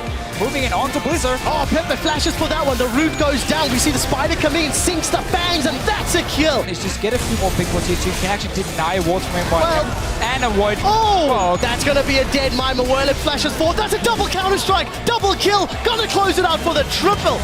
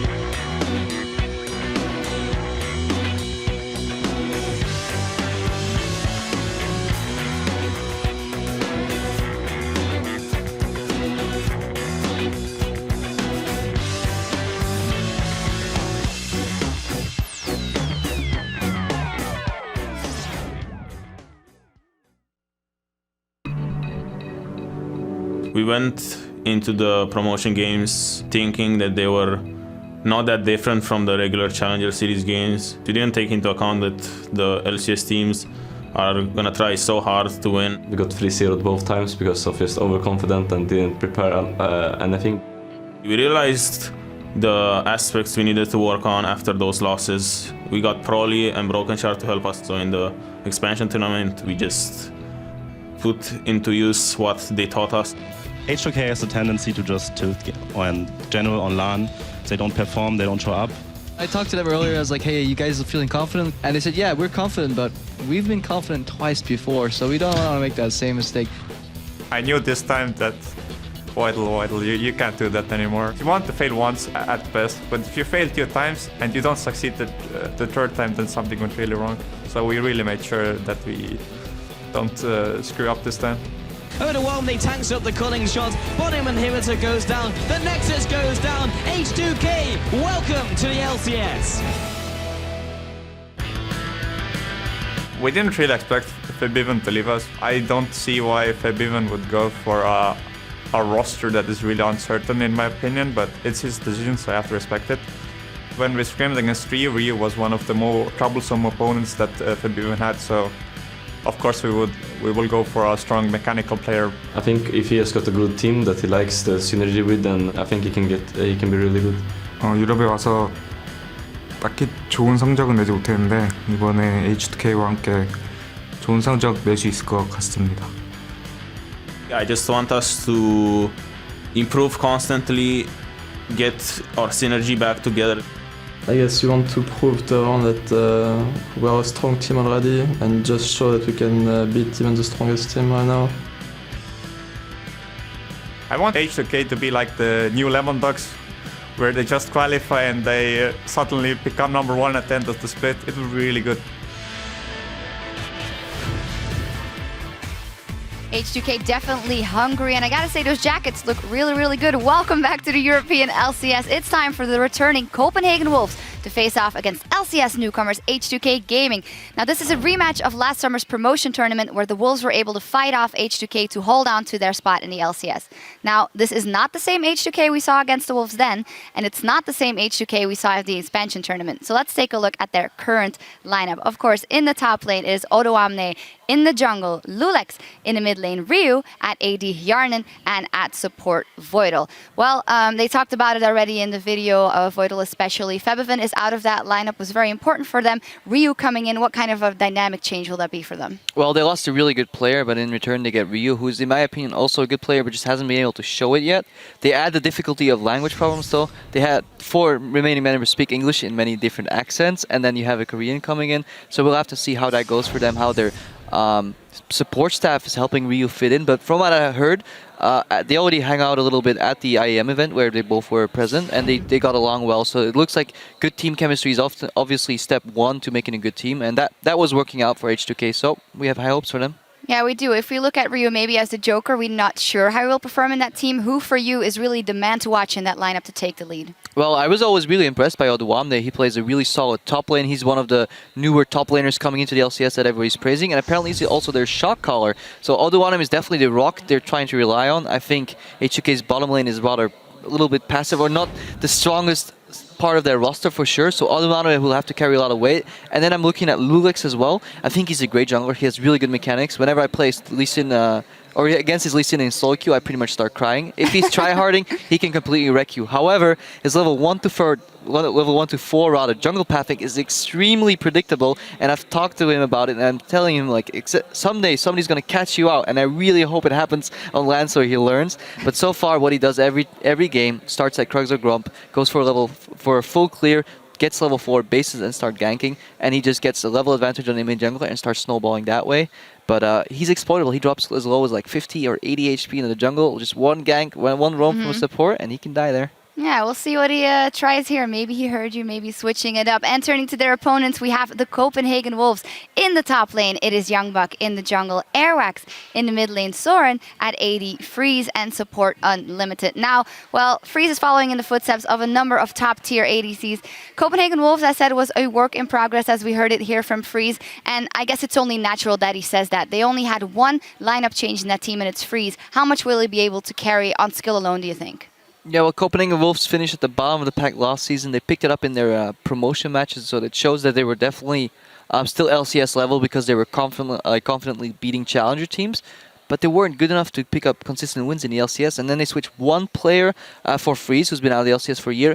I doubt that it's enough for them to come back to the middle of the pack, let alone the top of the pack. But maybe they got a good analyst in their squad and basically worked on those mistakes and basically looked ahead and saw what they had to fix for this year. But I think it's questionable. What are the implications for the rest of the team? You touched on Lulex. Here it's Airwax. He's very aggressive early. He tends to get kills early a lot, but dies a lot as well. Will he put all his focus on that bottom lane? Because we know if the top and mid, the solo lanes are left behind, they don't necessarily have the best of times for the Copenhagen Wolves. Yeah, I'm actually impressed by Airwax, what he can do for his team. But I sat together with our stat guy and we went over basically how it's going for the solo laners in Copenhagen Wolves. And if you look at the Copenhagen Wolves right now, we see that their solo laners are involved in 37.8, so roughly 38% of the kills. We compare that to the different teams that were in the bottom of the summer split, Gambit Gaming and Millennium. 46% of the kills that Gambit Gaming gained were from the solo laners. If you look at Millennium, they go as high as almost 50% of their kills, the solo laners were involved. Look at the Copenhagen Wolves, they were at 38%, that's a lot lower.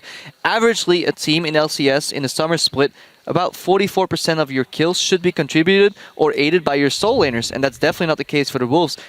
An addendum that's really interesting there is that their jungler is actually just responsible for 24% of their kills. Almost a quarter of the kills just solely comes from Airwax already. So he's basically carrying that top side of the map, and they have to fix that for this split because their bot lane, sure, it can scale and they can go back together Unlimited and Freeze, but they have to go up against the likes of Reckless, Forgiven, Woolite and Vander this split. If they want to leave a mark on the top 5, they'll definitely have to improve all areas, and especially the solo laners. Taking it one game at a time, you said that you maybe had some doubts about the passiveness of the bottom lane for H2K, so that could be an in for Freeze. And then you also mentioned Lulex and Airwax. Do you think Airwax has what it takes to dismantle that path that he's been going for all the time? Honestly, I have no idea how Airwax is going to fare up against Lulex. If there's any jungler that can punish Lulex for being a little greedy in the jungle, it might be Airwax, who likes invading, but I mean, H2K does their research as well, right? So they have Prolly there, they have Broken Shard still with them as an analyst, so they're gonna be able to prepare for the most obvious things, but we have no idea what these teams have been doing in the offseason. Yep. Who are you calling it for? I know it's hard. Jesus Christ. I'll give it to H2K all because they're fresh blood, they're new into it. Copenhagen Wolves stuck with 4 of the old roster, even though they initially removed their entire team and then ended up drafting back their 4 members, so I'm going to give it to H2K. All right, well, it's time to get this one underway, so we'll hand it over to Quickshot and the Fee Show at the caster desk. Thank you very much, guys. We'll have to see if Copenhagen Wolves can bounce back. As we've said time and time again, this is a team that they need to rely on their teamwork to be greater than their individual parts because they don't have major superstars on their squad, despite the fact that I know you know Freeze quite well in terms of the competitive side. Too well, yeah. So Freeze as an AD carry, he wants to be the star player, but he hasn't really reached it just yet. When he was playing on NRP with me, it was more about Bjergsen in the mid lane, but Freeze, he's a very greedy AD carry. He wants all the farm, he wants all the resources from the team put into him, and just rely on him carrying. A bit like Forgiven, actually, in terms of the style, so that would fit in with Forgiven when he was on Copenhagen Wolves, and the tactics seem to be get Forgiven ahead in the laning phase, rely on him for late game team fights, and we should be okay. We could see the same happening here with Freeze, but I'm not sure he's able to live up to it. Yeah, and of course we do have the coach for H2K Gaming in the background there. That is Prolly, over from North America, famed for playing in Complexity, of course, not making it back into the LCS that way. And of course he joined us in the analyst desk as well. We'll have to see what sort of impact Prolly can do. He's got quite an extensive notebook there, and we'll have to see if he can help H2K bounce back. H2K, of course, they're reeling from the loss of Febiven. You heard Voidal saying, I don't know why Febiven left. We saw Fnatic take down Elements. That question has been answered. And the next question is, can H2K get revenge against the Copenhagen Wolves? They lost 0-3 in the promotion tournament. H2K needed an expansion tournament to get into the LCS. Now they need to prove that they belong here. They needed to avoid the LCS teams before they could actually qualify, because every single time they played relegation, they were overconfident, lost the first game, everything just crashed and burned, and 0-3. I mean, Super Hot Crew was the one they played beforehand, same deal, lost the first game, and it just went downhill from them. Now they play against Copenhagen Wolves. Game 1, a team they should be able to beat if they want to become like a mid-tier, maybe even a top-tier team, as Voidal was talking about here. He wants them to be the new Lemon Dogs, the team who comes in, surprises everyone, and becomes a top team. Beat Copenhagen Wolves, you have to be able to do that in the first place, and you need to be able to get synergy with your Korean mid laner. Well, let's see if they can do all of those things, Deficio. We are into picks and bans for the third game of the spring split. First ban out the gates. Copenhagen Wolves have taken Lee Sin off the table from Ulix. That's not a massive surprise. It is his most played champion by a long, long way. Yeah, and again, Lee Sin has been banned in every single game we played so far. Rek'Sai on the red side, not really a surprise with her. And Leona being banned away here against Unlimited, I actually quite like it, because if you look at Copenhagen Wolves in the summer split, they lost a lot of the games when Unlimited was playing passive, disengaged support, because they have no way of starting team fights. Whenever he picked up Leona, he actually performed really well, and I actually quite like the ban. Well, we'll see how it works out for them. LeBlanc and Zed to round out the Copenhagen Wolves bans. One left for HTK to take off the table. That is, of course, both of the coaches on screen. Dentist for the Copenhagen Wolves, and, of course, Prolly for H2K. The final ban is Kalista. Wow. Taking that away from Freeze. We know Freeze to be a Draven player. We know him to be an aggressive player. And I just want to highlight, this is the third game in a row. Gnar is unbanned. It hasn't been picked in games 1 or 2. We'll see if it goes through. You've also got the likes of Lissandra, Rumble, all of those top tiers still available. Yeah, but I mean, look at the last game. We had Renekton against the Jax when Lissandra was open, Gnar was open. That's very different from what we have seen in other regions. And for Copenhagen Wolves, I mean, Lee Sin being banned away, you get Jarvan, second best jungler here, seeing as Rek'Sai is always going to be banned. That's fine. Kassadin and Janna being locked in for H2K. Not really showing too much. Kassadin is a flex pick, can go mid lane, can go for this top lane here. So just a decent of lock-in. Not the biggest fan of blind picking the Kassadin in this situation here, but they really want to have it for most likely Odoamne in this top lane. Well, trust Prolly being the coach to have an influence in that one. We'll have to see how it pans out. Now, there's been some talks about Cassiopeia has been locked in along with the Gnar. So, going to expect to see Youngbuck wielding the Shapeshifter. Yeah, Youngbuck on Gnar in the top lane, Cassio in the mid lane for Zoran. It's been a pick a lot of the EU mid lane and top laners have actually talked about. She has a very, very strong 1 to 5 laning phase where she can dominate pretty much everyone. Get the stacks rolling again. You want to get to 100 stacks and 250 and 500 by applying poison to minions, champions, whatever, in order for her to really scale up to late game. So very, very strong laning phase, but you can gank her fairly easily. She's immobile, and therefore you can try and shut her down. And this is actually the problem with early picking that Kassadin for H2K, because Copenhagen Wolves respond with Gnar, Cassio, two champions who will have a good time against him in the laning phase. Well, we'll see how the laning phase works out for Copenhagen Wolves. We know that as a team, they tended to run very, very long games during the summer split last year, and they've got an incredibly strong early to mid-game aggressive team comp. It is rounded out Draven and Annie. We touched on it.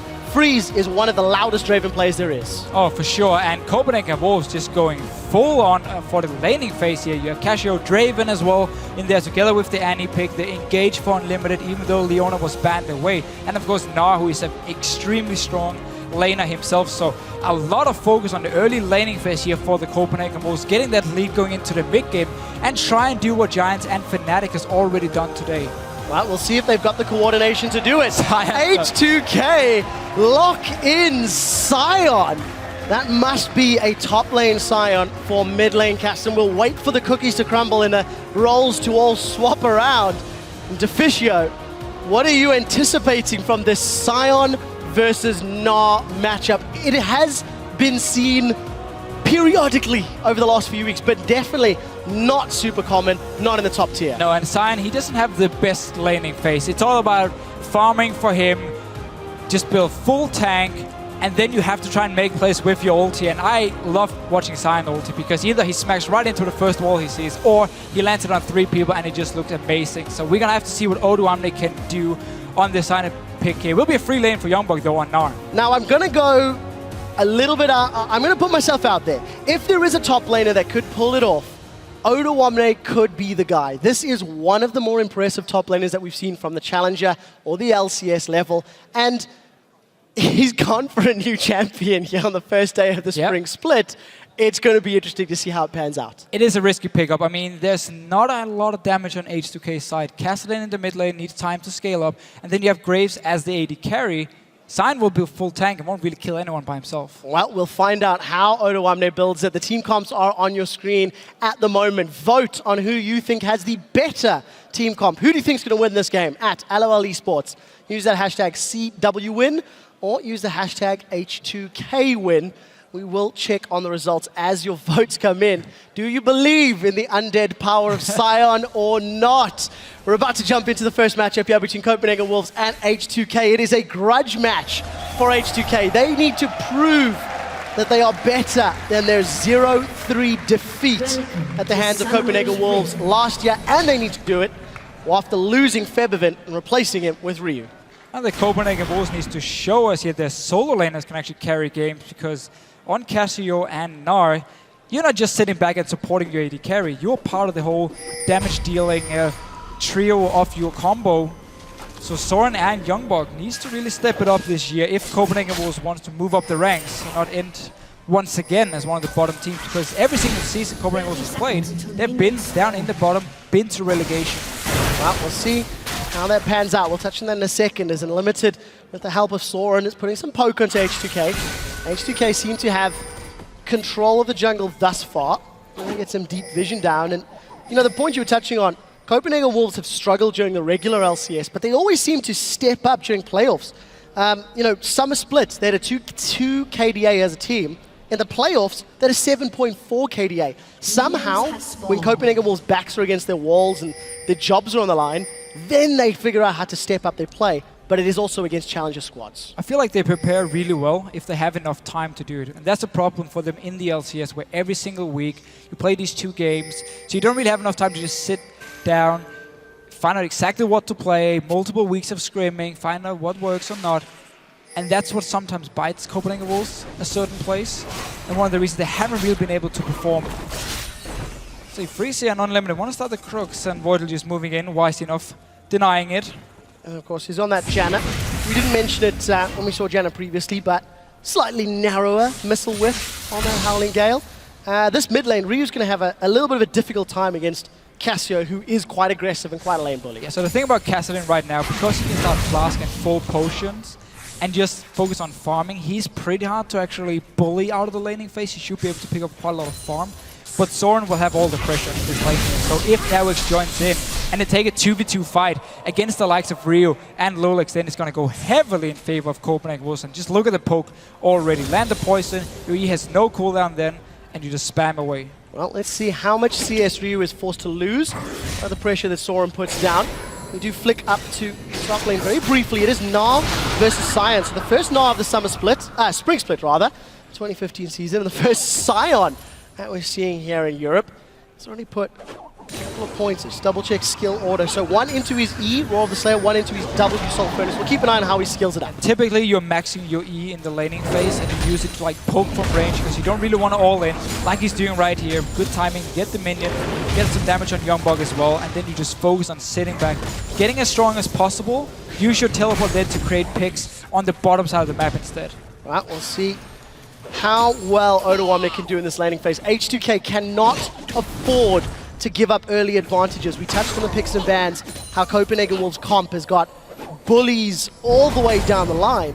And if they manage to garner a lead from those bullies, that's how they can start to get some control and strangle H2K out of the match. And what H2K decided to do in the pick and ban phase, once they saw Draven being logged in, they actually said we don't want to lane swap against it, because we don't want to let Freeze just sit back and stack up on this Draven here and have a nice time early on in the laning phase. So we want to make sure we have a top lane that can actually stand somewhat toe-to-toe with the Gnar, so we can have this Graves and Janna lane take the 2v2 and deny Freeze at least a little bit of CS. For now though, he's been doing a very good job farming.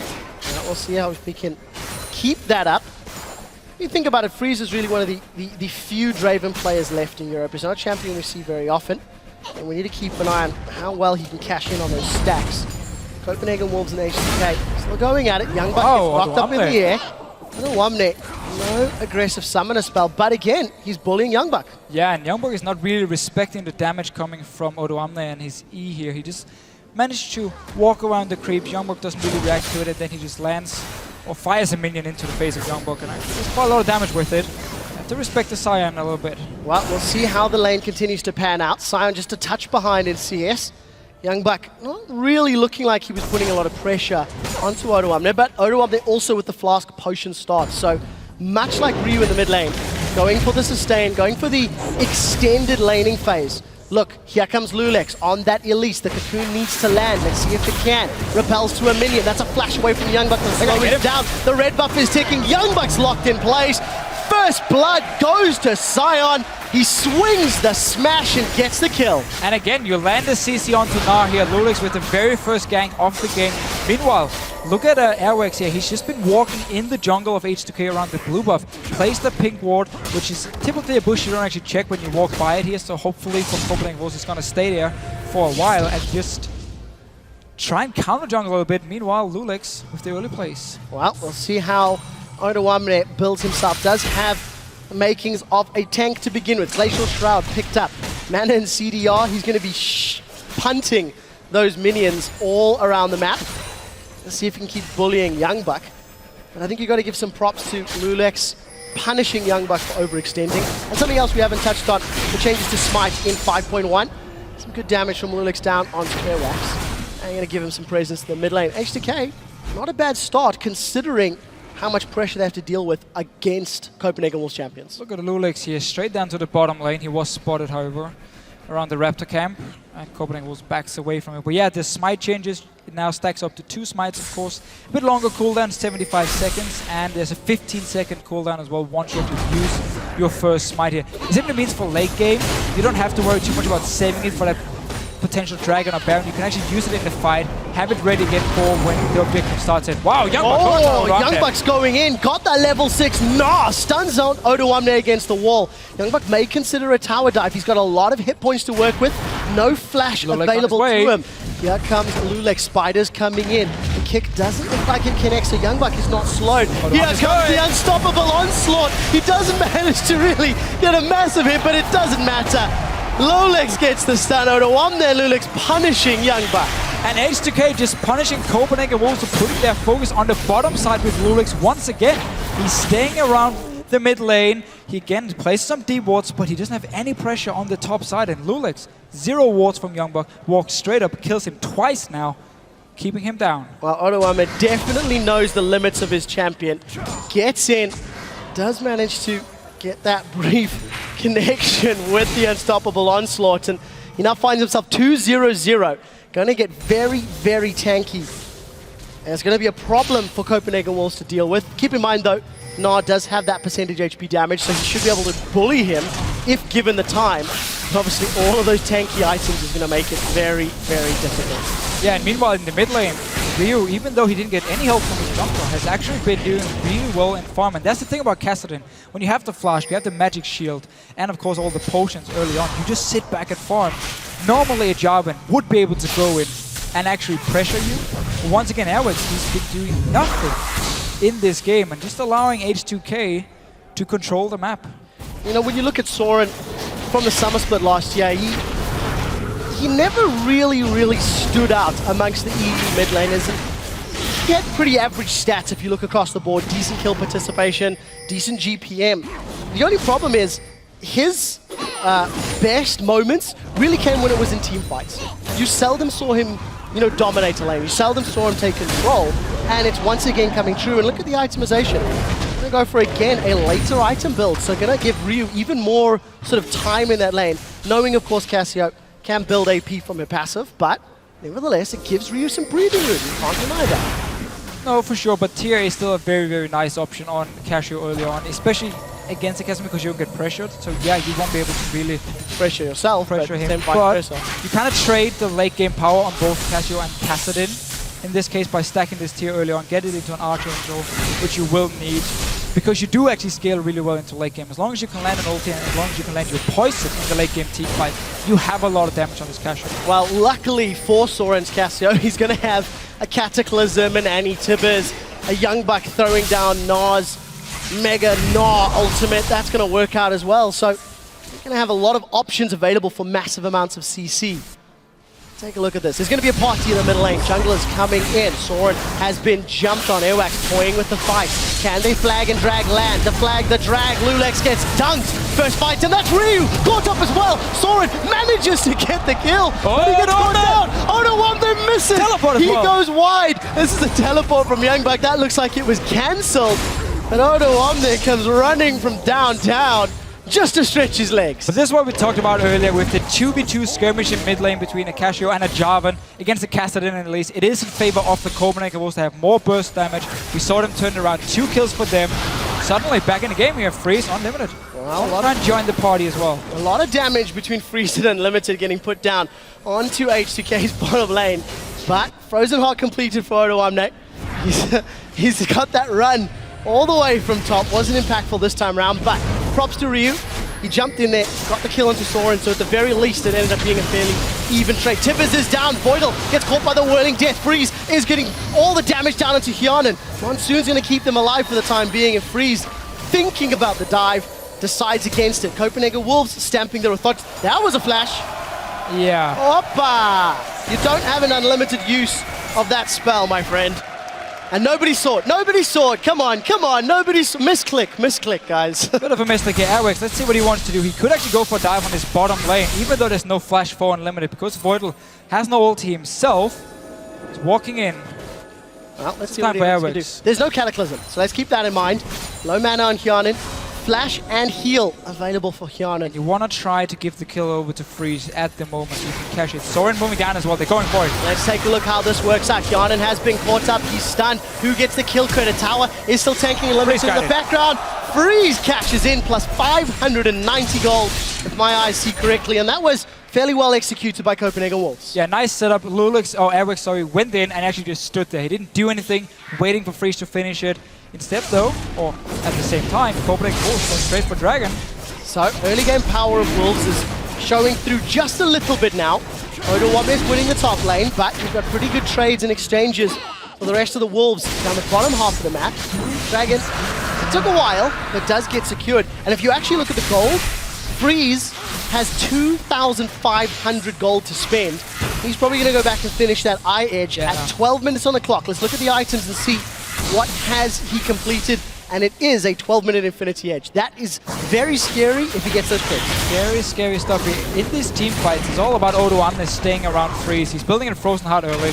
Works really well against the Gnar, of course, and against the Draven. It's going to be all about Odo Omni trying shutting down Freeze in team fights. Well, Odo Omni around a little bit. Tower. Young He's in Buck trouble. putting some damage in Odo Omni. Here comes the Cocoon connects. Young Buck gets caught out. He's going to go down.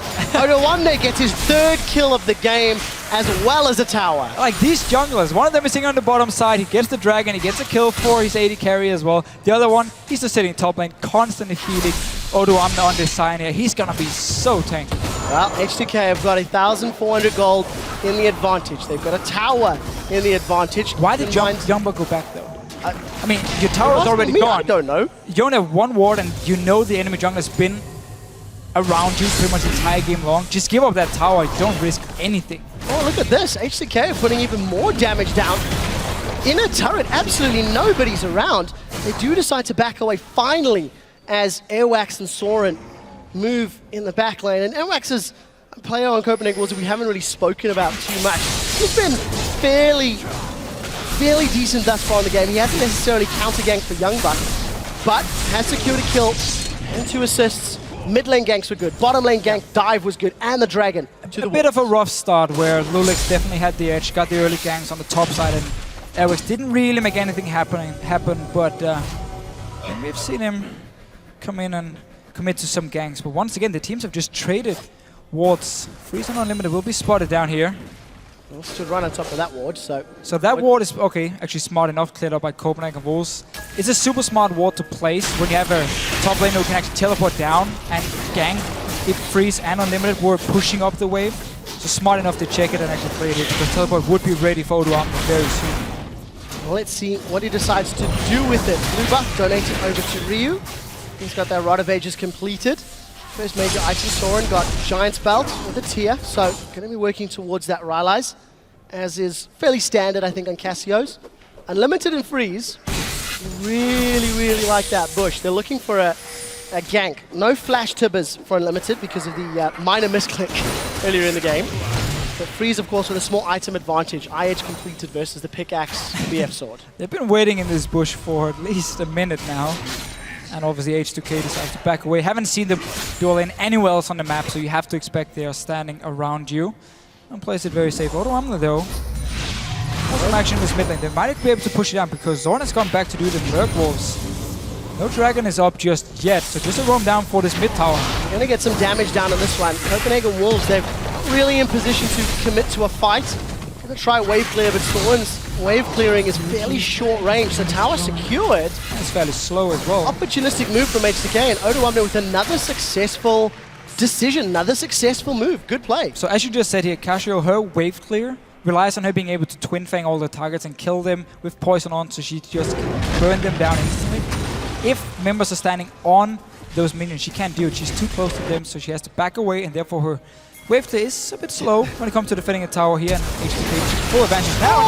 That's a flash tip as Voidal gets caught out. He flashes away. Ignite is burning down. Here comes Odoamne, the unstoppable onslaught. Is it going to get charged? Is he going to connect? He does. Airwax gets caught. He flags. He drags. He's away. He's alive. Here comes Youngblood. There is no Mega Gnar available. He needs to charge, and Tibbers gets booted away. Sion wants none of that teddy bear nonsense. Ryu takes a little bit of damage, and all the action results nothing at the moment. A hop away for Youngbuck, and H2K have got the entire team looking at the tower. Yanin is hitting the tower. Copenhagen Wolves, 5 members. Can they engage? Look for Mega Gnar. That has to be the go sign. They decide against it for the time being. You can't engage here. You don't have your Tibbers ready on Annie, and Airworks is too low to go in, so H2K is staying around, meaning also Rio can now go to this mid lane, push it in, deny a bit more CS, so very smart decision from H2K by staying here and keeping the pressure. Well, we'll see what Ryu can do in that mid lane. The rest of H2K gonna get some tower damage down. Siege Minion is up against it. Kiana's gonna bash him with Youngbuck's Mega Gnar transformation in the defensive position. H2K grabbed their 3rd uncontested tower of the game. They don't seem to be backing off just yet, but let's see how they decide to play this out. 1 minute till Dragon.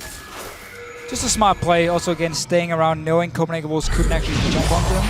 Rio again pushing in the mid lane, constantly keeping the waves at Copenhagen Wolves tower, so they are forced to just sit back and farm, and making H2K able to actually walk around the map like they want to. So, Copenhagen Wolves definitely not starting the game the way they wanted to.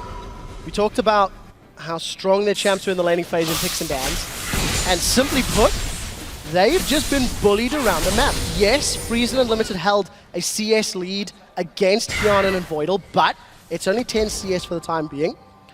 And with the tower gold, Kianan's in a good position thus far, so H2K must be feeling confident about their mid to late game prospects, considering they got through arguably the most difficult part of the game for them. Yeah, I want to see if Freeze actually will go for BT as his second item. I've seen it before from him where he goes full attack damage, doesn't even rely on attack speed other than just sort of boots.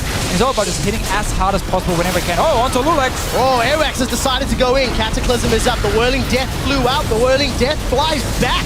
Monsoon channel very early from Voidal. Will that be impactful? The first kill of the fight will be Soren. He's down. Odoamne is running amok in the team, and Youngbuck, he gets cancelled from his hop. He doesn't get away. We do see the slow coming down from Ryu as H2K are trying to run down the targets. That was a chilling smite onto Youngbuck. He's slowed. Collateral damage pops like a water balloon from the background. Unlimited is the next target, and it's Odoamne that picks it up. Sion is 4-0-2. 3 Wolves are down, and H2K are going Dragon. This was Copenhagen Wolves starting the fight here, but H2K, they were ready even though Yanin was running from the bottom lane. Odoamne just stays in there, and he tanks everything. How are you going to kill this Sion? Ever? Not. I mean, he's 4-0-2 Spirit Visage. Plus, he's got the Frozen Heart completed.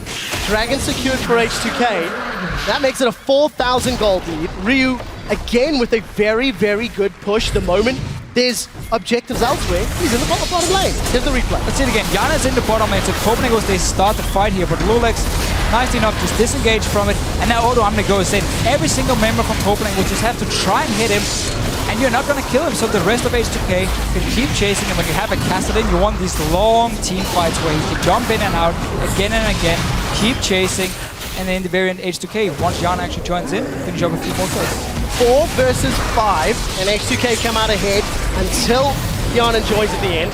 And you've got to add to the fact that Mega Gnar was once again not available. Copenhagen Wolves are initiating not when everybody is on the same page. That was a dive onto Lulex's Elise, and he just repelled once all the committed engage was gone. And also a full tank Elise here from Lulex. Went for Juggernaut as his jungle enchant, and now obviously just continuing to build full tank shoot.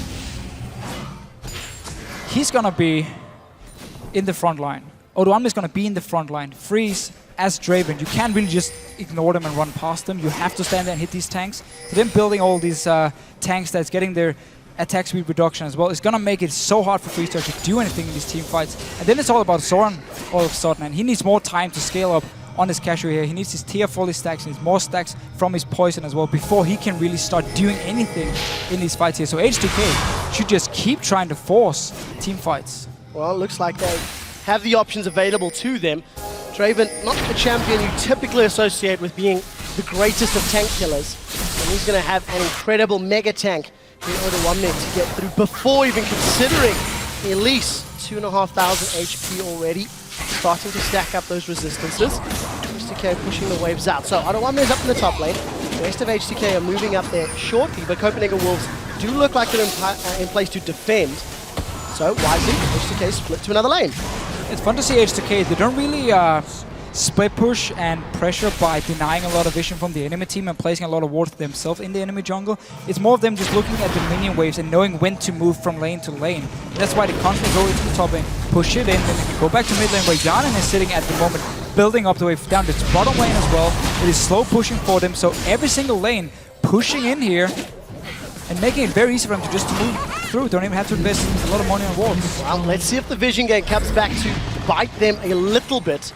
Copenhagen Wolves have got a lot of engage on their side, so if H2K are out of position, that could be one way for the Wolves to start clawing that deficit back. Truthfully, 5k gold and seeing how tanky that front line is, Copenhagen Wolves really have to punish a misplay. Yeah, so they're going to need Unlimited to have his flash ready as often as possible and be able to start the fights on Annie. So I would like to see Distortion being built very soon for him and charming his Moby boots. And potentially even going for a Talisman if he wants to. You're very squishy, but it's been the style in Korea for the Annie support, just so you have even more mobility to always start these fights. Together with Airwax, of course, jumping in, because Mega Gnar hasn't been available for Youngbuck. And he's actually done nothing in these team fights. No, he really hasn't. Youngbuck's been a non-factor, and Unlimited's Annie engages have been also not opportune. You know, Voidal in the bottom lane earlier, jumping onto Lulex in the river. It hasn't actually paid dividends yet for the Copenhagen Wolves. So let's see how H2K set up. They're trying to get some wards down, but I think decent enough defensive vision from the Copenhagen Wolves. H2K are just bullying with the strength they have at the moment. And what Youngbuck is trying to do at the moment, because he's so far behind, he just went for flat HP, getting that Warmox here. Typically, if you need to itemize against physical damage and magic damage, if you don't have any gold, you just have to go for flat HP, and that's what he's been doing here. But it's just making him extremely weak. He doesn't offer any special utility outside of his kit on Gnar here. So Soren defending the middle lane, the rest of H2K pushing the bottom lane. Hjarnan was late to the party. We do see Soren's hit a bit of an item spike. He's got the Archangels completed, upgraded to Seraphs, as well as that Rylai's Crystal Scepter. But once again, H2K looking at this, at the lanes here, how they're pushing. They were pinging the top side, saying, okay, that one, once it gets into the tower, it's going to bounce back and start pushing it in our favor. So let's just stay around, even sending up Rio now just to get a bit of the farm as well. So constantly putting focus on every single lane pushing down, so the Copenhagen Wolves just have to run from tower to defend. Let's see how they do. I mean, that gold lead continues to grow. H2K are continuing to dance around the map. However, the vision is falling off. A few minutes ago, Martin, you were highlighting how H2K don't necessarily have the greatest ward game. And you can see it exemplified on the minimap. There's a whole lot missing. 55 seconds before the next dragon spawns. Each team has one thus far. And it feels like Copenhagen Wolves do not want to give this one up. They just have to be so careful. In a straight-up fight against H2K, I'm not convinced that they can lock anybody down or kill anybody, because that is a tanky Sion, that is a tanky Elise, And they won't be able to fight. Yeah. They're gonna need a last Whisper on Freeze. They're gonna need a Void Staff on Soren before they can actually even think about fighting here, because they cannot burn through Elise and Cyan in this situation. And even if they do, Jan is there for the disengage, keeping Yarnan and Ryu safe. So this next Dragon fight here is gonna be extremely hard to support. Copenhagen Wolves. Look at the items being completed as well. Phantom Dancer now for Yarnan. You had the Hourglass for Ryu as well, making it even harder to kill him. And Sunfire game completed for Odoamne. Would have loved the Randuin's Omen, but I'll take Sunfire for now because he wants to keep pushing his lead. Yeah, why not? You've got the advantage, you've got the moment. Also, massive props to our Observer team for highlighting those Dragon and Baron spawns. Super, super cool animations. H2K on the Dragon. Nobody from Copenhagen Wolves around. They tried to move out minutes ago, but it was too early. May not have had the exact time. And H2K secure the second tower, second Dragon, rather, of the game. Honestly, at this point here for H2K, if they don't really feel like they want to just keep pushing down the lanes, start setting up a Baron. You have a Cyan who can tank it forever with all the armor he's built up, and you can just force Copenhagen Wolves to move out of the base, get up towards you, and take a bad team fight. Well, let's see what H2K decide to do. Their team comp is not necessarily the greatest when it comes to Siege, and you don't want to put yourself in a position... I'm trying to be polite here. You don't want to put yourself in a position where Copenhagen Wolves could get the engage, could get those multi-man stuns from Nine, from Annie, and from Soren's Cassio as well. A lot of defensive wards there from the Wolves. They smell a Baron. They smell that H2K could be making that pull. And that's also why Odoamne is in the bot lane here with his teleport in case someone goes down to gank him, then 4 members start the Baron here, or if anything else happens, someone dies on the map, Odoamne can instantly teleport to the Baron himself and tank it. So that's why they keep him on the bottom side, and Ryu without the teleport was on the top side of the map spread pushing. But once again though, just moving down with the minion waves. You don't need to place wards in enemy jungle, just time it, you're constantly pushing them up. Easy tower once again. And I really like the way that Hyonin is using that smoke screen from Graves, just denying vision from the Wolves while they're trying to defend. It's not a massive play, but again, any small advantage. Tower secured. H2K moved to the middle lane. A couple of auto attacks down before the Wolves respond. And H2K trying to find a window of opportunity. And let's just remember, this is a team H2K who lost their star mid laner, who we saw earlier today against Elements, have a fantastic game on Xerath. He's gone.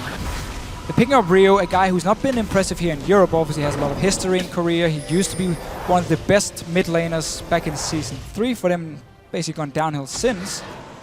And he's had actually a decent showing in here. I mean, if you go from playing against SK Telecom in the OGN finals to playing for HSK in the LCS, it has gone downhill, I have to say. Fair enough. I struggle to argue with you there. Odoamne, unstoppable onslaught. He's running. Who can he find? He gets Youngbug. That's a goal, but then nothing else happens. And Odoamne, his team couldn't follow. He was just rushing forward there. The thing that was the best about that, while he was running, everybody in the audience was stamping their feet. That was phenomenal. You guys rock, unfortunately. That's why everyone loves Cyan. He has the coolest ulti in the game. Coolest ulti in the game. That's a bit of a sell. But it worked out. H2K gonna continue trying to siege up this inner turret, and listen to those stamps. These guys want something to happen. H2K on the tower. There's the engage. Tibbers comes down. Copenhagen Wolves stun up H2K. The first victim of the fight will be Lulex, but can they get more? Odoamne split from the rest of the team, and the Wolves, they get one down. Ryu's it's too little. It's too late. Ryu gonna rift walk over the wall, and the Wolves, they defend, they hold fast, they get a kill. The very first time H2K decided to actually group up and try and siege down a tower while all 5 members from Copenhagen Wolves are waiting around. They get the engage, flash tables from Unlimited. He's always the guy starting the fights. Pick up a kill, but basically just delay H2K now from actually walking back down towards his mid lane. They need to do a whole lot more of those if they want to bring themselves back into this game. 29 minutes on the clock. It's around 6,000 gold difference. Freeze is sitting on a decent chunk of change, just over 1,000 gold. Gonna back off himself to start picking up some items, but there's some big disparities. The top lane in particular, nearly 3,000 gold that Odoamne has as the advantage. I'm not sure why Soren at the moment here is not trying to build some magic penetration. You have no boots upgraded, and you have no void stuff. Instead, going for, upgrades the boots now, thank you. But at least seems like he wants to go for either the death cap, which would be a little bit overkill on Casio here, So it could be the Hourglass instead. But you need to get a Void Staff. I mean, it's all about killing the front line from H2K at the moment. If you want to win team fights, build towards it. Well, let's see what he decides to do. H2K have hit a... They've hit a Scion wall because they don't really have a game plan for breaking this inner line of turrets. Baron. You mentioned Baron 10 minutes ago. It's taken them a while to think about it, but they haven't started it yet. Copenhagen Wolves, look at the cooldowns. There is no Tibbers available. There is no Flash available for Unlimited. Wolves need to buy some more time before they have that same level of engage.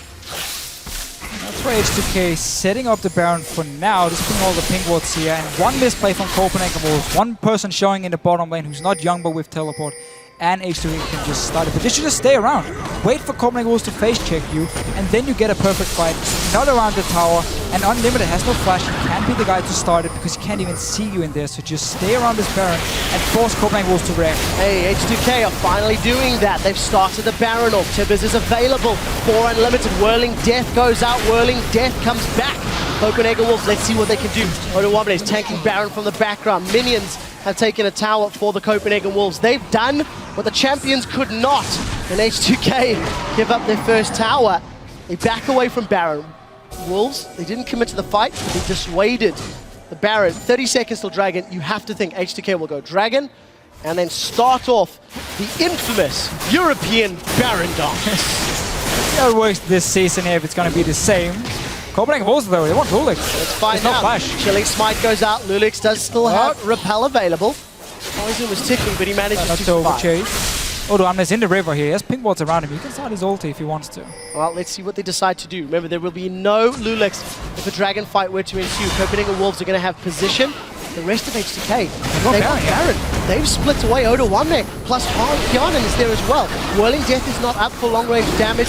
Copenhagen Wolves have got that ward down. Baron's going relatively slowly. He's not the fastest, but H2K have been smart. They've delayed the Dragon from the Wolves. Exactly, that was a very, very smart play. Lulix was caught out of position just when the Dragon spawned, so the Wolves could actually have gone down 5 people and just taken it. But because H2K start this Baron here and disengage as well, don't want to risk it. Buy time, Lulix is back here. Did lose a mid-tower for it, however, so you think a little bit punished for Lulix actually being caught out. Let's keep our eyes on Odoamne. Last time everybody was in the mid lane, he came running. Oh, Ryu, what are you doing? Manages to get away. Got some armor. Manages to survive the auto attack. All right, we go down bottom. Unlimited. That looked like a flash Tibbers, but Hyanan gets away. Still has flash and heal available. Airwax and Youngbuck both stunned up under the tower, and all of a sudden, it's the Copenhagen Wolves that are sieging. That 5,000 gold difference is shrinking to 4,000, and it's slightly less impactful as the game goes on. It's fun to see though, because none of the teams have a very good like siege comp. It's all about like fighting around these towers here, fighting in the jungle, now onto the Dragon. Hyanan isn't there, so again, Copenhagen Wolves getting back in the game here. Oh, let's look at Odoamne. He's running in, he gets a double. That's a double stun. Youngbuck is about to become Mega Gnar, but he's exhausted. That is a massive stun. He locks H2K up against the wall. Soren gets a first kill of the fight, but Ryu starts tearing them apart. That's a double kill for his Kassadin. Copenhagen Wolves, they did get the Dragon. However, they lose 2 team members immediately after. It really shows how confident H2K are here. 4 people they engage. Hyanan was running from base. He wasn't even close to the fight and still managed to win it. Copenhagen Wolves got the Dragon though, delayed. H2K getting towards this 3rd Dragon given their movement speed. Instead though, once again in tower. These teams really trade a lot. Well, they definitely don't have the ability to take towers too much, but here's that team fight again. So again, Odoamne, he's so tanky. He goes in 1v5, he can tank everything. Youngbuck, first time he actually gets Mega Gnar in a fight. 4 people smacked into the wall here. Beautiful setup, but it's just not enough. It takes such a long time for you to kill the tanks. Ryu on this Kassadin managed to clean up some kills. Well, you have to say it again. That's the second, third team fight this game that Hyanan's just not been around for. He's constantly pushing those waves or elsewhere as the fight starts. H2K are so far ahead that it's not really made a big difference. But Hyanan needs to try to rejoin his team if he wants to make these later game team fights more impactful. So H2K go back to that pushing. These are some of the more exciting team fights we've seen today because truthfully both of these team comps are built around 5v5s. Yeah, and right here also we see the base gates. We haven't actually seen anyone use them yet, but that's one of the reasons for H2K not just walking down the base.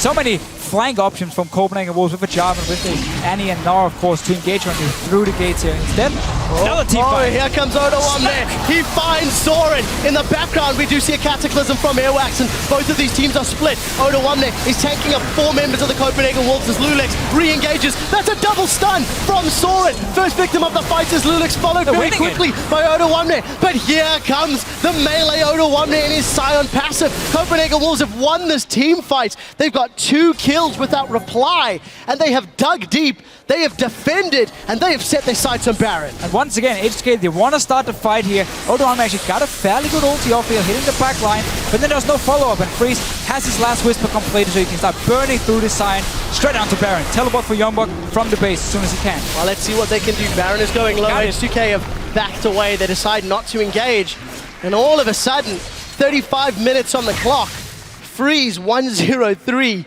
Copenhagen Wolves, they've defended. H2K gave Copenhagen Wolves more time than they should have, and that has allowed the Wolves to get back into this game. Yeah, Soren really been able to stack his passive as well here on Kashio, so he's getting very, very strong. Once again, though, he really doesn't want any magic penetration from a Void Staff. Going towards the Death Cap now. So let's take a look at his AP. 765 ability power. If I'm reading that tooltip correctly, he has maxed out those poison stacks as well. So that is a very, very hard-hitting Cassio. If given enough time, he's going to melt through H2K, despite the fact that they've got all of these tank stats. With Baron buff on, let's see if Copenhagen Wolves can get some more towers. They're going to set their sights to the top outer towers. Way back in Champ Select, we were looking at H2K's comp and saying they only have 2 damage dealers, Kassadin and a Graves. In the mid game, because Odo Omne was so far ahead, he could tank up everything, buy enough time for Yanin and Rio to do enough damage to clean up the fights and win them for H2K. But now, because Freeze is starting to do a lot of damage with the last Whisper, Zorn is stacking up as well from his poison. There's so much damage suddenly on the Copenhagen Wolves side that H2K can't really survive long enough anymore with their front line. But we're going to have to see what happens in the next team fight, because we know it's going to happen. I mean, as soon as this Baron buff is gone and Copenhagen Wolves move up to a tower, H2K is going to try to engage. And the same vice versa. Neither of these teams. I mean, it's not been a pretty game, but it's been pretty fun to watch. The team fights have been worth it. That is for sure. Gold is now even for the first time in a very, very long time. Odo Omne is going to look for those opportunities to stamp his feet all the way down the lane. And the Copenhagen Wolves, they've done a decent enough job to defend, to bring themselves back in this. The question is, how do they break the inhibitor line of turrets? That's the biggest question, because a tower dive, truthfully, from either team could just turn so horribly, horribly wrong. Yeah, we might see the situation where both teams are just waiting for dragons to spawn, and then you take it and you start moving towards this 5th dragon where you get the massive buff, and then you start looking for the tower dives. It's when you start looking to open up the base here with, of course, the base gates, because again, both teams have the option to flank through the gates here. Potential from Odo Omne, of course, on H2K's side. Now, we do see Soren is doing much better this game than maybe traditionally we've expected from Copenhagen Wolves mid laner. 5-3-1. But I want to go back and echo what Shox and Krepo were saying on the analyst desk about how important the Copenhagen Wolves jungler is to their team. Airwax has been involved in every single kill that his team has put on the board. 106. And he continues to be a very impactful member with those cataclysms once these team fights break every out. single kill? Yeah, 106. Oh, sorry, I forgot to talk about Soren. No. Airwax. 5+1, that's 6. Well, I'm not I don't really that trust your bad at math, though. I'm You not have that bad at made a math. lot of mistakes in the Anyways, past, man. Copenhagen Wolves, they've got themselves in a turret in the bottom lane, and they've stolen away the blue buff, and they've got position on Dragon. It's now the Wolves that are in control. Freeze at the moment, he's sitting on 580 stacks. Give that man a kill and he's rich forever. He has the last Whisper. Yanin does not have the last Whisper yet here. So it will be hard for him to actually break through Youngbok. And once again, H2K realizing we can't actually fight at the moment. We need to get the pick here. We need to get the right engage. Otherwise, we just have to stay back and we can't risk going 5 versus 5. So Dragon number 3 secured for the Copenhagen Wolves. Baron buff has expired. They're 1 tower down, but they're now 100 gold in the lead. The super tanks of the top lane continue to itemize in the beefy front. You've got that Thorn Mail. Yes, but now you're just a tank, and now comes the problem where you can't kill anyone, which is what Sign does. I mean, he builds full tank. He had a fantastic early to mid game from Odo Omne's side, but now it's up to Ryu and Yanin to step up And that might not work. I mean, Yana has to get that last wisp before the next team fight. Well, we'll see if he can. Currently sitting on 1,600 gold, so not too far off, but I don't know if he's going to get the time that he needs or wants. Airwax spots out members of H2K with a very smart ward. And the rest of the Wolves, they've grouped themselves up. So let's see how they siege. Deep Vision, Flash and Tibbers is available for Unlimited. Cocoon can at least minimize that. Ryu, Rift walks from the knock-up. Wolves, they want an engage. They are looking for a limb to bite onto, and H2K is not providing one. No, and right now they have to worry about the side lanes pushing, so backing away from Comingos, you gotta start the slow push in your side lanes if you want to group 5 at this point here, otherwise these minions can do a lot of damage to your base. And one tower going down, opening up inhibitor, suddenly H2K has an opening to get back in the game, so you need to time it, you gotta start the slow push, and then you can go 5 mid and keep H2K there and wait for your minions to push up, and then you can rotate between the lanes and take down towers. Well, we'll see if they decide to do that. Ryu's gonna get caught out, stun's gonna come down, Zhonya's Hourglass comes up. I think the stun was actually wasted there, and Flash plus Riftwalk. Whirling Death goes out, that's the chilling smite. Ryu's locked in place, nope, he's gonna get caught out, Ignite takes him down. There's a fair amount of investment from the side of Copenhagen Wolves, but they get the kill, and they alleviate any of the pressure H2K built up. Not really sure what Ryu was trying to do though. All alone, walking in the jungle, no wards. His team was sitting in mid lane. Actually just ends up giving a kill. Sadly for Copenhagen Wolves, Freeze didn't manage to get it with his now 600 stacks. Well, we'll see how much gold he manages to cash in when he eventually gets that. But you have to say Ryu's decision making a little more reminiscent of what we had seen from him when he was playing for Millennium. Maybe a little bit when he was playing for Rocket. It's kind of solo queue. That's the point. He hasn't really settled down in a team. This is a guy who's played in 3 now LCS squads with, well, ex-LCS at least, with Millennium, Rocket, and now H2K. So he needs to try find his footing. And he needs to try blow people up, because for the time being, he's one of only 2 damage sources for H2K. And we actually see a lot of the members here picking up the ward totem instead of sweeping lanes late game. Of course, with the buffs here in 5.1, the Greater Vision totem, you can now place a ward every single minute, a green ward that is, in this situation. Which actually gives you a lot of wards when you have full item build. You also have a sidestone on Lulex here, but also means it's a lot harder now to clear them, because there's so many more wards in place and less sweeping lenses. So we'll see if they can make use of that vision, because they simply have not really made great use of it this game. We did see Lulex running around with that Elixir of Iron.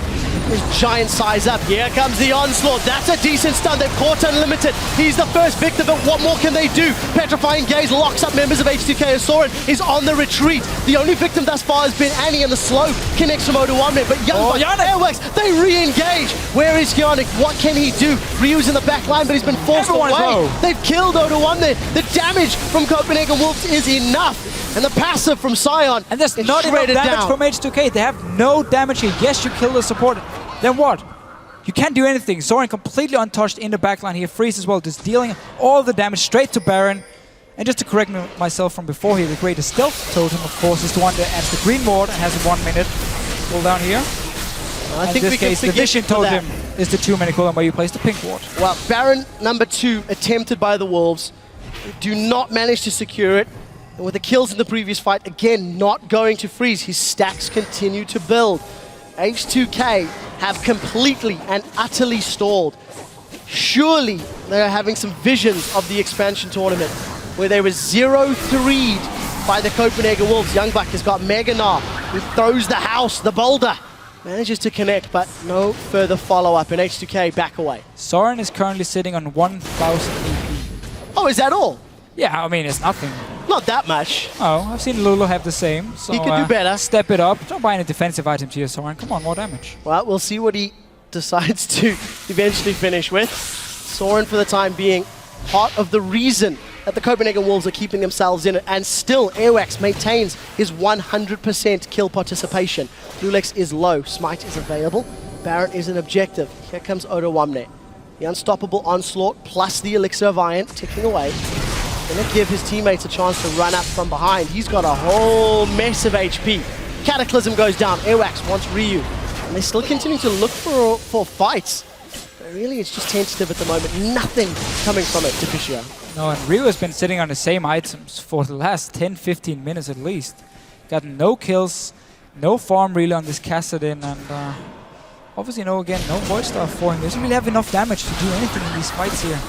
H2K really have to hope Copenhagen Wolves overextends and they get a kill or two on either Freeze or Soren just when the fight starts. It's not enough killing Young Bucks, not enough killing Unlimited. You have to get to one of these two carries. Well, take a look at that goal difference over time.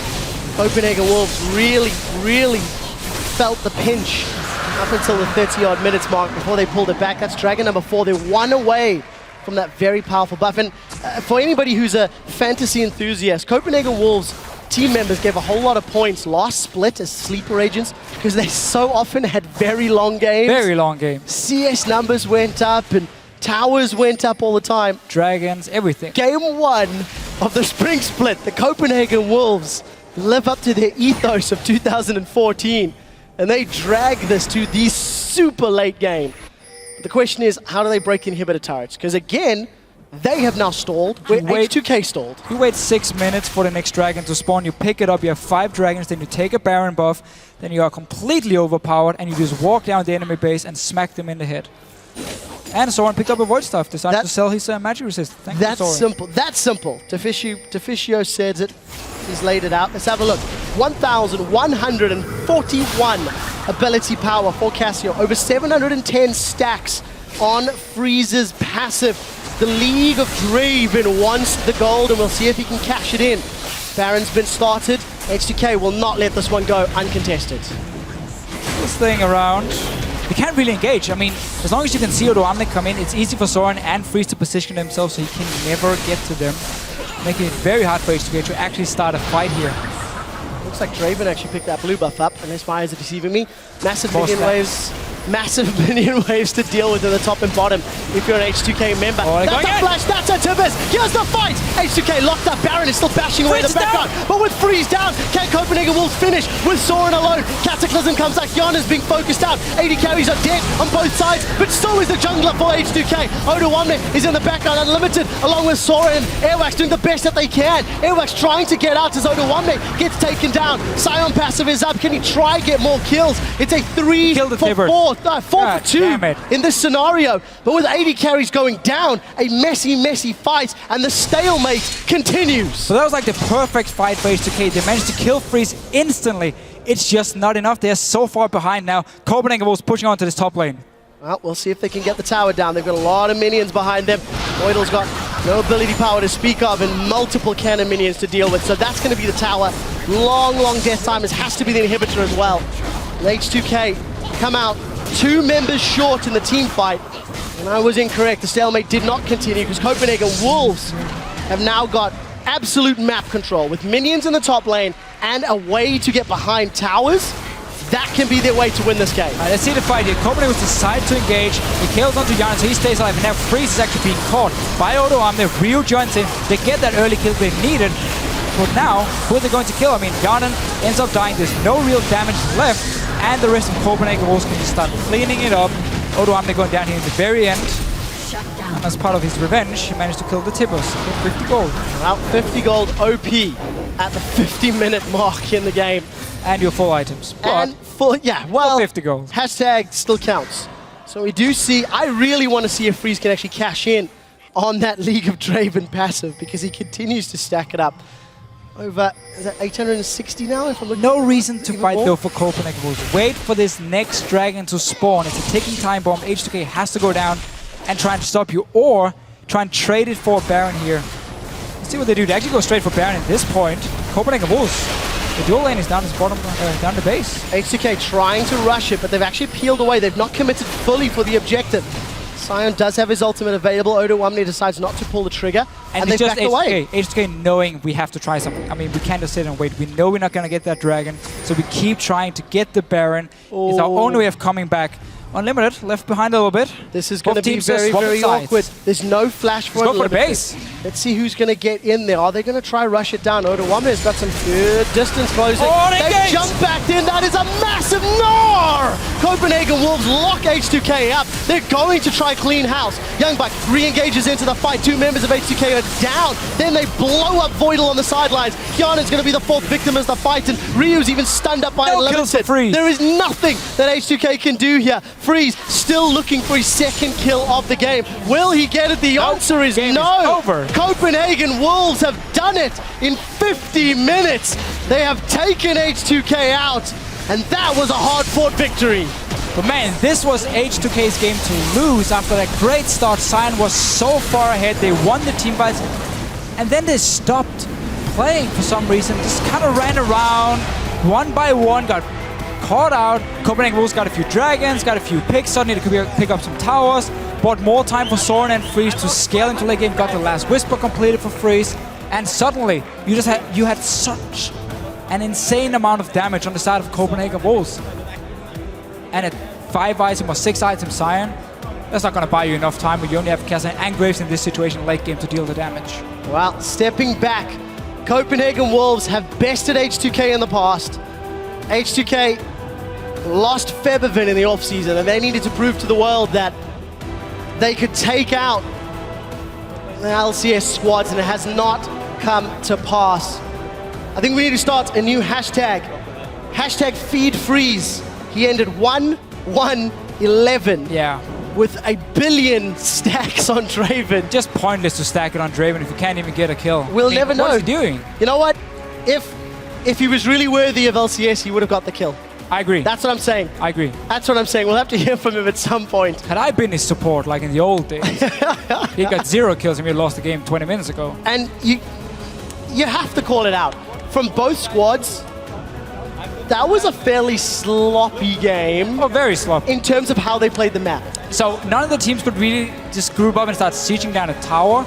And instead, H2K putting a lot of focus on, again, pushing the waves, setting up minions or big enough waves so they could go over and take the tower from him. That was a smart play.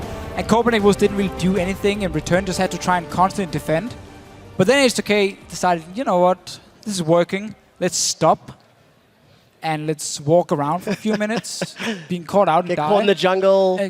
Rio walking in alone, 1v3. His team is sitting in the mid lane. And just some very sloppy mistakes from H2K. And they get punished on this level here. And the Copenhagen Wolves take the game. It took a long, long time to see Young Bucks Gnar in action.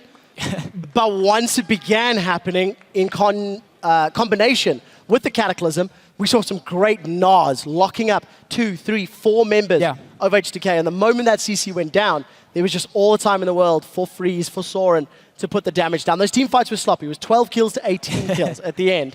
But they were exciting to watch. They were. And like every fight, Airworks would go in and lock down Yarnan so he couldn't do any damage to his carries. And then Youngbuck would be peeling on the Gnar here. So it worked out in the very end. But we have to say, against a team like Fnatic, we saw earlier here, if they had gotten that lead earlier on, even Giants from what we saw against MYM, wouldn't have let Copenhagen Wolves back in the game like this. I definitely, for both of these squads, they need to step away. Look at their vision game. Look at how limited and minimal their ward placements were.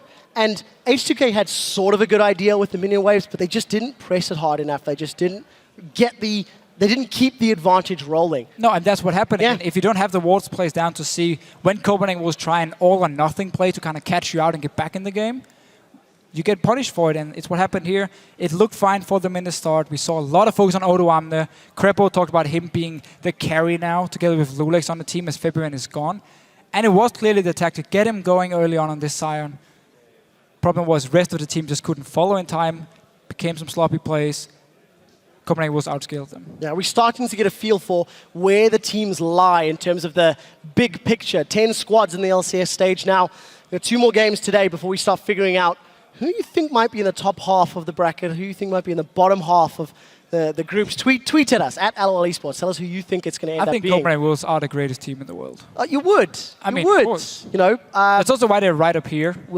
With me. You actually did that? Yeah. I practice this quite a lot. Being like, yeah, there it is. Well, we'll have to see if they can keep that up, because truthfully, that sort of early game is going to get punished. Giants demonstrated an ability to do it. Fnatic definitely demonstrated an ability to punish the early game. So, you know, they can't afford to take that long, that slow. 50 minutes, the 2 previous games were around the 30 to 33 minute mark. This is going to bump the average game time here. A little bit. But I mean, it's still day one. It is. Yes, okay. We've had some games where there was a lot of snowballing. Now we had a very long game where Copenhagen was managed to come back. it's hard to see too much from it so far. It's only day one. A lot of things can happen. I think tomorrow we have a lot better picture. Yeah, and one of the things that I do like is the fact that Dragon is becoming a little less important than Baron on this patch. We'll see if that trend continues. For now, though, we've got the Copenhagen Wolves, Youngbuck, and Unlimited standing by at the analyst desk. Let's head over for a closer look into that game. Thank you very much. Quick shot indeed here with both Youngbuck and Unlimited. First up, congratulations, guys. First game, first win for the Copenhagen Wolves. Youngbuck, talk me through, well, how it feels to get that victory, knowing that you guys had that sub and a lot was relying on the new lineup of the team. I think it's a really important win. A lot of people counted us out and as one of the weaker teams. And we heard that H2K was very strong or in good shape. So winning here means a lot to us. And I think it kind of shows to us, but also to other people, that we are capable of taking out some better teams. Unlimited, what's it been like being reunited with your buddy Freeze? He didn't get a lot of kills on Draven there. That was unlucky, but it's really fun. He's really good AD carry, and he's just as good and even better than the AD carries I played with before. So he'll prove that Wow. in the next games. Nice. Yeah, you guys did well on bottom lane. I think in the early game, let's be honest, you guys got pretty far behind. You had the Rock on bottom lane going with the Annie Draven lane. That went well. Is that a lane you guys practice often? Because it doesn't seem to be in the champion pools of any other LCS teams right now. It's a very good solo queue lane because you just snowball, get 10 kills, and then win the game. You probably know that already. Yeah, I know that. I know that feeling. But yeah, basically, I'll be negative Nancy and Shucks can be positive here. I just want to highlight the part where you guys got behind in the early game. We have a couple of replays of that prepped already. Basically, they targeted Youngbuck. That doesn't feel really good, but the one thing I want to highlight, if we can get that replay on the screen right here, is that... Waiting for it. There he goes. Is that basically, at this point, Aerox was counter-jungling and had 2 deep wards inserted in the enemy jungle, so you guys kind of knew that Elise was on the left side of the map. Was that communicated at all within the team? Because you technically could have predicted Elise coming down the top lane a couple of times in a row, or was that just land jitters for the first time? What went through your head? Can I take this one? Yeah. It went exactly how we practiced. Joy takes all the aggro top lane, keeps dying, and we get the control bot side, get dragons, win the game. So we basically have a new Darien. Sounds about right. Actually, I wanted to highlight, they actually timed my trinket. And as the second the trinket went out, my vision was gone, and that's the second they came in. Okay. Very well played by them, very well timed. Yeah, I don't want to discredit you by all means, because I just want to highlight, it was a really good gank by them. You see here as well, when Adawama comes in, they combo the CC pretty perfectly. A top laner like Gnar has the illusion of mobility, but if they chain CC it really well or knock you out of your jump, you do get behind. But I have to give you props. You had a really rough early game, as Unlimited said, you took all the aggro, but then you guys started coming back with some insane teamfights. Yeah, talk us through that actually, because you must have, I don't know if you knew this, but in your scouting, but H2K kind of stopped doing something at a certain mark, or had you predicted that and were waiting for that moment, or how did it all came about? We do know that Lulex likes to camp a certain lane, but we didn't know which one. We had 3 winning lanes, 3 lanes that would push in, so it was Lulex had kind of a free choice of where to gank, and this time it was me. But you know, looking back, I'm pretty happy that they ended up focusing all their energy and resources on the tank, and I could still be very useful to the team, while we actually put a lot of emphasis on the carries that ended up carrying us later. You guys played with a composition which is insanely strong when you guys are all together grouped. You have the Cassiopeia ulti, the Gnar ulti, but it felt a little immobile at some points. Do you think better teams would punish you there? I actually think they took a lot of towers, took almost all the objectives, but it was our game plan to just slow down, give them the towers, and just wait for the Cassio and Draven to hit their sweet spot. And at a certain point, they only had the inhibitor towers left, and they didn't feel like they could contest them, so we had a chance to come back. Yeah, absolutely, a big chance. Let's actually get our next replay up on the screen, because it's one of the team fights you won in the late game by executing that combo, must say, very well. Yeah, we can roll the clip already. So this is basically at the end of the game.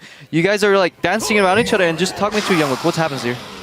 Well, I'm actually hoping that my Mega Gnar doesn't go out, so I jump in like crazy and ult. At that moment, Kassadin is called, but I'm trying to get the Graves out of the fight. So I'm just trying to take the aggro from the Graves while my team cleans up the rest of the team. Yeah, and it pretty much worked out, because you leave Freeze basically on 1 kill. He may have had like 800 stacks at that point, but doesn't matter. Worth, kill the base. Yeah, absolutely. Unlimited, to wrap it up here, what has playing with Freeze changed about you guys' way of viewing a game? Because it's still kind of that stally gameplay for a lot of the points when you know that you're going to hit a power spike later in the game. Has it changed somewhat? Is he saying, come on guys, we should go now, we should fight now? Well, I don't think so much for team fights, but for lane we're playing more smart. Like we're having aggression when we can, and we're playing passive when we can't. So we're having less deaths in bot lane, and that's good. Of course, the Elise was topside, so it was hard to die for us. But yeah, you didn't even need your flash because at one point you decided. Okay, I was timing the flash. I know you were timing it because you were standing still. I know that feeling, dude. I've had that as well. No, but congratulations, guys. Fantastic for you guys, that first win here in the LCS. Before our next match, let's check in with you guys on Twitter. Earlier in the show, we asked you, what recent change to the game do you think will have the biggest impact on the LCS this split and why? And here's what you had to say. First up from No, Not the Insane. The Smite changes and the changes to the jungle. Can't wait to see the diversity and how the pros have utilized the new Smite. Repo. Yeah, I actually really like the new Smite because it stacks up. I've actually been playing it on support, so I'm just throwing it out there. Limit, if you want to smite through those, hook through those creeps with Smite, you have my permission to do so. It's a good idea. It sounds like a legit strategy. Yep, bring it to an LCS near you soon. We'll see it tomorrow, I am sure. Yep. At NJ Chef, the new champions Gnar, Kalista, and Rek'Sai will really change the meta and are total game changers. Bans here for Kalista and Rek'Sai in this one, but you definitely are loving that Gnar. Yeah, Gnar is a pretty high priority for us in the top lane. It has a few weaker matchups, but I think that Gnar can lane against anyone and is always very tanky in late game, and the CC adds to a team. He fits in almost every team composition. Yeah, he definitely displayed what he can do. The third one is from @WonderGameLol. The Dragon changes will offer a broader perspective of late game decision making and unlimited. You guys had to dance around that Baron with H2K a couple of times. Well, the Dragon doesn't give gold anymore, so there's no point to contest every Dragon, so we can give away 4 Dragons and still win the game easily. So that's why we were giving away the Dragons. We also gave away towers that give gold, but that was unfortunate. I think Dragon is easier to contest late game because it's so squishy, you can one-shot it in 1 second, so it's much easier objective and safer. Now remember, you can always chime in on the conversation by tweeting @LOLesports and using that hashtag LCS. If your tweet makes it to the show, we'll send you a skin code for the new challenger, Ahri. Now we need to step off the Rift for 3.5, but we'll be right back as SK Gaming goes up against Roccat.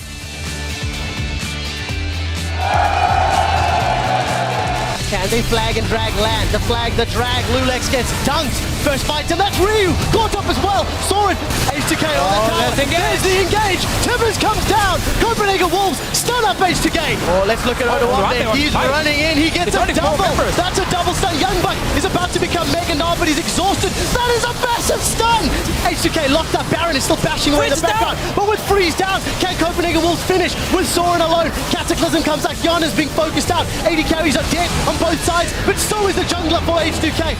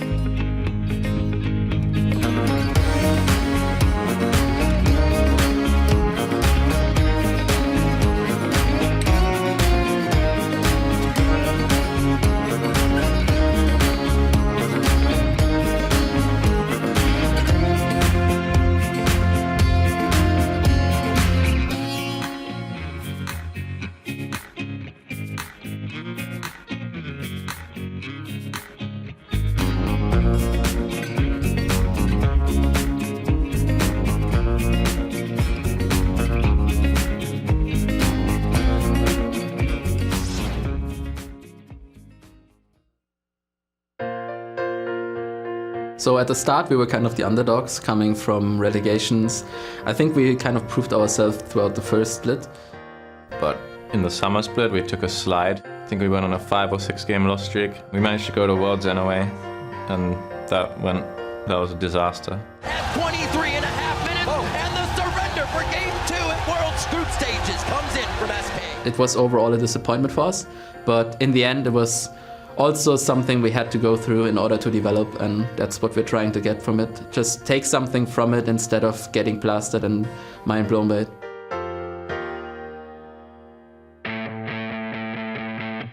We had to make a change. Forgiven was available, so we took him. Forgiven is probably gonna be one of the best AD carries in Europe, if not just the best. He's just overstepping all the time, and he's just doing everything on the limit that the game allows him, and it's just very, very, very intimidating to play with him, and I don't want to know how it is to face him again. Now Amazing's in trouble, he's taking another tower hit, but he gets away with the safeguard. Oh! From downtown, Forgiven uses the rocket. I think I'll just go on playing my games. Like, if I fail, I fail. If I am the best, I'm the best. The mid lane change, I guess you could say a bit more risky, but I think this change will pay off. Fox is a Swedish player, and he played for SK Prime before. He established himself as one of the best mid laners there, so we just felt he was suiting the team very well. We needed some kind of unity, and that's what he gave us in comparison to other mid laners. Glad to have this opportunity to show myself finally in the LCS, and I think it's gonna be a really good season for us.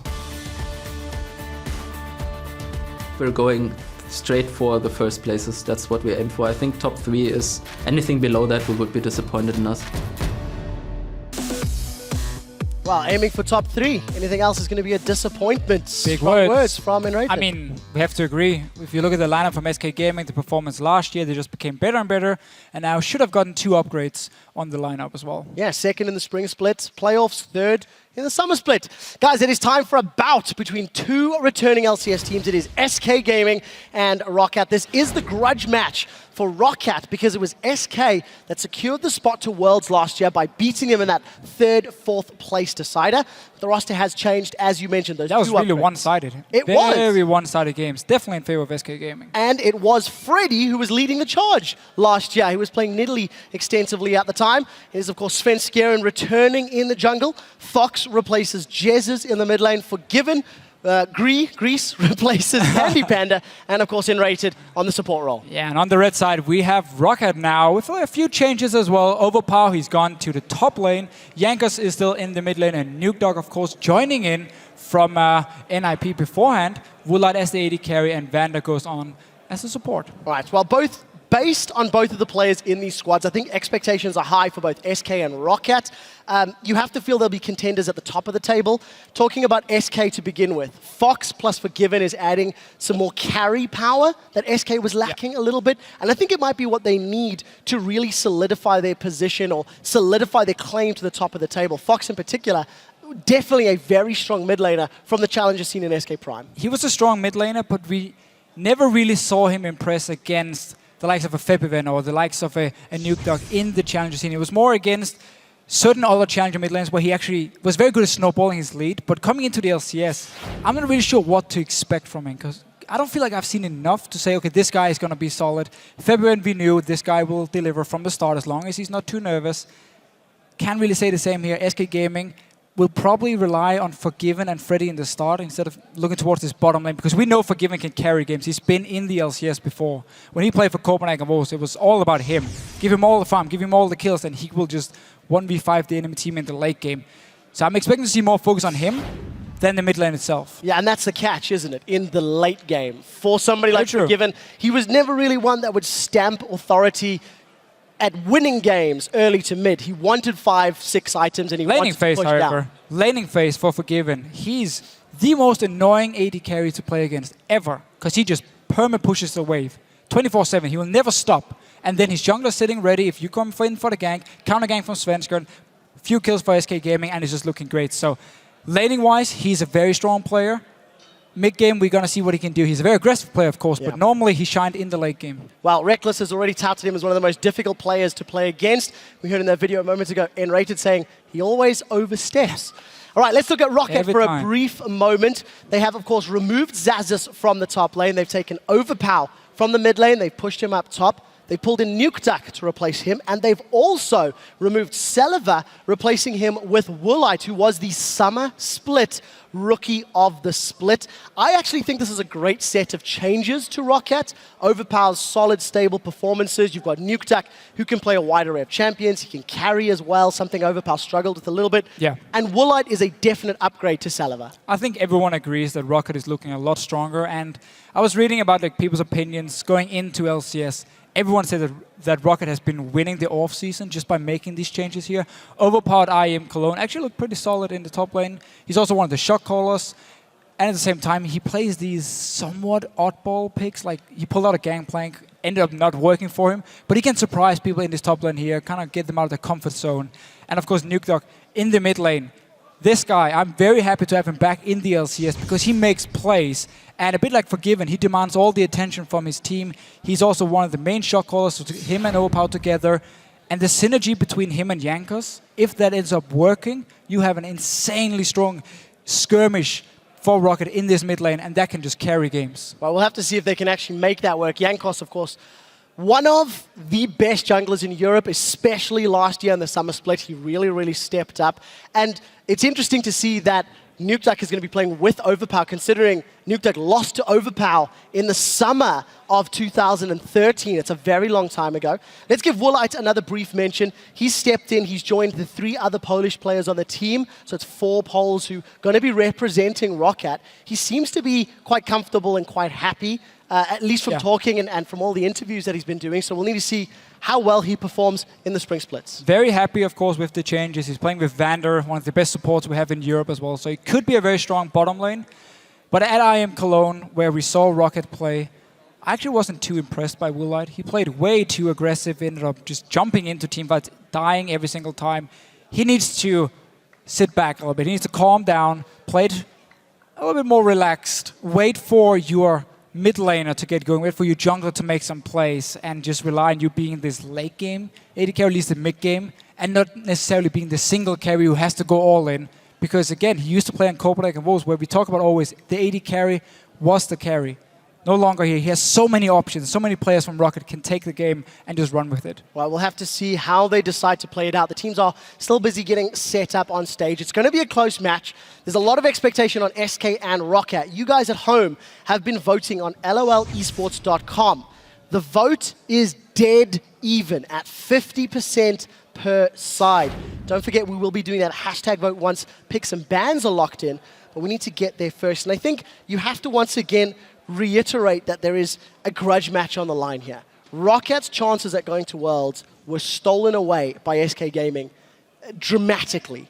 And for Rocket, they can't afford to have the same dip in confidence that they did in the Summer Split. It really, really affected them badly, and they need to start spring in a good flow if they want to avoid that happening again. Rocket is somewhat of a weird team in the way last year, spring and summer, they just said, we want to go in here, we want to just play in the LCS, establish a brand for ourselves. We don't even care about going to Worlds. Of course, we want to go, but it's not our goal at all. So even when they lost to SK Gaming at Gamescom, they weren't even that sad. It was more like, okay, we did a very good job. We got to the top 4. We are happy. Next year, we are now going to make a few changes. Now we're aiming for Worlds. We're aiming for the top position. So they decided to just sit back and, you know, play a little bit more relaxed last year. Now the pressure is on them. That's actually a great point that you bring up, because all of those rookie teams from 2014 are no longer rookies anymore. Superhot Crew, now MYM, have got experience under their belt. Rocket have got 2 full splits. They're no longer able to just coast. Expectations are higher on them. That's again why they make changes. Looking at the team and say, okay, we have a few weak points. Overpower in the mid lane, he was too passive. Yeah. Nothing really came from it. Jankos never really ganked the mid lane either, because why would you in this situation? Yeah, Overpower could seldom carry. Exactly. He wouldn't carry a game. All of the traits that Overpower demonstrated from that mid lane actually work very well in the top lane. If you're Funny solid, enough, if he's you're in the top stable, lane. who would have guessed? But the one thing that I think both of these teams are going to need to manage, guys, just as a note, we are working on a keyboard-related problem, which we can hopefully get resolved, then we'll get into champ select. But I think something that both of these teams are going to have to try and manage is a little bit of a personality trait. We know Forgiven is an incredibly emotional player. We know that he gets very invested in his games. And on the same token, NukeDuck can often be very gutsy, very brave in his picks. You mentioned on Primetime League, Swain. I said a lot of things on Primetime. Swain, Let's just get that one down. Swain into Faker.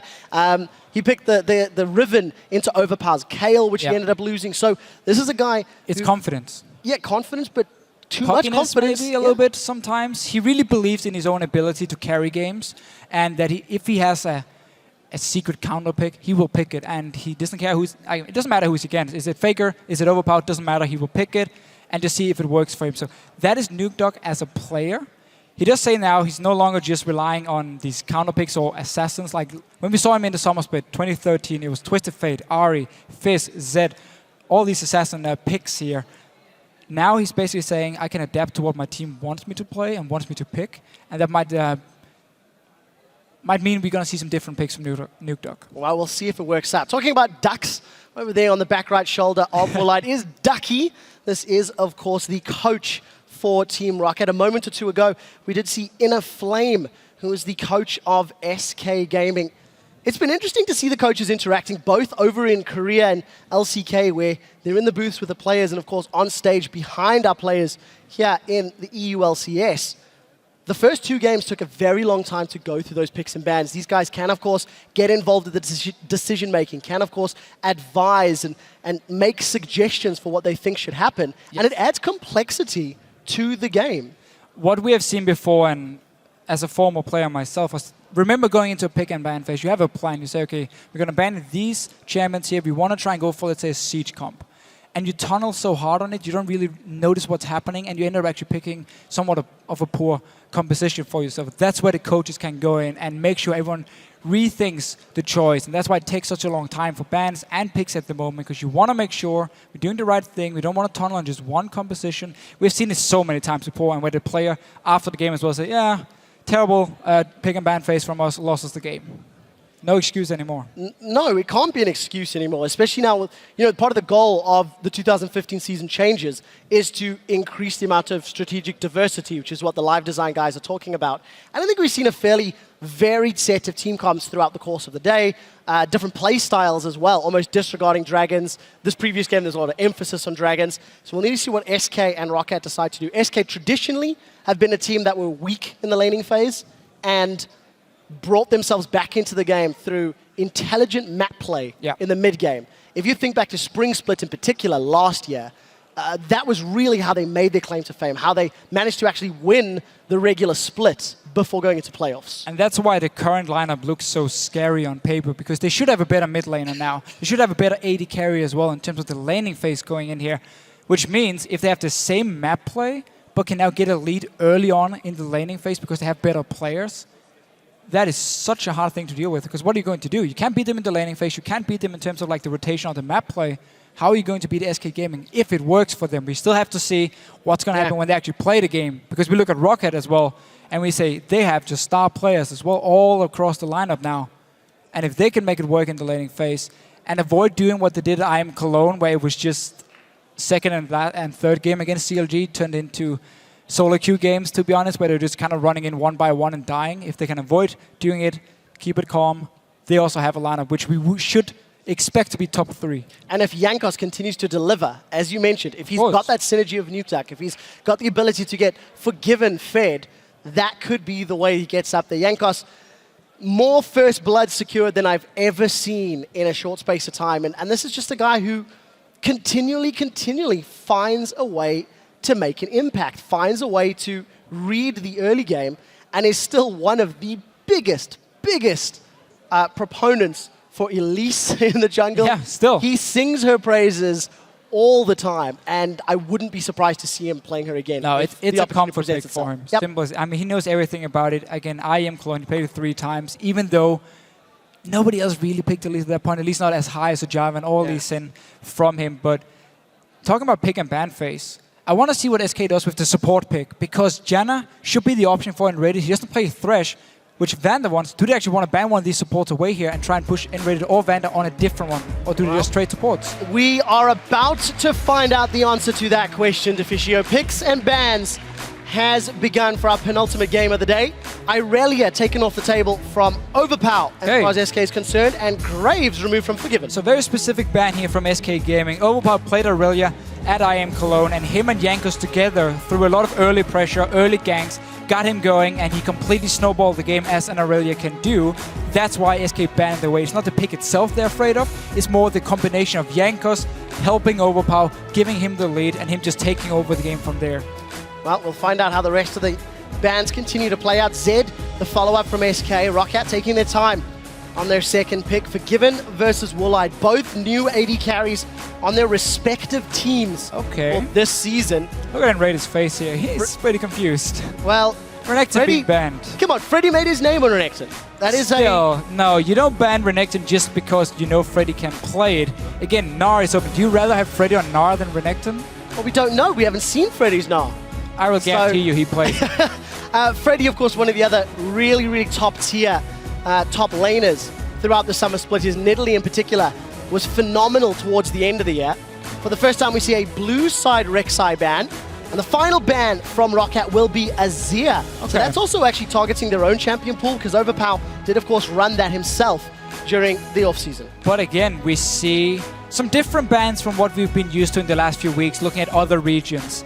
Kassadin being locked in is a little bit surprising to me, because as we just saw in the last game, it allows now the enemy team to pick two laners who can deal really well with the Kassadin, and at the same time, you shouldn't expect the enemy team to take him over Janna. You shouldn't expect to take him over Gnar or Lissandra here, or Sivir, which is also open for Roccat in this situation.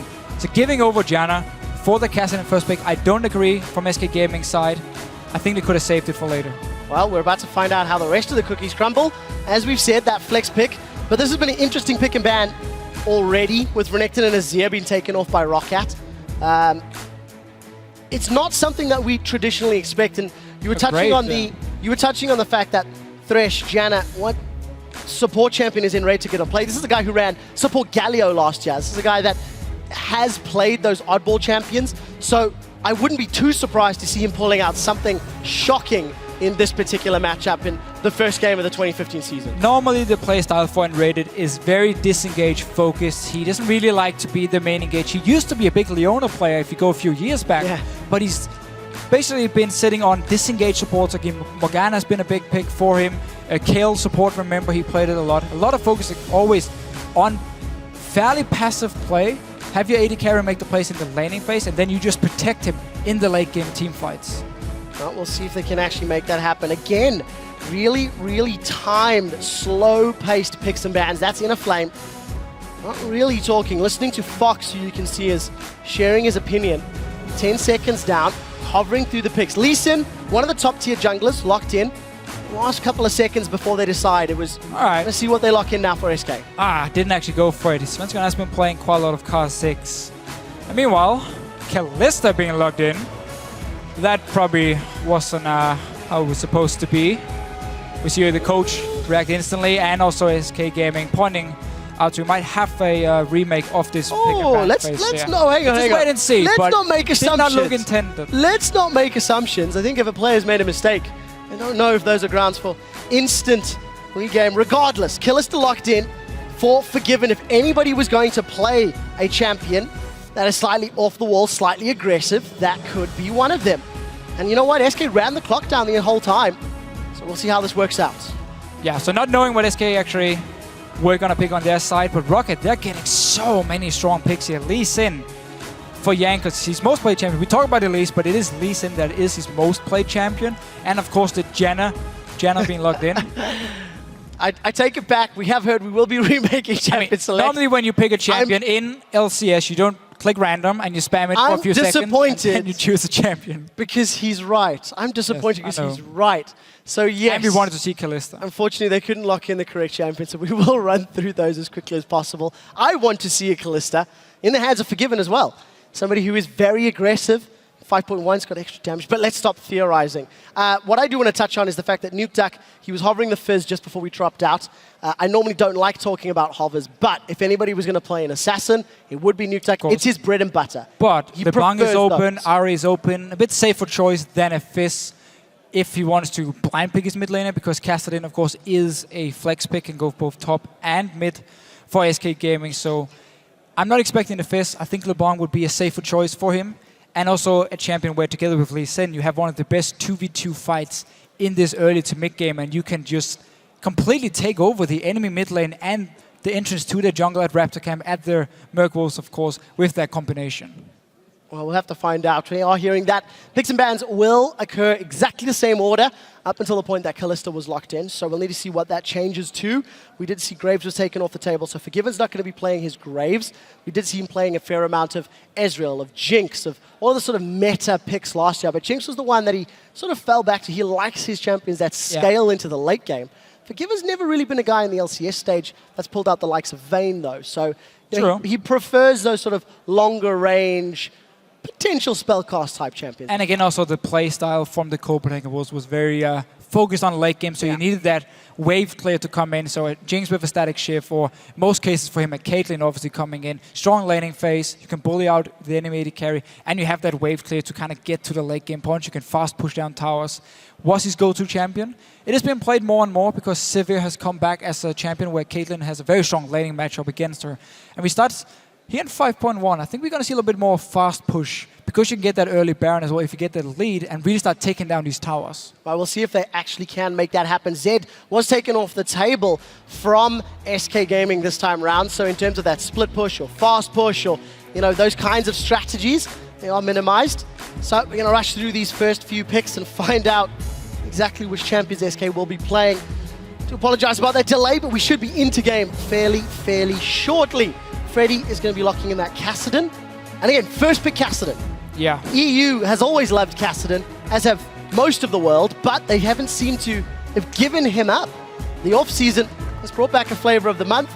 Is that locked in from SK? It is. It's going to be a Lucian for Forgiven. And people might wonder what happened to Corki, seeing as he's not being picked at all today. Was open here, Graves been banned away. Would have been a normal choice then for most AD carries around the world, but the change to his W, now it costs 100 mana, actually hit him quite hard in terms of his laning phase, because you really have to be careful now with how you use the mana. You can't really poke as much pre-level 6, so you are fairly weak in that situation. And then you need your level 6 point, get your Trinity Force, and you can have your big mid-game power spike before you really become powerful on Corki.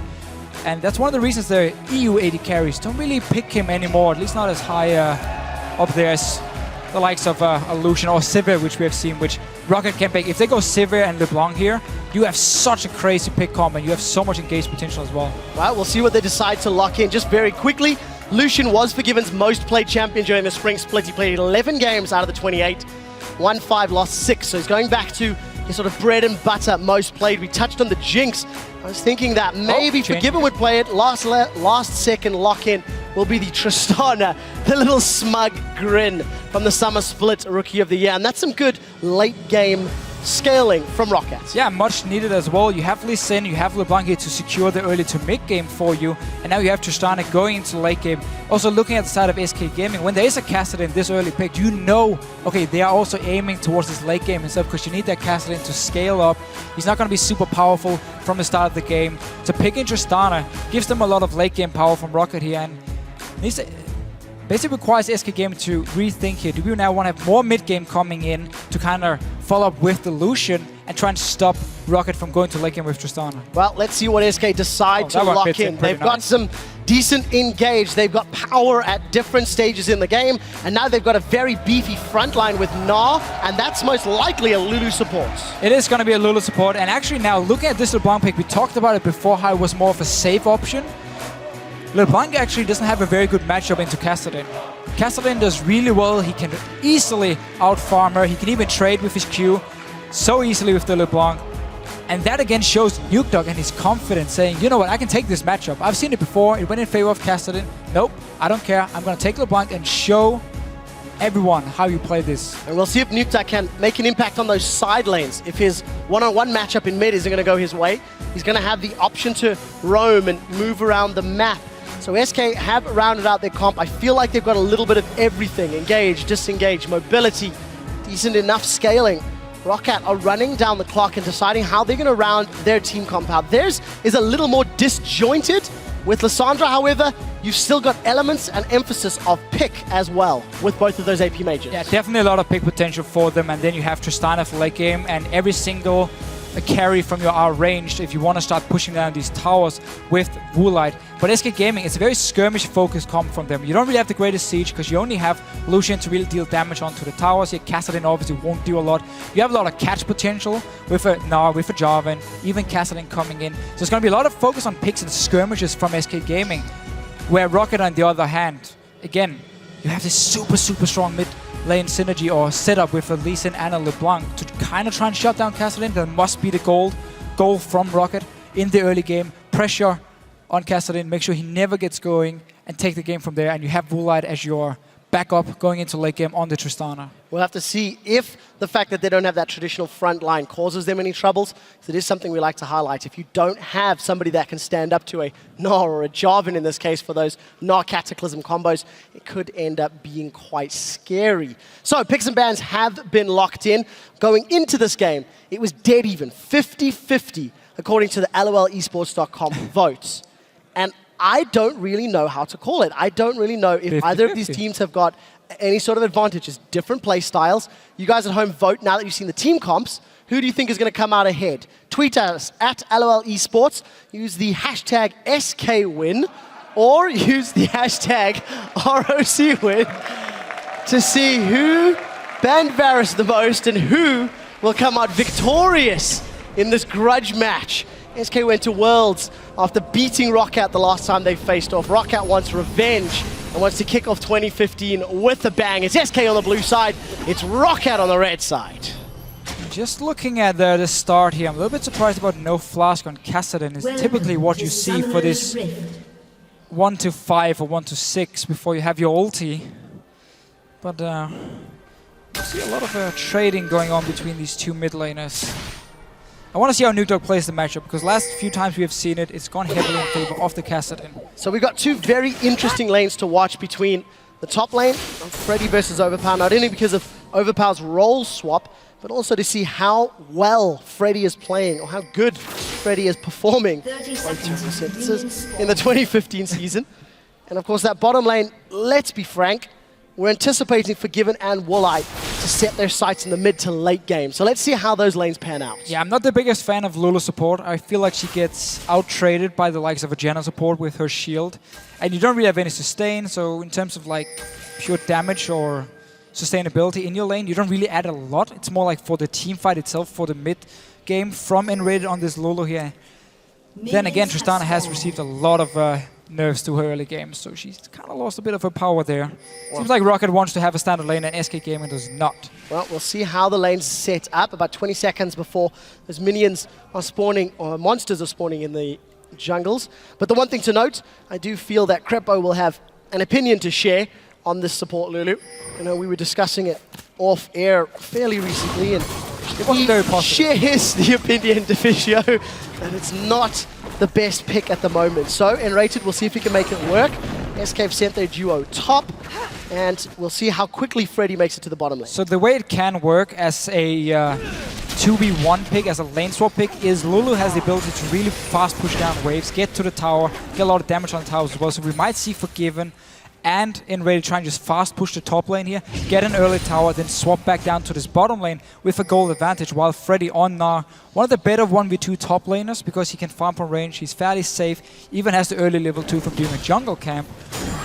Meaning, if you can defend that tower, you take the top tower and then you swap back and you actually won out on the lane swap. Well, a lot of emphasis going to be on that first tower, and we'll see if SK can make that play happen. It looks like Enrated is already backing off. We'll see how quickly he can get to either help out or cancel it. Doesn't look to be the fastest of pushes here. Forgiven looking to last hit, so maybe not the strategy at the moment. No, they're going to play it very standard here. You get level 2 on your support, you recall and you walk down to the bottom lane and you assist your top laner if he needs your help to farm. But for now, Enrated running towards the mid lane. He has picked up a few wards and you don't really need the wards on the bottom side. So I actually quite like if he goes in and places a pink ward around this mid lane here to try and set up a potential gank for Svenska. Well, advantage to Freddy.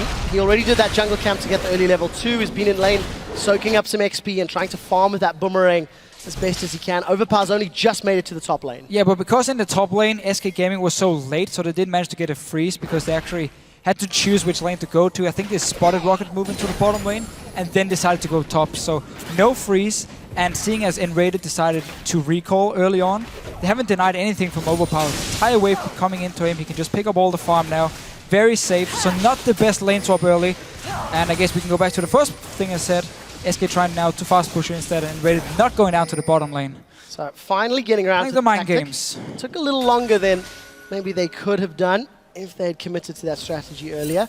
Regardless, we did see Nukeduck taking a lot of damage in the mid lane. He's been pushed back by Fox. He's burned through his potions and he's 12 CS down already. Changes to Cassidy a while ago have improved his laning phase, and Nukeduck's again in a little bit of a difficult situation. It's just such a strong pick against LeBlanc because you cannot poke through his shield. You don't have enough mana to do it, and at the same time, which means you can just never stop him from farming. But Overpower and Jankos around this mid lane here. Svenska staying around as well. Well, let's see the parts. Fox gets caught up. Svenskeren comes in with a good knocker. Fox still in trouble. Jankos is trying to get first blood. Will it secure? No! Fox survives with the potion. Now Svenskeren's in trouble. Rocket continuing to set sides. Jankos, can he do it? Decides against it. 2 near first bloods for Jankos, but nobody goes down. No, but the early pressure on the Kassadin pick here, as we talked about, could be one of the reasons for the LeBlanc pick. You have the chain onto Kassadin here, pre-level 6, try and lock him down. Jankos and Overpower could then join in, but a nice counter gank from Svenskeren saves everyone, and Overpower just going back to this top lane. So Overpower does use that teleport, got himself some biscuits, and will be defending against Forgiven and Enrated. Okay, so yeah. SK Gaming decides to fast push the lane. Don't want to try and deny anything. This is what we talked about in the very, very start. You can't do with Lulu in a lane swap. That's why they keep pushing it down. Don't care about Overpower picking up farms. They just want the tower and then swap back down to this bottom lane. And that's also why Freddy's playing so aggressive, trying to push Rocket away from their tower here, making sure it stays alive. We'll see if they can make that strategy work. I do want to once again comment on the fact that Nukeduck picked LeBlanc into Cassidy. That was a first pick Cassidy here for Fox, for SK Gaming's new mid laner. That's not something that you would say very often when Jesus was playing on the squad. He was seldom the sort of carry mid laner, often more utility based.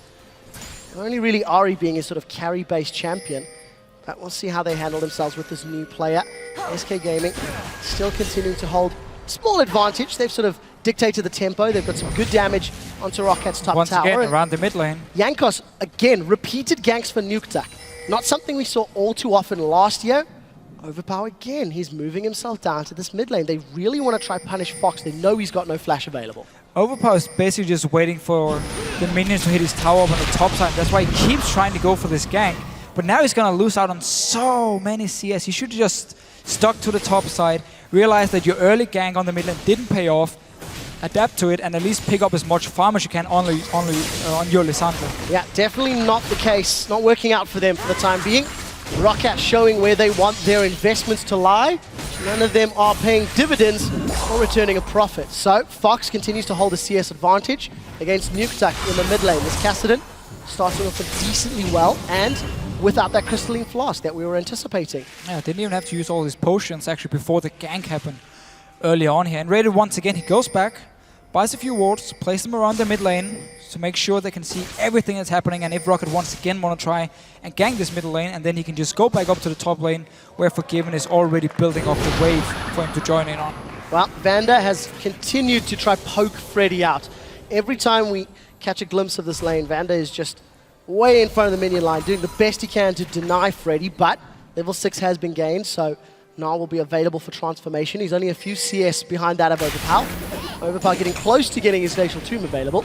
Still a few minions away. And Woolat actually decided now to skill up his E on Tristana. He didn't before because you don't want to skill it if you're sitting in a lane swap and you want to try and freeze the wave, because you obviously don't want the explosion on all these minions here. But he got it now after they realized how SK Gaming was playing the lane swap to actually start pushing it down. Probably get some damage on this tower once they've come back to base, because you cannot risk staying in base. Once Forgiven kills that tower and he recalls, you cannot risk staying in lane. Once Forgiven kills the tower, goes back, gets an item, and if you're sitting on Doran's Blade when he returns to lane, you're just gonna be forced out of it. So Woolat has to go back now. Smart choice, pick up a few items, then return to lane because he knows Forgiven is on its way. Well, let's see how Woolite plays the lane matchup now that his opponent will be potentially coming down. They got that Zeal, got that pickaxe. We see that Fox has got himself Catalyst, the Protector. Nukeduck, double Dorans. So gonna investment's going to be a little longer till he gets his item spikes. And again, a difference in jungle items between Svenskeren and Jankos. Yeah, but Woolite here, Seal is first item together with the pickaxe. Back when Static Shift was the normal second item on Tristana, now I say back, it's been like a day or two ago, but you would go for the Abyss Blade to get the extra gold income, and then you would get like a pickaxe of BF Sword, and you would kind of try and farm as fast as possible towards the 2 items. He's going to do the same here. He just doesn't get the extra gold, but he actually gets more combat stats from his Seal. It's a lot more gold efficient in the stats it provides you, so it will make him slightly stronger than having the Abyss Blade, and obviously he's now looking towards Phantom Dancer and Infinity Edge we would expect from his first 2 items, and you just want to get to them as fast as possible. Not really teamfight before you have them. Well, we'll see how much that Zeal is going to help, considering he's going to be up against a BF Sword, a pickaxe, not a whole lot, and a long sword from Forgiven. Woolite's getting some decent damage onto the tower. Opts to trade some damage on Freddy instead, but here comes Forgiven. He's moving to the bottom lane, and we'll see what support he can get. All Freddy needs to do is just buy time, make sure the tower stays alive, and you won out on the lane swap. That's a mistake. That was a mistake here. Jankos getting the blue buff. I think his red buff took it in the very end. Not exactly what Nukeduck needed in this mid lane. Definitely not, considering the pressure that he had. So tower is up. Freddy has done his job. The strategy that SK employed a few minutes ago has worked out, and now with the numbers advantage, we're maybe making a move. Vander, that's a great Howling Gale. Doesn't get knocked up, but he's slowed. Everybody dives. First blood secured by Svenskeren. Just way out of place and all too easy for SK. Yeah, nice knockup, but not really paying attention to how many players SK has on this bottom side. They knew Forgiven and Enrated would show up, and Freddy was still sitting there. So just sloppy play by Vander, walking in, dying. Dragon for SK Gaming, top tower for SK Gaming as well. This is looking very, very good for them. Yeah, very, very big misplay there from Roccat. We'll have to see if they can recover. They're 1,300 gold down. Lanes have gone in favor of SK. SK initiated the lane swap. They got the first tower. They saved their bottom tower. It's all been about SK. Nukeduck, the only reason I think it's fair to say that he's even this close in CS is because there's been 2 roams and ganks from his teammates to help counterbalance the damage and the pressure that Fox was applying. Yeah. But he is keeping himself relevant. He's got that Chalice, not really damage stats, but allows him to spam and farm and try to stay in lane even longer. Look at Jankos here, going towards the top lane. A massive wave has been built up, and they want to try and force Freddy away before he can get any of the farm. Luckily for him, he plays the ward, smart play, knowing there's a chance of the enemy jungler being here, trying to do actually just kill or dive me before I can pick up any CS. Well, Freddy continues to do well in this top lane matchup. You see once again SK setting their sights on the bottom half of the map. They're looking for Woolite. Woolite does have that flash. He does have the heal. Forgiven's got in. Woolite, Rocket jumps in. He flashes out. He gets taken out. Here comes Overpower. What can he do? There's so many members of SK. The Claw of Doom takes him way out of dodge. And SK Gaming secure a single kill and all of the pressure on the turret. Just smart plays all around. Great shot calling from SK Gaming. Freddy goes to the top lane and says, okay, there's a high chance Jankos is here. I'm going to place a ward, avoid dying. Okay, enemy jungle is top lane. Svenskeren instantly just walks to the bottom side. Kassadin follows. You dive Rocket's bottom lane, kill them, get a big lead for SK Gaming. I mean, this is just great shot calling and knowing exactly what Rocket is doing on the map and how to counter it. We'll have to see if they can keep it up.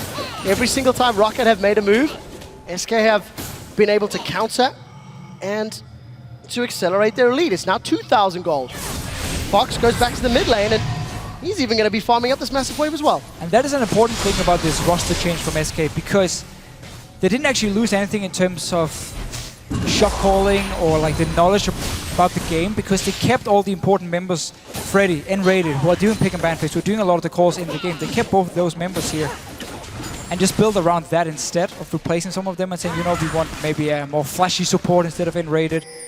Kept him, relying on him, and it's been paying off. Well, thus far, at least 12 minutes into the game, SK have come out swinging, and they've definitely stamped some control. Forgiven has already got a 20 CS advantage over Woolite. He's going to lose his tower in a moment, but he's got that BF sword, got those Berserker's Greaves, a lot of combat stats, and Woolite got that Avarice Blade, so it looks like he's still going for the Shiv, not the Phantom Dancer. So he will actually go Shiv. Just a little bit weird he didn't go for Avarice Blade on the first back, just for the extra gold. Obviously, Zeal again is a better item, but still. Static Shift will give him some decent wave clear, and Rocket will be needing it this game. Because he's going to have to sit back and just try and power farm on the tower and avoid SK Gaming taking down as many towers as they can while they're going to be stronger. Because Lucian is going to hit a massive power spike once his Infinity Edge is completed, and Willard won't be able to duel him. Well, start of the game, we showed you the LOLesports.com vote, 50-50. Twitter is still completely undecided, based off picks and bans, just marginally in favor of SK. But I think seeing how controlled really this early game has been, there's going to be a few more believers. Hexdrinker picked up for Freddy's not. Still that Catalyst in Fox's back pocket. I think he should be getting close to that Rod of Ages, if not immediately. And of course, Nukeduck going to be getting towards that Athene's and Holy Grail. One thing to highlight is just how good Freddy is on split push champions. This time round though, it does look like he's caught up. Overpower's been stunned. Now Freddy's going to do a double stun. He locks up Overpower and Jankos. He crunches over the wall. Manages to throw the boulder at Jankos. Jankos looking. Nice the kick flash. kicks him to safety. Freddy doing work here in the spring split. Svenskeren comes back in. There's the Claw of Doom. Svenskeren goes down in the background, but Freddy gets himself 2 for 1. And SK with a good play in the top lane. Such a nice play, just knowing exactly how much damage he can take, buying time for Svenskeren, who was running from his own blue buff up there to help him. 2 kills again. Rocket did try to catch out Freddy. Didn't work. Yeah, you can't catch Freddy. Just really, really good plays. Manages to not we learned only... that during Worlds. Yeah, not really exactly. gank Freddy or ban him. No, you can't. And again, I keep talking about his Nidalee play, mostly because of just how dominant his presence was on the map. When he was playing Nidalee in the summer split, everybody had to pay attention. Everybody had to figure out how to deal with it. And right now, SK, they group up and they've got pressure on the mid-outer turrets. It's a great play here. Looking at the members from Rocket, LeBlanc can really wave clear when you're standing at her tower because he has to jump into your face, and Woolard is going to be the main wave clear together with Overpower. They were gone from the mid lane, so a quick little rotation from SK to get some damage on this tower here. Dragon spawning in 50 seconds. Go back now, buy some wards. If you are close to finishing a core item, do it now. Come back, set up your ward control, and be ready to fight. Second time round, Nukeduck manages to secure his blue buff. No accidental kill secures there by Jankos. The CS advantage continues to grow for Forgiven. He's got nearly 30 CS in the lead. Warlight has got that static shiv completed, and a little bit of trading back and forth between Fox and Nukeduck. With Nukeduck's Athenes, he's got a tad more ability to trade and put damage down, but we're not expecting kill pressure really unless someone gets outplayed severely. No, but a bit the same here for SK Gaming in terms of wave clear. They have to rely on Forgiven being in this mid lane, so Rocket decided to try and do the same, push it down, but realized there were too many people around. And instead focused on this Dragon. Teleport is ready for both of the top laners. Mega now was just popped over by Freddy. There's something I do want to highlight. You're discussing the support Lulu and how impactful it's going to be in the mid game. You can see there's Ionian Boots of Lucidity picked up for him rated. No mana regen, no anything else. He wants the CDR, wants the movement speed. Overpower looking to chase Freddy, knowing Mega Nar's not available. He's got the support of Jankos this time round, and there's no flash. Freddy unable to stun anybody. Easily gets picked off, and that may be the cost of a Dragon. SK get number 2, no one from Rocket around to steal. Actually a good play by Freddy at the end of the day. Well, it's just Rocket saying we can't really fight for the Dragon anyway. We just want our Tristana to sit and farm, get to the late game. We want obviously Nukeduck to try and catch up a little bit. He's done a very good job getting back in this lane on the bank, so now he can start setting up some plays. But this is Rocket saying, let's take a kill in the top lane because we won't be able to contest the Dragon anyway. Well, we'll see how they make it work. A lot of members of SK hanging around, waiting in the wings. We'll see if they can take flight. That was a little uninspiring. Fox forced a flash after moving himself in, and truly I think that was a bit opportunistic. That was a flash distortion LeBlanc that could have got away. Regardless, Fox no summon a spell for the next engage, and Rocket now going to put some auto attacks down on this middle lane. You do see Svenskeren helping to wave clear thanks to that smite, but a good amount of damage by Rocket to reply. I can always get a few hits on the tower. There's no instant wave clear from SK Gaming, and as you just mentioned, Jarvan can provide quite some. Has his sword and obviously the smite area damage from his Trailblazer, which actually has been the go-to item for Jarvans today. No chilling smite any longer, but it's also because SK Gaming were going for the lane swap. So Svenskeren knew he wasn't going to be too active in terms of ganking early on, so he goes for the farm-heavy item and just sits and power farms in the jungle, only goes to counter gank if needed, and let the rest of his team do all the work in the lane swap. And of course, changes to that Chilling Smite. Movement steal instead of the very, very powerful slow. You do have to say that Svenskjæren's jungle decisions and counter-ganking have been significantly better than Jankos this game, despite the fact that we were very heavily praising Jankos coming in, at least from an LCS perspective. But truthfully, Svenskjæren deserves similar levels of praise because he was just as good at many times last year. But look at Woolite, forced away from the Infinity Edge damage that Forgiven's putting down. And I quite like that Forgiven is actually getting lifesteal as his second item here. He probably won't complete it before. Oh, let's see, Freddy. Oh, Freddy gets caught up. Gets held in place. Nas, Overpower against the wall. Overpower doesn't manage to get the Claw of Doom out, but a crunch from Freddy gets him to put some space, and that's again 2v1 that Freddy manages to come out ahead. Oh, it's not over yet. Nukeduck trying to get some damage down, forced to back away. So again, what Forgiven is doing here by getting a lifesteal item after the Infinity Edge is because he's going to be sitting in the mid lane, pushing it in, and trying to poke down his tower. So you want to have some lifesteal because you will take a few hits back in your face when you're trying to do some damage. You want constantly to lifesteal it back, stay in the mid lane, keep the pressure up. So I actually quite like it. Should be going into an attack speed item though before he completes a BT. Well, we'll see if he decides to stick with that plan. Fox was pushing down the bottom tower. The rest of SK pushing up the middle tower. Freddy's return top. That's a lot of damage from Nukeduck onto Forgiven. It should be enough to defend the tower, but Roccat really just playing with scraps at the moment. They're 2,000 gold down. Woolite still only sitting on 2 parts of the Infinity Edge and no BF sword. It's going to be a while before he has that sort of similar level of gold, and there's the hint towards an attack speed item. It's an Avarice Blade first for Forgiven. So again, pretty big hit. Not seeing the Phantom Dancer yet. Oh, will be Static Shift again. A lot of these AD carries, they want to go for this a little bit cheaper attack speed item, give a bit more power in the mid game through like the upfront burst you get from a Static Shift, compared to Phantom Dancer, which give you more overall single target damage. But they're all building for this mid game instead. That's why the teams are being so aggressive as well and making or trying to make some plays. Rocket with a very nice push on the mid lane just before though. And now SK is back, doing exactly the same again. Well, let's see if SK can secure this tower. They've got the numbers advantage as Roccat are still a little split up in the jungle. Tower's got the shield there from Janna. We can see Overpower waiting in the wings. He wants to come in. Not enough going to be able to, and Roccat loses the tower. Again, you can't. When there are 5 members standing here, Lissandra, a bit like Ribang, has fairly short range on her wave play, so you have to play very safe.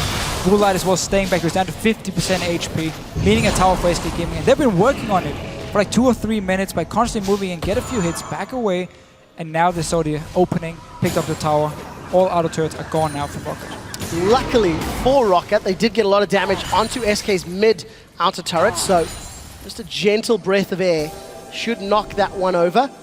The minute and a half before the next dragon, Roccat need to get themselves either some vision, or as you know, we heard Unlimited saying, because it doesn't give gold, you don't need to contest the dragons as long as you don't give up 5. That's the trick. But if you can take towers, if you can keep relevant in gold, that's really what matters. Roccat, they're dancing a very, very fine line with that theory. Yeah, and seeing as SK can just keep Freddy one-on-one-ing Overpower, and they can even have the castle against the LeBlanc as well. They don't really have to give up a tower for Dragon because they should be able to control the side lanes at the same time with teleport. Nukeduck jumping in, picking up the tower himself. Style points. Manages to get that auto Still attack. though, Dragon 55 seconds here. Yes, you can give up a few dragons early on because they don't give that gold, but it's a ticking time bomb. Once you get towards like the 4th dragon, the 5th dragon of course is the deciding one. At some point you have to just go for a fight, and if you're too far behind and the enemy team has all these buff from the dragons, you will end up losing it anyway. Well, we'll see what Roccat decide to do. 30 seconds before the next one spawns. Overpower's got himself a Morella Nomicon. He's got that arm guard. And we see Nukeduck working his way to a similar sort of position. Actually grabbed himself a Soul Stealer. He needs the power. Maybe that's a signal they want to fight at this next buff. That is a risky buy for Nukeduck. He wants it to pay off. He wants the power now. Yeah, it is still gold efficient when you buy it after the changes because you start on 5 stacks. But once you die, you lose half of them, so it's a bit of a risky buy, but it really shows how Rocket know at the moment. They're going to have to try and take some fights. Infinity Edge is completed on Woolite, so they're going to be fairly strong for this dragon here. No Hourglass, though, from Overpower. Well, Infinity Edge plus Shiv for Woolite, as you highlighted, Forgiven. I mean, if they win this fight, they're back in the game. They might even be in the lead just because Nukeduck has that Soul Stealer. But if they lose it, is looking very bad. That's a very, very big if. Nuktak gets some good damage onto Fox, roots him in place. But you see Jankos going to the aid of Nuktak's LeBlanc. Overpower and Freddy doing a dance in the middle lane. 4 members of SK. They're going to start off the Dragon. Fox is alone in the pit before the rest of the team decides to move in there. Let's see how this plays out. Roccat trying to set in. Nuktak is going to try to dissuade Enrater, but they're too late. They're too slow. Dragon number 3 secured by SK, and truthfully, that was all just awkward. Roccat flirted with going in, but decided against it. I couldn't really find an opening. There was a lot of wards around spotting them as well, so SK could see Overpower if he wanted to try and flank around. Same for Nukedog to jump in, so didn't really find an opening. SK just actually grouped up in the Dragon pit, said, okay, come at us. We're going to take the fight if you want to. And very important also, Svenskeren going towards the Locket here against a double AP, even a static shift from Tristana, and some of the magic damage he does deal, really means the Locket is going to be so powerful. And truthfully, if you're sitting on the side of Roccat, you don't want to be picking a fight in a narrow river corridor against a Cataclysm, a Wild Growth, and a Gnar, Mega Gnar. The amount of chain CC and hard stuns and lockups that can come down is just very, very high. So Roccat, they're close enough on gold. They're keeping this sort of 2,000 to 3,000 gold difference really as close as you can get. Freddy continues to defend his top lane tower. SK got 3. Let's see if Overpower can... This is the ice shot. But pretend we didn't see that one. But of course, Roccat really just...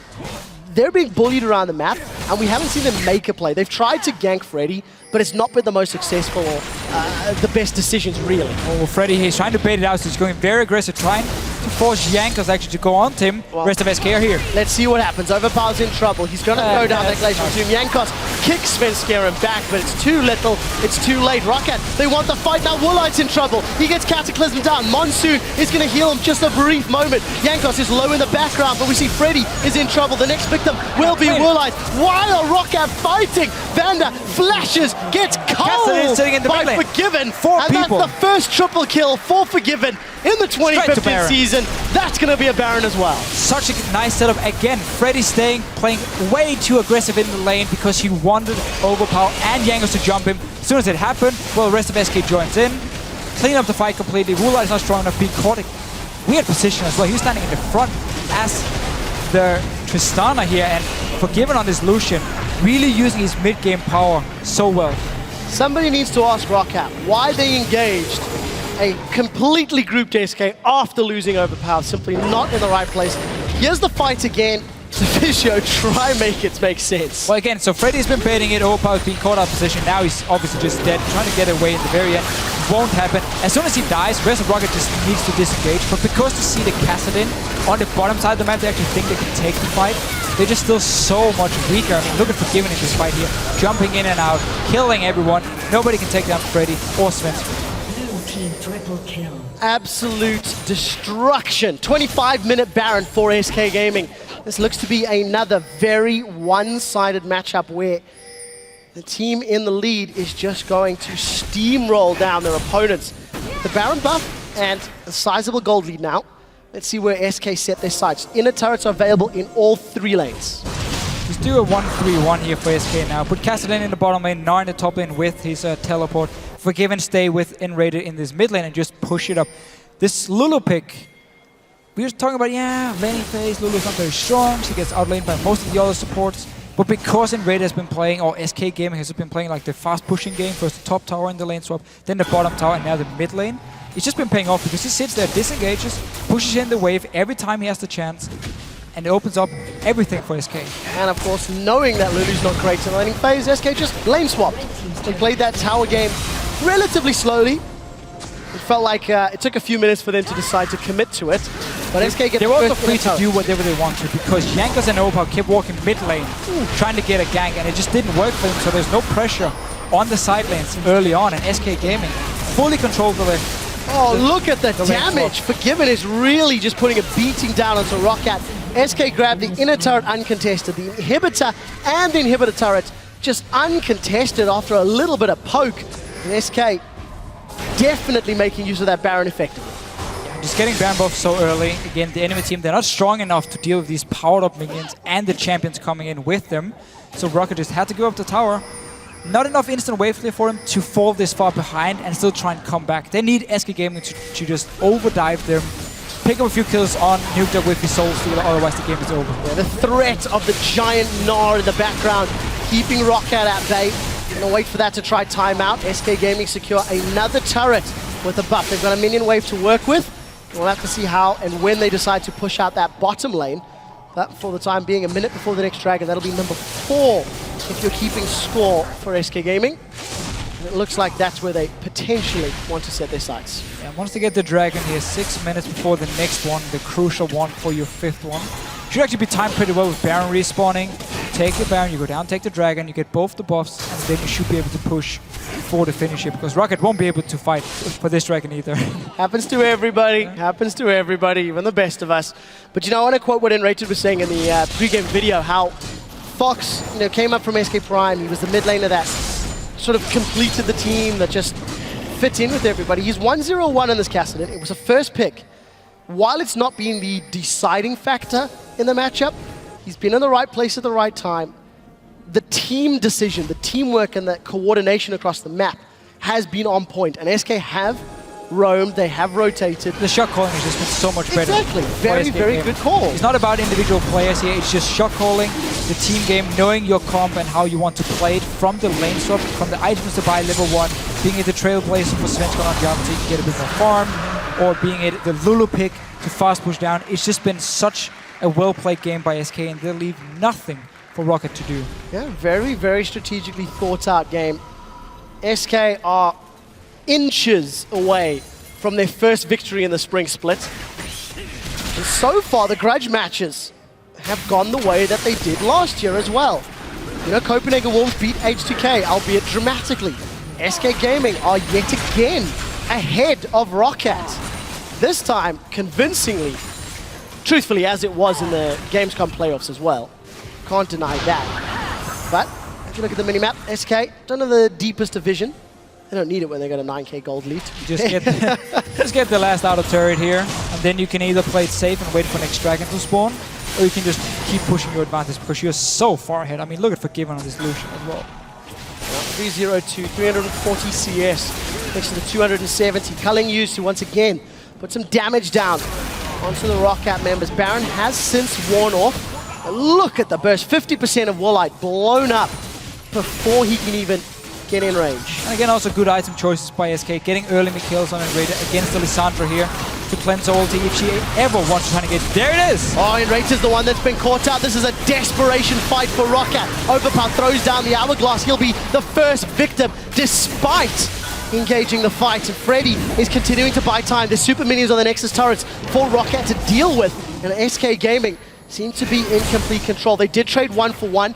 Let's see how much work Woolite can do. The super minions continue to pressure. Look at the minimap. Turrets have dealt with him thus far, but SK, they look to be re-engaging on this inner turret. He's staying around here. Forgiven is still very healthy, and it's all about Woolite trying to wave clear.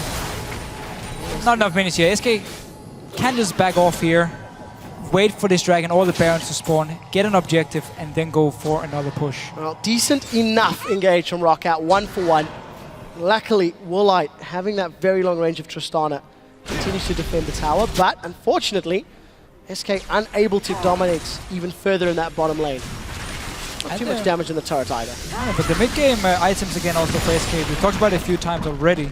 It's paying off for them because they keep playing so aggressive. They keep forcing the pushes or the fights at the static shift instead of Phantom Dancer for Forgiven on Lucian. Sunfire Cape instead of Randuin's Omen from Freddy here. It's cheaper items, not as strong, but you get them before earlier. You can get a third or fourth item completed way before Roccat can follow, and thereby get the lead. No, we definitely got that being the case. Morelli Nomicon and Hourglass for Overpal. We have that Locket sitting on the side of Jankos. The Soul Stealer, 1.5 stacks as far as Nukeduck is concerned. Finally got himself that needlessly large rod, but truthfully, he's nowhere near the damage that he needs or wants. It does look like they've caught Vander. Vander's going to be the first victim, just way out of place, way out of dodge. He's losing that member. Roccat now most likely going to be unable to defend a potential Baron. What will SK do? Are they focusing Inhibitor? That seems to be the case. Straightforward. Take Inhibitor, go back to Baron, pick it up, go down, take your Dragon, and go for the finish. Sounds like a nursery rhyme. Is it that simple? Well, not really. It's taken half an hour of setup Look at the burst. Inhibitor secured. Back away for Baron. I want to see Overpower just go for home guards here and just try some crazy flank around engage whenever SK actually pushes up to the base. Trying like instant kill Forgiven or instant kill maybe, I don't know, the Kassadin, the Lulu, whatever. Just try and get an early kill from the flank around because you have to try and do something. You can't just sit back. SK will just destroy your base. Well, Rocket's engaged previously in the bottom lane. Did seem to work out. It was 1-for-1. He did manage to defend the turret. SK is shredding through this Baron. It's down below half health, denying the vision. Keep in mind, everybody for Rocket is alive. Let's see how this plays out. Mega Gnar. Crunch comes down. Freddy is knocked away. Thanks to the Dragon's Rage kick, but Rocket are in full retreat. SK have set their sights on a fight. We'll see if Rocket can get away all right. Does seem to be the case. SK continue to be grouped up. 1:40 for Dragon. Baron is live. SK have the pick and choose of what they want.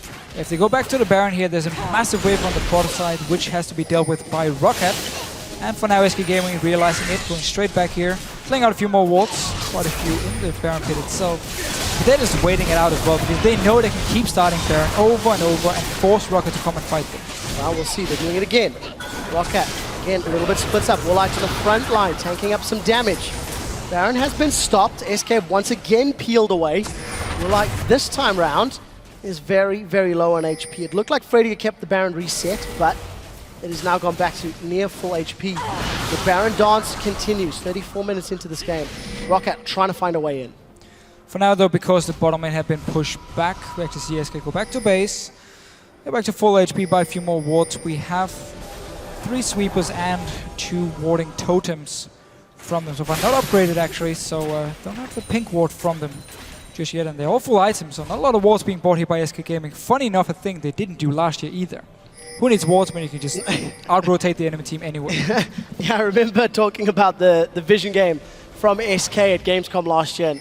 And Rated pulled me aside and tried to defend his position, but truthfully, they don't ward enough. As a team, SK tend to have very good decisions. They tend to understand what's happening, but they seldom have the greatest vision control. Let's see, Nukeduck manages to get the Ethereal Chain locked down onto Fox, allows him to escape, but a little bit more passive, a little bit more tentative play from SK. Well, this is what we talked about, how you can play it a bit safe once you sit on 4 dragons, knowing you can just wait for the last one to spawn, pick it up, and force the enemy team to take the fight. Rocket is moving down.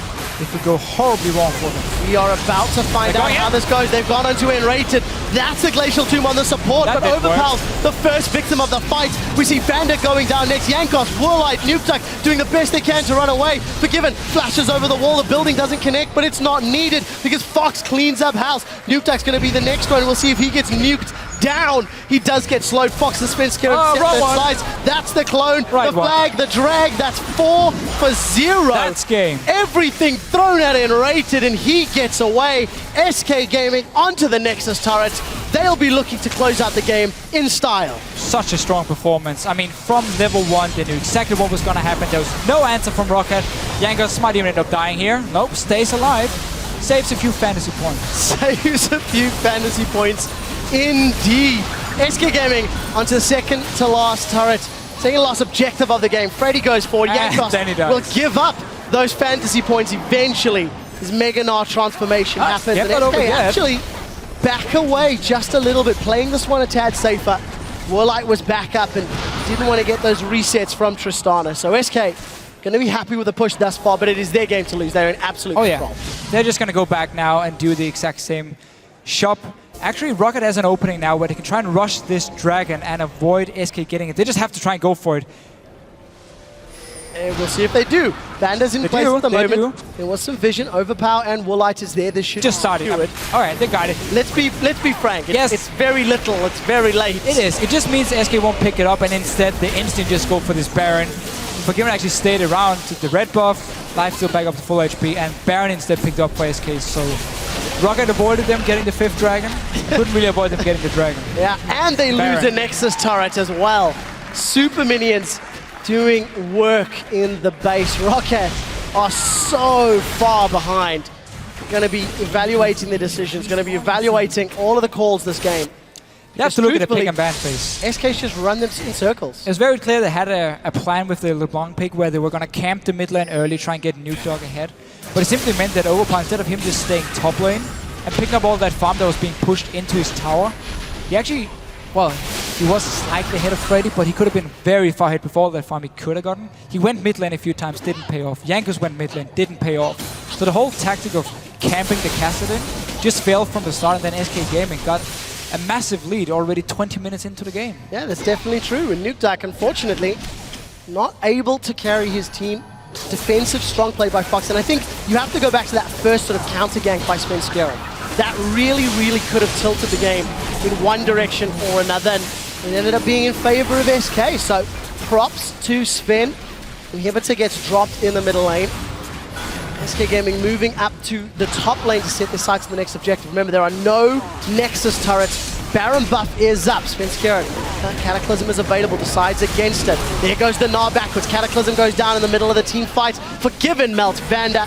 Inhibitor goes down. Roccat are in retreat. That's a good slow from Fox. It's not going to matter. SK Gaming pick up the first win of 2015 by defeating Roccat convincingly in a well-controlled, well-coordinated match. Yeah, never really any question here of who was in the lead in this game from the get-go. SK Gaming looking so strong, and a very good start for their new players as well, and kind of looking at your roster and saying, we know we have some good players, we know we can become a top team. Getting such a good start against Roccat, where a lot of people expect to be up there as well. Perfect. Stern looks from Woolite. Definitely not a happy camper. We were expecting more from Roccat, to be fair. We were anticipating a higher level, but SK had a game plan, they executed it.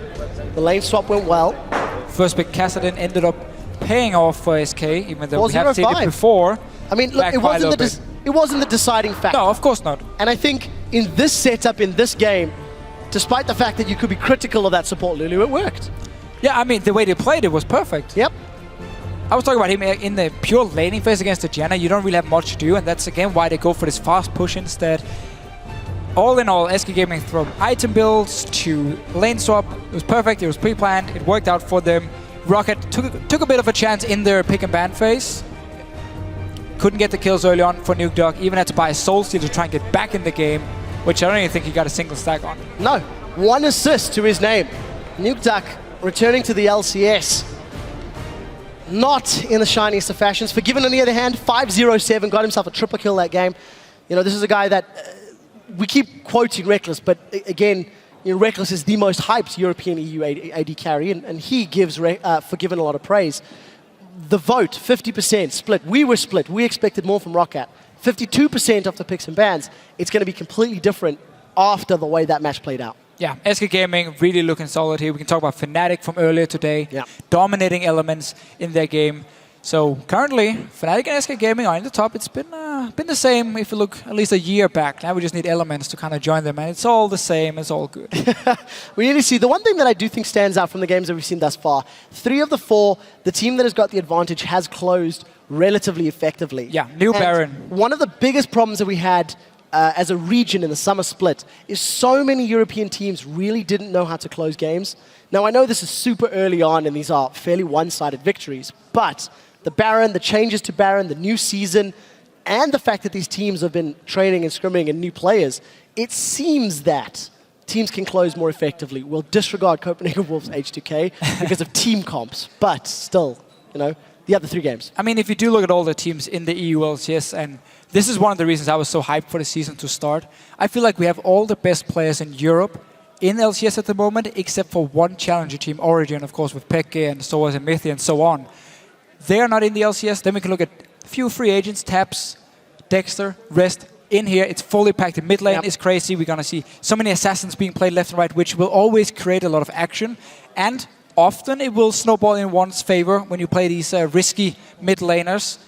And also the Baron early on. Because it's weaker, because you can take it if you get the lead at 25 minutes, that helps you so much pushing the advantage. And something else that I do think we need to call out. Europe has never really had the best top laners. You know, we've had standout players here and there, but it's not really our thing. This time round, I feel like there's new blood, there's new contenders, you know. Oda Wamne is bringing some fun. Visit Chachi's going to, you know, bring some excitement. You've still got the stalwarts, Wicked's up there, Freddy's up there, but we could be looking to some more fun and battles and changes in the top lane, which is something that we've traditionally been a little behind some of the other regions when you look at the big picture. Yeah, the top lane picks, especially today, has been a little bit more exciting. Maokai, of course, not available. He's been disabled. One of the... I wouldn't even call him a boring top laner, but he doesn't have the same as like a Nara coming in there. Even a Lissandra, that creates some action. So I like the top lane meta as it is at the moment because it is hard engaged. It is focused on being in the front line and starting fights. And it makes them a very exciting games and also makes you see a big difference in top laners. If you have a weak top laner, you will get punished so hard in the current patch. Yeah, we'll have to see how that trend does continue because as you say, it was a lot of tanks, it was a lot of just sort of front line bruisers. But the successful players are having to diversify, are having to play both bruisers and AP champions, which is a great change. And then some returning old faces, like you said, all the players. So SK Gaming, they do pick themselves up a win. I'm double-checking the schedule for tomorrow. They will be opening the day against Meet Your Makers. Meet Your Makers who had a tough loss. And again, SK, Enrated said it, they want to be top 3. They want to go to Worlds again. Freddie also said it was a disappointing Worlds for them last year for obvious reasons, and I think we'll need to see how they handle themselves throughout the rest of the splits. If they keep playing like this, again, shot calling, pick and ban phase, everything worked, then they definitely will be one of the top teams. Yep, we'll have to find out. For now, let's turn our attention to the analyst desk, where one of the new members of SK is joining us to talk about that game.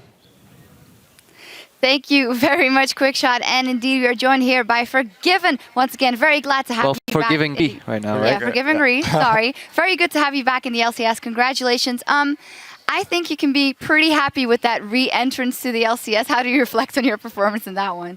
Well, I think that my team played really good, and that was just like a part of it, and maybe even a minor part of it. Like we lane swapped, and we tried to give advantages to our solo lanes, and like we wanted to sacrifice ourselves. It's like team spirit in the end.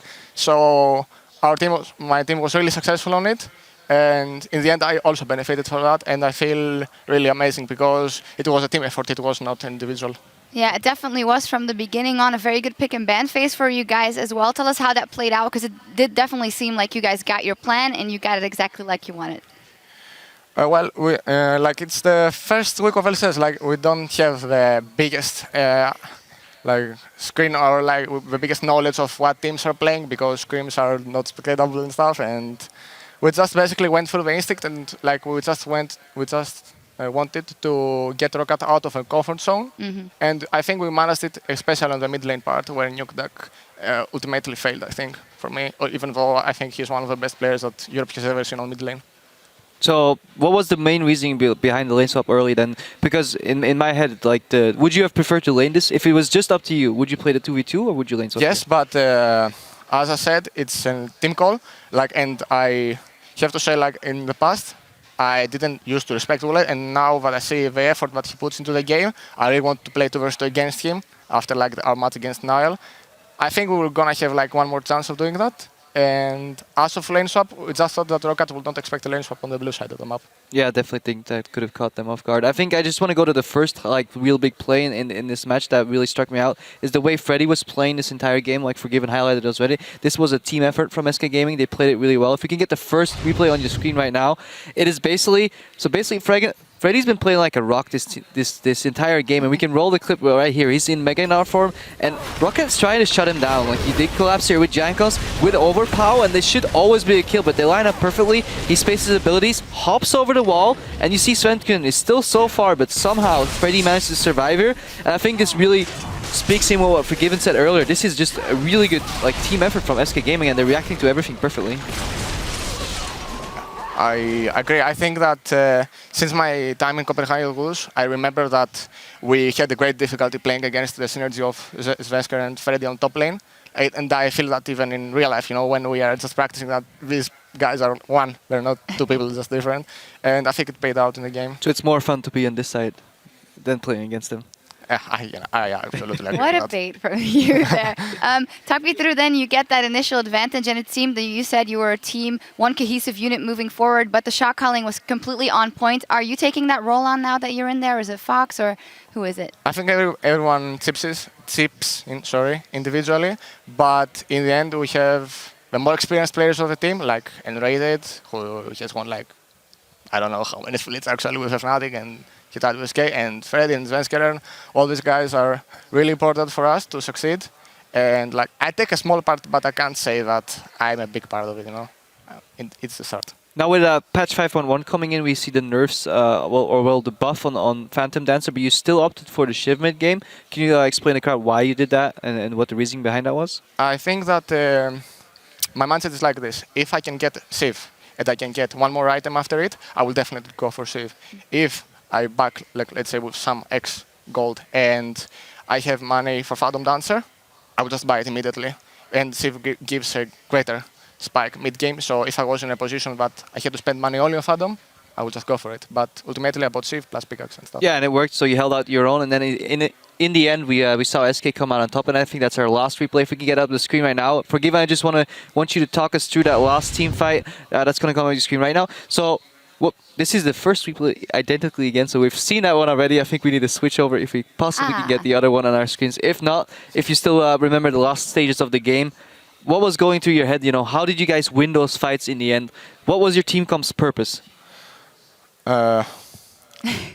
Going all in. Yeah, I mean, we prioritized objectives, and Rocket gave us space to work with, and what was really important for us, we expected it to be a bit more difficult, but ultimately they were behind from the lanes, and the gold advantages, and like on how we played the fights, like they had Tristana, a champion that scales to late game, and they had like 2,000 or something difference in the AD carry role, and same for mid. So we just snowboard our advantage. Like even if someone dies, the others will benefit from it because we have to overcommit. Yeah, read the game perfectly. Good job. One final question for you specifically. It was a long time coming. A lot of other AD carries have been singing your praises. Do you feel that you have stepped into this season of the LCS with a different outlook, a different view on things than the first time around? I think LCS is like a high-level competition, so it's all about adapting. Like it doesn't matter what the meta has right now. If I think or someone thinks that it can be successful, like let's say someone goes out and picks Varus tomorrow, which I wanted to be buffed actually, if Riot can hear me. Duly noted. Rito, please. Yeah, I mean, the AD carries and all the professional players have just to adapt to it, and every single champion on AD carry is really fun to play, so I don't see like the bad thing behind changing champions. Yeah, that's what I heard. A lot of options for the AD carries and a lot of good AD carries in Europe, so very interesting. Congratulations for Given. Thank you. And, well, hopefully we'll be seeing a lot of those flashy plays coming out of you. Coming up next, we have a clash between Gambit Gaming and the Unicorns of Love. According to LoLesports.com, you think the newcomers, the Unicorns of Love, will take this one. So stick around and see if you're right when we return. Guys, it is time for a bout between two returning LCS teams. It is SK Gaming and Roccat. This is the grudge match. He locks up Overpower Jankos. He crunches over the wall, manages to throw the boulder at Jankos. Jankos looking, the kick, kicks him to safety. Freddy doing work. They want the fight now. Woolite's in trouble. He gets Cataclysm down. Monsoon is going to heal him just a brief moment. Jankos is low in the background, but we see Freddy is in trouble. The next victim will be Woolite. We are about to find out how this goes. They've gone onto Enrated. That's a Glacial Tomb on the support, but Overpower's the first victim of the fight. We see Vander going down next. Jankos, Woolite, Nukeduck doing the best they can to run away.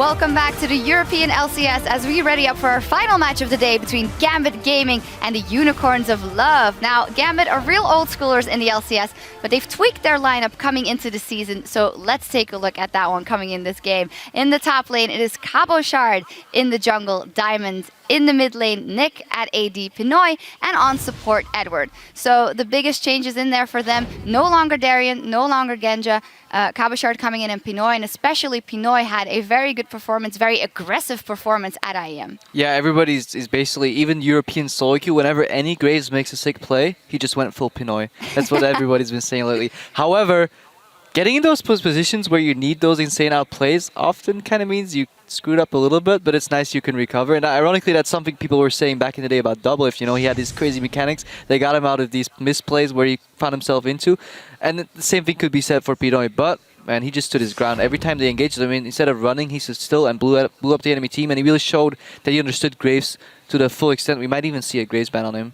Yeah, he actually tied Diamond for the most kills and the least deaths there at IEM. And we did also see Diamond, like, back to his old tricks, pulling out that pocket Sejuani pick. Also nice to see that he seems to feel at ease in that lineup again. Yeah, with Riot implementing the new smite changes, jungle changes, and always going on about strategic diversity, we can definitely see Diamond really liking that. That's one for you. Playing a lot of different jungle champions. I heard he's even playing jungle Nidalee. So who knows what crazy jungle pick he'll bring to us today. Yeah, absolutely. And on the screen now we see Nick. Nick has absolutely come into his own from being in the shadow of Alex each way in the beginning. He is his own man. He has broadened out his champion pool at IEM, going from last season in the LCS, he was playing champions like Ziggs, like Lulu, falling back on that. At IEM, he played 5 champions in Ziggs games. In 6 games, LeBlanc, Zed, Cassidy, and Jace, and Syndra twice. Very important. A lot of hopeful signs, in short, for Gambit Gaming. Still, strategically, still a couple of lacks. Yeah, I think all of the members are steadily improving. Even Cabochard has been doing well. But while we see like the Gambit of old, you know, really aggressive style, they don't really care too much about their opponents. They'll just go in and kill them. We still see the old problems Gambit's always had, and that is their vision control. When they're ahead, they could light up the map a little more. They could play around a little better. They still find themselves in these weird positions where they need Gambit-esque outplays to get out of. I would really like to see them learn from like other regions how to snowball these advantage in traditional meta style and mix that with their like Gambit see hero kill hero type of style. But definitely props to them for improving. Like they looked shaky last year. If you asked me, like we were basically counting out Gambit, but I really like how Cabochard has grown, how Nick has grown, how the synergy between Edward and Pinoy seems to be going well. So they're definitely on the rise. Yeah, it's all going to be about setting realistic expectations for that refreshed lineup, because we can't keep going back to like the old Moscow 5 and Gambit had those fantastic results. You got to start fresh and see how far they can go. Their first test here is versus the Unicorns of Love, and let's start off by taking a look at that Unicorns of Love lineup. In the top lane, it's Vizicsacsi. In the jungle, Kikis. In the mid lane, Power of Evil at ADC, Vardax, and on support, Hylissang. Now, they qualified in the promotion tournament by beating Millennium, and since then, and the crowd knows it as well, a huge amount of hype behind them. A lot of them comes from IEM San Jose. Fantastic performance there, beating TSM that we'll never forget. Yeah, everybody keeps talking about that, but just I like their lineup. I like what they brought to the table there. They weren't afraid of trying something new. Even when it works or whether it fails, I really like that. They kind of got out of class by C9 later, but they definitely show that they're bringing a lot to the table. And it's really cool to see new teams in the LCS not be afraid of changing things up. I'm a little worried what's going to happen like after a couple of weeks, if the LCS teams are going to figure them out, so to say, or whether they can keep innovating or keep playing to a higher level. But especially Power of Evil, from basically watching him and playing with and against him in solo queue, he's a really good mid laner, and it's just a joy to watch. Yeah, absolutely. That Power of Evil, a shining light in that lineup, although the solo laners, both Vizicsacsi and him, are very good. How do you think they're going to come into the LCS here, knowing that Power of Evil is now going to have to week of week perform against some of the best mid laners in the world? Well, if he ever falters, he still has the rest of his team to back up him. They have a solid roster there. Vizicsacsi has been playing well. I'm a little not worried, but curious to see how their bot lane will relate, because Europe has shown to have a couple of great bot lanes in there already. And Hylissang is a fantastic Thresh player. His hooks are really on point, but he's not shown that he can master other champions as well. He might draw a ban with it and might free up the pick and ban phase a little bit more for Unicorns of Love, but I want to see how their bot lane performs when they get targeted or even camped a little bit. All right. In this matchup specifically, I kind of feel like they are worth each other. They are both aggressive teams. They sometimes play those oddball picks and daring to go all in. How do you think that will play out? Will they be super explosive from the start? I certainly hope so. No, I just have a couple of picks in mind that are going to be contested. Because I've seen I was going to say Tristan, but Power of Evil play a lot of... Tristan Schrage, such a nice German name, in his hometown, home country here. So Cassiopeia is a pick I've seen contested. Cabochard even plays it top as well. He plays it mid for Power of Evil. Saw it today working. Yeah, at the same time, Thresh. Both Edward and Hildesang really like their Thresh, and they don't seem too much like Janna players, although they can pick it, but they'll always go for the Thresh. So I can see a Thresh contest here in this matchup, and I just want to see it because both players play it well, and both players know the matchup, so I want to see what they bring up against it. Yeah, it's going to be a super exciting matchup. It's time to get into the action. So as we send it over to Quickshot and the Fish Show, we'll hear how Gambit Gaming reinvented themselves coming into the 2015 season and are setting their sights at the top of the league.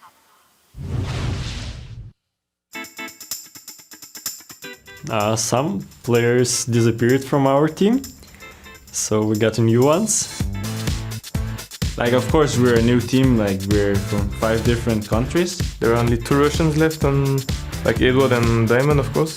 We don't really come up looking at people's nationality when we try people up. We just come and see if they are good players. First of all, I played with them in London. It was a while ago already. After I was a free agent and Gambit picked me up. For me, Chris is a great player, and when I feel that he knows the champion he plays, I know that he can make everything on this champion. Like, just kill the best AD carries 1v1, just 1v2, 1v3, or maybe 2v5. I like to do flashy plays from the AD carry position, so that's a bit different from what Genji used to do. When you are in team, you are already part of Gambit. There is no like, oh, you are new or something like that. Everyone is part of the team. I had hard times leaving Genji and Darren. I still miss them. That was kinda hard to play without them. I really respected them both, and it was a joy playing with them. But sometimes you just need to move on and do your job. Like, this M5 team was really high. Like, it's hard to like reach to that level, but we're just trying our best to like make our own of the new Gambit. If the experienced players help the new players a lot, we can really grow as a team and just be a top team in Europe as Gambit used to be. We have different people with different playstyles in general, and like we train much harder, we try hard much more. I'm just super excited to play with my team every week and just show the fans that we're a good team and just love it. I don't care about our opening teams, I just want to play with my team, that's all. All right, we'll have to see how well Gambit perform. They need to overcome all of the rigors of travel because they are one of the only teams that do not have a dedicated gaming house base for everybody. Very true, very true. I know Pinoy, Cabochard and Nick has now moved to Berlin. They live in an apartment together, and obviously Edward and Diamond will join in whenever they can, but there's still the travel time going on. It's going to be interesting to see how they can handle themselves. That's already a step better than the old Gambit lineup. Of course, this squad won IEM Cologne, and I think there's a lot of expectation on their shoulders. Oh, for sure. Much like there's a lot of expectation on the Unicorns of Love.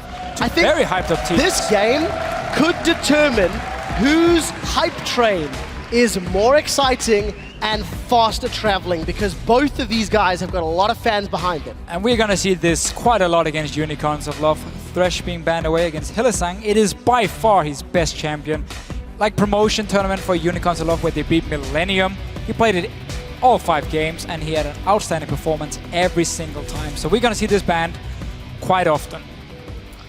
Unfortunately, we do have to do a quick remake on the lobby, ladies and gentlemen. We got them in fast, but we got them in just too fast. So that will get redone in a moment or two. Thresh was taken off the table. We did see Rek'Sai taken off the table from Gambit, so we expect that to happen. Again, no one's shocked by that. Wow, Rek'Sai. One thing I do want to touch on before we get into picks and bans is Nah. We didn't see it for games 1 and 2. We did see it for games 3 and 4. There's a reason it's perma-banned in every other region, and it's something that we're anticipating or expecting, should be expecting for games from here on out. Yeah, and we saw 2 very different Nars being played. We had Youngblood who got camped early on, so he didn't have much of an impact early mid-game, but still late game on Nar, you are so powerful. If you land your ulti, you knock multiple people into a wall, and you just win the team fight from there. And then, of course, we saw Freddy, once he got a good start, pull all the attention to the top lane, kill people. Svensson joined in, and Rocket had no answer for it. Both of the previous games, Gnar has been comboed with Jarvan to get those great Cataclysm plus Gnar ultimate moves, and it seems to be working out. We will have that lobby up in just a second, but I'm very interested to see how both Cabochard and Chachi play against each other, because I think these are two pretty hyped up top laners, as well as the fact that you've got Diamond going up against Kikis. Kikis, who played, of course, that Jungle Twisted Fate against TSM. Just great picks, great banning. That worked out in Unicorns of Love favor. Yeah, there's going to be some new picks coming into this game. I'm 100% sure we're going to see something different. Kikis at IM San Jose only played junglers who used Devour, because at the time it was a little bit too strong. He has now been nerfed. So I don't think we're going to see him on Twisted Fate. Also with the jungle leash, now only 5 times you can reset the camp, meaning as a ranged jungler, you can't just stay back and not take any damage while killing them. You actually have to tank them. So TF kind of gone kill jungle. We haven't seen it in a while either. So I think we're going to see more standard picks, unless he has a pocket pick ready. Well, we'll have to find out. Diamond, of course, pulled out the Sejuani, did very, very well at Cologne. Both of these teams, different IEM events, different amounts of hype. I've been spectating Diamond a little bit. He plays jungle in Italy now. Why not? Let's see what they decide to do. We're going to jump back into Champion Select, as if no problems ever occurred. There is the Thresh we talked about. There is the red side. Wow. Hecarim is off the table. That was actually a pick I thought Kikis might have played. Well, the Unicorn is taken away from the Unicorns, and the Bear Pig machine of war is taken away. This is a different pick and ban phase. Yes. We might see it at Lee Sin and Jarvan. Right. I'm almost sad. Is that the weirdest pick and ban phase we've seen today? I mean, we have seen a Renekton being banned instead of a Gnar against Freddy, so I can't even say I'm too surprised, but a lot of target bans here. Remember, Visicharchi actually played Hecarim top lane at IM San Jose, so could be a ban against both him and Kikis, of course, on the sides of Unicorns of Love. But a lot of target picks or bans.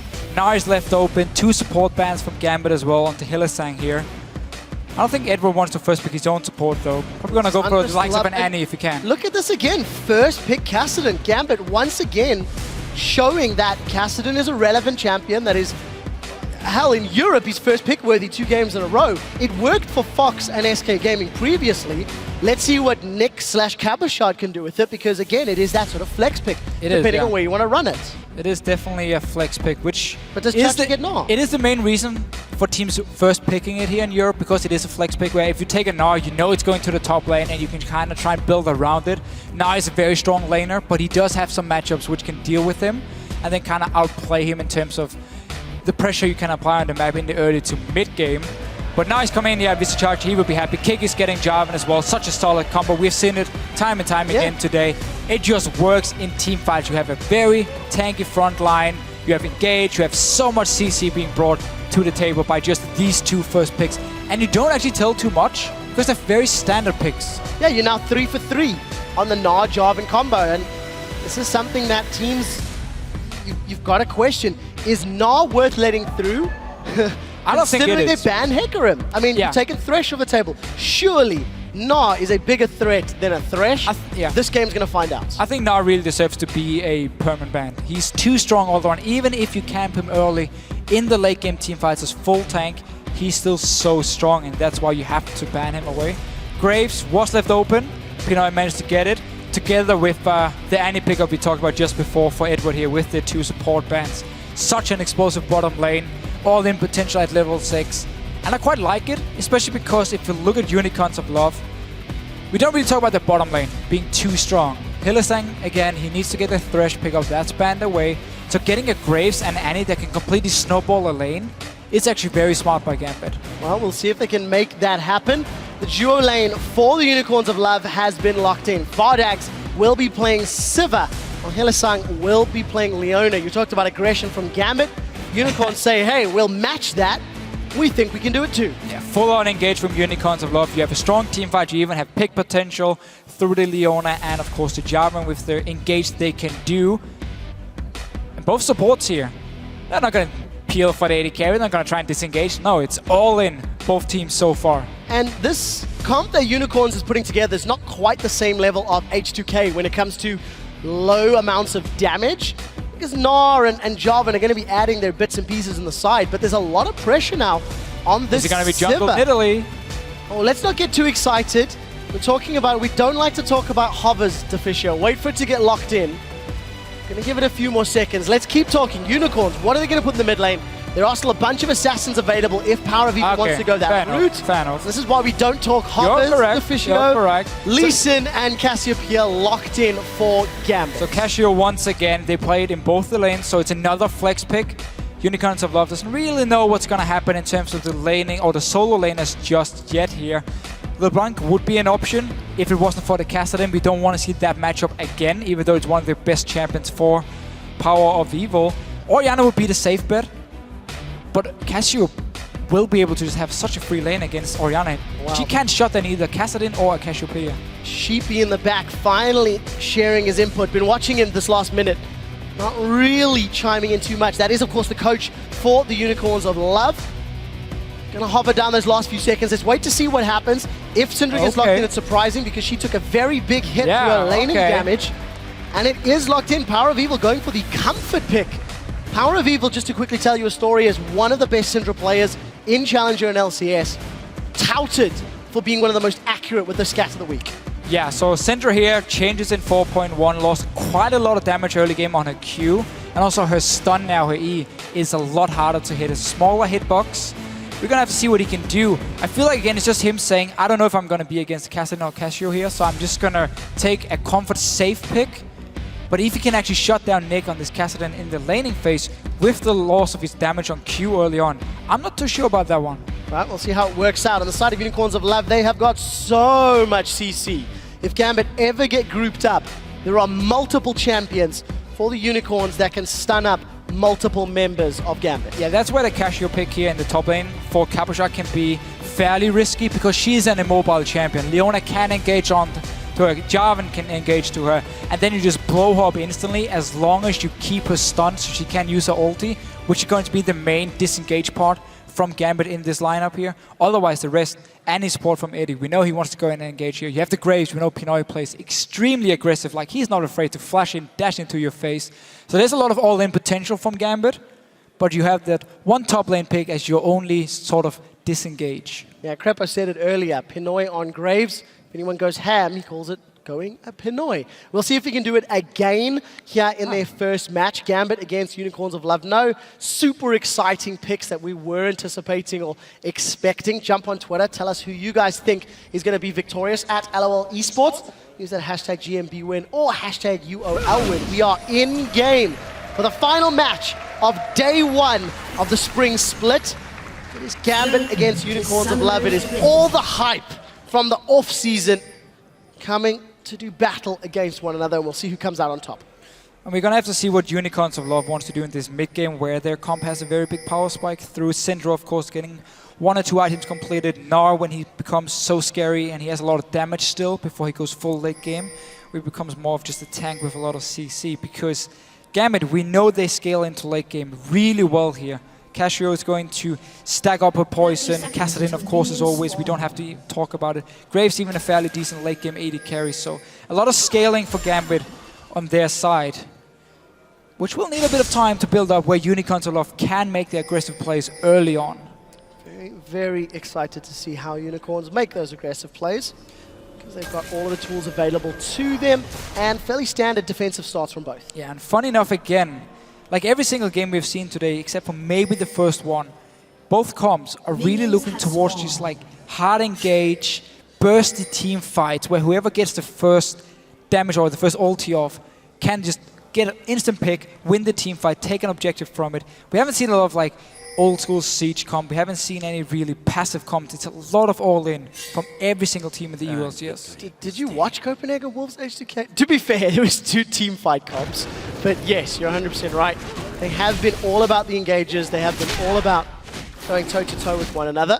And it looks like we're going to see those head-to-head lane matches. Eddie is trying to play a little bit of shenanigans on the Grump. Can he steal it? That's the question. Gonna go forward. Auto attack, not gonna be secured.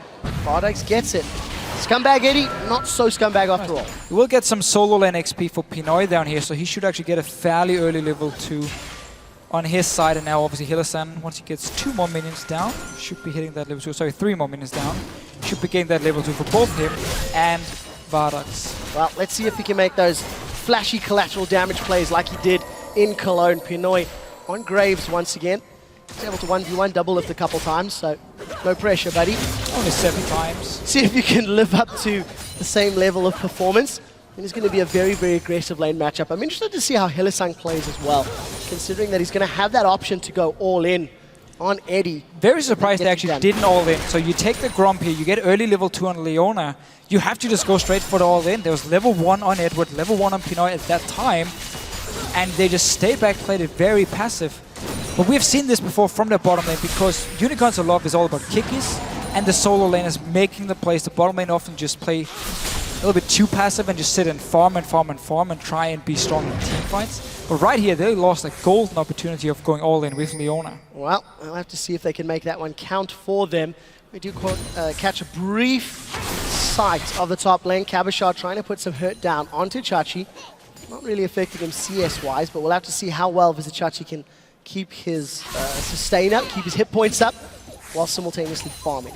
And this is one of the picks that can do really well against Gnar early on because you out-damage him, you force him away, and we keep seeing this matchup here going like this, where Cabochard will constantly move forward, force Vizicsacsi to back away and just try and farm with Boomerang. Also, White Diamond showed himself on the top side in case Kikis came for an early gank. Diamond would have been there to counter gank it and actually didn't go back and upgrade his Hunter's Machete early, so he's going to fall behind in gold now compared to Kikis, who did their 3 camps, went back to base, upgrade early, so get a 30 gold from every camp now. And that's going to be, could be a little problem for Diamond. He's going back now, though. Well, we'll see how it affects him in terms of the total gold. Just a couple of camps, 5 CS at the moment. Chachi under tower, taking so much damage from Cabochard. But look what Diamond is doing here. Skirmishes Saber. I haven't seen that on Lee Sin ever, actually. But it will allow me to get the true damage for a few seconds. And, oh, this Chachi dropping very low here. But at the same time, get the 20% damage reduction onto his target. Kikis onto the mid lane. Want to try and shut down Nyx. Oh, let's see. There's the slide. There's the glide. Nyx gets caught and he gets sent back. It's not over yet. Pinoy gets stunned up. Vardax in return stunned by Edward. They trade damage back and forth. And Hylissang is the one that comes away worse for wear. First blood secured by the Unicorns of Love. In that middle lane for a very, very good dive. Oh, Pinoy caught once again. Vardax goes in. Vardax is going to get caught out. We do see Hylissang continues to push. Ignite's ticking. The minion auto attack is not enough. And Pinoy manages to walk away. That was so, so close. Yeah, now Unicorns of Love playing aggressive in the bottom lane. When as soon as they knew where Diamond was on the map, went for the all-in from Hylissang here. But in the mid lane, getting an early kill on Kassadin. Rocket tried in the last game. It didn't work for them. Unicorns of Love, they show how it's done. We'll see how that works out for them. Sides, Diamond and Kikis now trading back and forth. The slide, the glide, Diamond sent flying. Kikis and Diamond continue to bash away at one another. It's Diamond that's winning. Let's see what he can do with the Sonic Wave. Gets flashed by Kikis, but Summon Spell blown. But this is why Diamond is buying Skirmishes Saber. It's purely just for like the one-on-one, the skirmish he can do.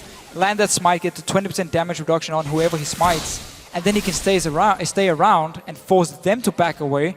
Didn't sadly have smite for the last trade with Kikis. But he's going to have it for Chachi if he decides to go in. Let's see how quick he can respond.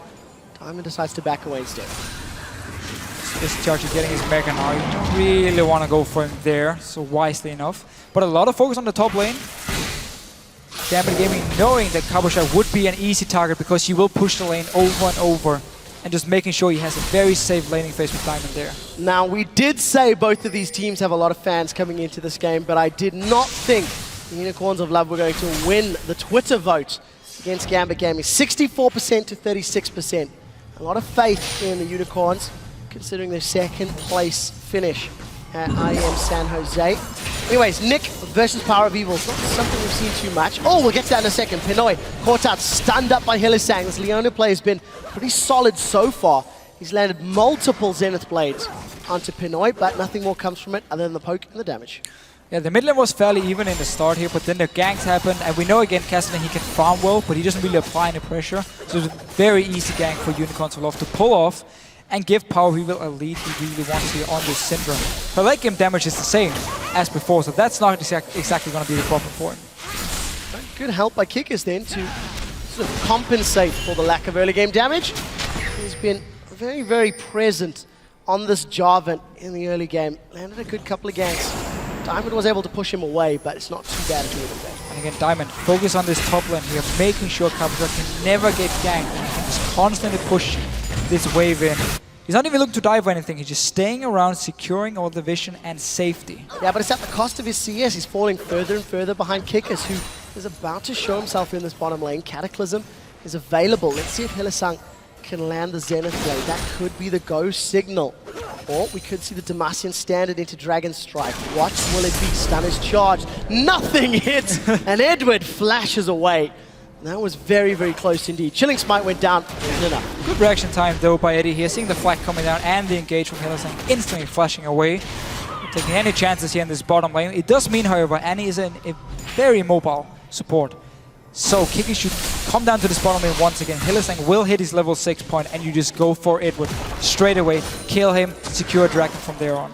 Well, let's see if they can make that work. They do need to connect with their skill shots. Eddie, no flash, should make it significantly easier. Pinoy and Edward, 60 CS to 65 of Vardags and Hylissang. Zenith Blade goes wide. Anticipating Pinoy to back off just a second sooner. Didn't pay off, but pretty even numbers across most of the board. It's only Unicorns of Love with that first blood that's giving them the small gold advantage. Gank attempt by Kikis means that Diamond has had some time to even out that CS, albeit it was only around 5 or 6 anyway, so it's not like it was a massive number to speak of. Diamond once again going to the top lane. Will actually face Kikis up here. Capuchon once again playing so aggressive, trying to constantly force Vizicsacsi to actually trade with him. A trade that now will lose out on. And Diamond are going for the recall. Kikis just go straight back to this bottom lane, or send down Power of Evil if you want to, but for Eddie, he needs to die. Well, we'll see. Solar Flare's available. He's going to get connected with the CC. Power of Evil moving in from the sideline. Zenith Blade lands, the stun connects, Pinoy's in trouble. Boomerang Blade comes out, but the Tibbers is going to delay the proceedings. We do see a teleport coming out for Cabochon as he's replied. It's been support for AD carry. Second victim of the fight's going to be Cabochon as Eddie will be dove. That is a very, very messy 2 for 3. Let's see if Nick can clean up house. He rift walks over. He flashes past the stun. Ignites ticking. That should be Vardags in trouble. Vardags does get taken out. And Gambit end up trading a 3 for 3 at the end of the day. And a tower dive from Unicorns of Love. Yeah, and due to everyone dying here, no dragon can be taken or started by any team. Instead, though, we talked about the lack of flash from the bottom lane of Gambit. They send down Power of Evil. Kikis was actually running all the way from top lane. We're just going to see it again. Engage onto Pinoy here. Edward is staying very far back, knowing there was going to be a dive. Pinoy ends up dying. Hylissang goes down with him due to the tower, and a nice teleport from Capuchon. Vizicsacsi joining in. No Mega Gnar. Too early in the game to really tank the tower here. And in the very end, because Vardags will take some damage, Nick can come in and start cleaning it up. Well, a burst from Power of Evil down into Cabochon was actually very surprising. Managing to pick up that kill relatively easy. It does end up being an even enough trade. 3 for 3, but Unicorns of Love are the ones that come out ahead. 1,000 gold in the advantage and a 3-0-1 Power of Evil in the mid lane. Such a good start for him, just straight into the mid game. Morel Normicon will be completed. He has magic penetration already. He can start one-shotting people. And honestly, he should just keep roaming around. Kassadin won't be able to stop him from roaming. So as long as he has the wards placed so he can see he doesn't face check someone like Diamond, he can go to the bottom lane, he can go to the top lane and just secure some more kills. We'll see if he can continue to make those plays happen. Early Sorcerer's Boots that you highlighted, going to make that significantly easier to pull off. We do see Chachi, his first back, picked up the Hex Drinker. This is standard on all Nars. And Cabochon going for the similar Cassio build that we saw earlier. Tear into what's going to be the makings of that Rylai's. Yeah, and that simply means we're going to hit this mid-game point now where Gambit needs time to scale up because you need your Rod of Ages fully stacked on the Kassadin. Cabochon in the top lane needs Tear stacked up, needs the Rylai's completed before we really start seeing the late game Cassio damage coming in. So Gambit now has the next 5-10 minutes where they basically just want to try and sit down back and farm, scale up on these two solo laners where Unicorns of Love, because Power of Evil also got so far ahead, can look for the plays. As it looked like Kikis was hovering in that bottom lane, toying with the idea of trying to go on the bottom. Keep in mind, Eddie's flash is down for a few more seconds. Diamond again showing in this top lane, but the fact that he's been spotted by Vizicsacsi means that Unicorns of Love are going to start off this dragon, and this should be uncontested. It doesn't look like Pinoy or Edward are anywhere near. No, I don't actually mind this trade for Gambit. Getting a global gold instead, so you scale up your champions faster instead of this very first dragon. they would have a very hard time contesting anyway. So I actually quite like the trade. Problem is, however, your mid lane is going down as well, and suddenly it turns into favor of Unicorns as well. Tower does get secured in the top. Unicorns do secure a tower of their own, so they get a dragon and a tower out of the deal.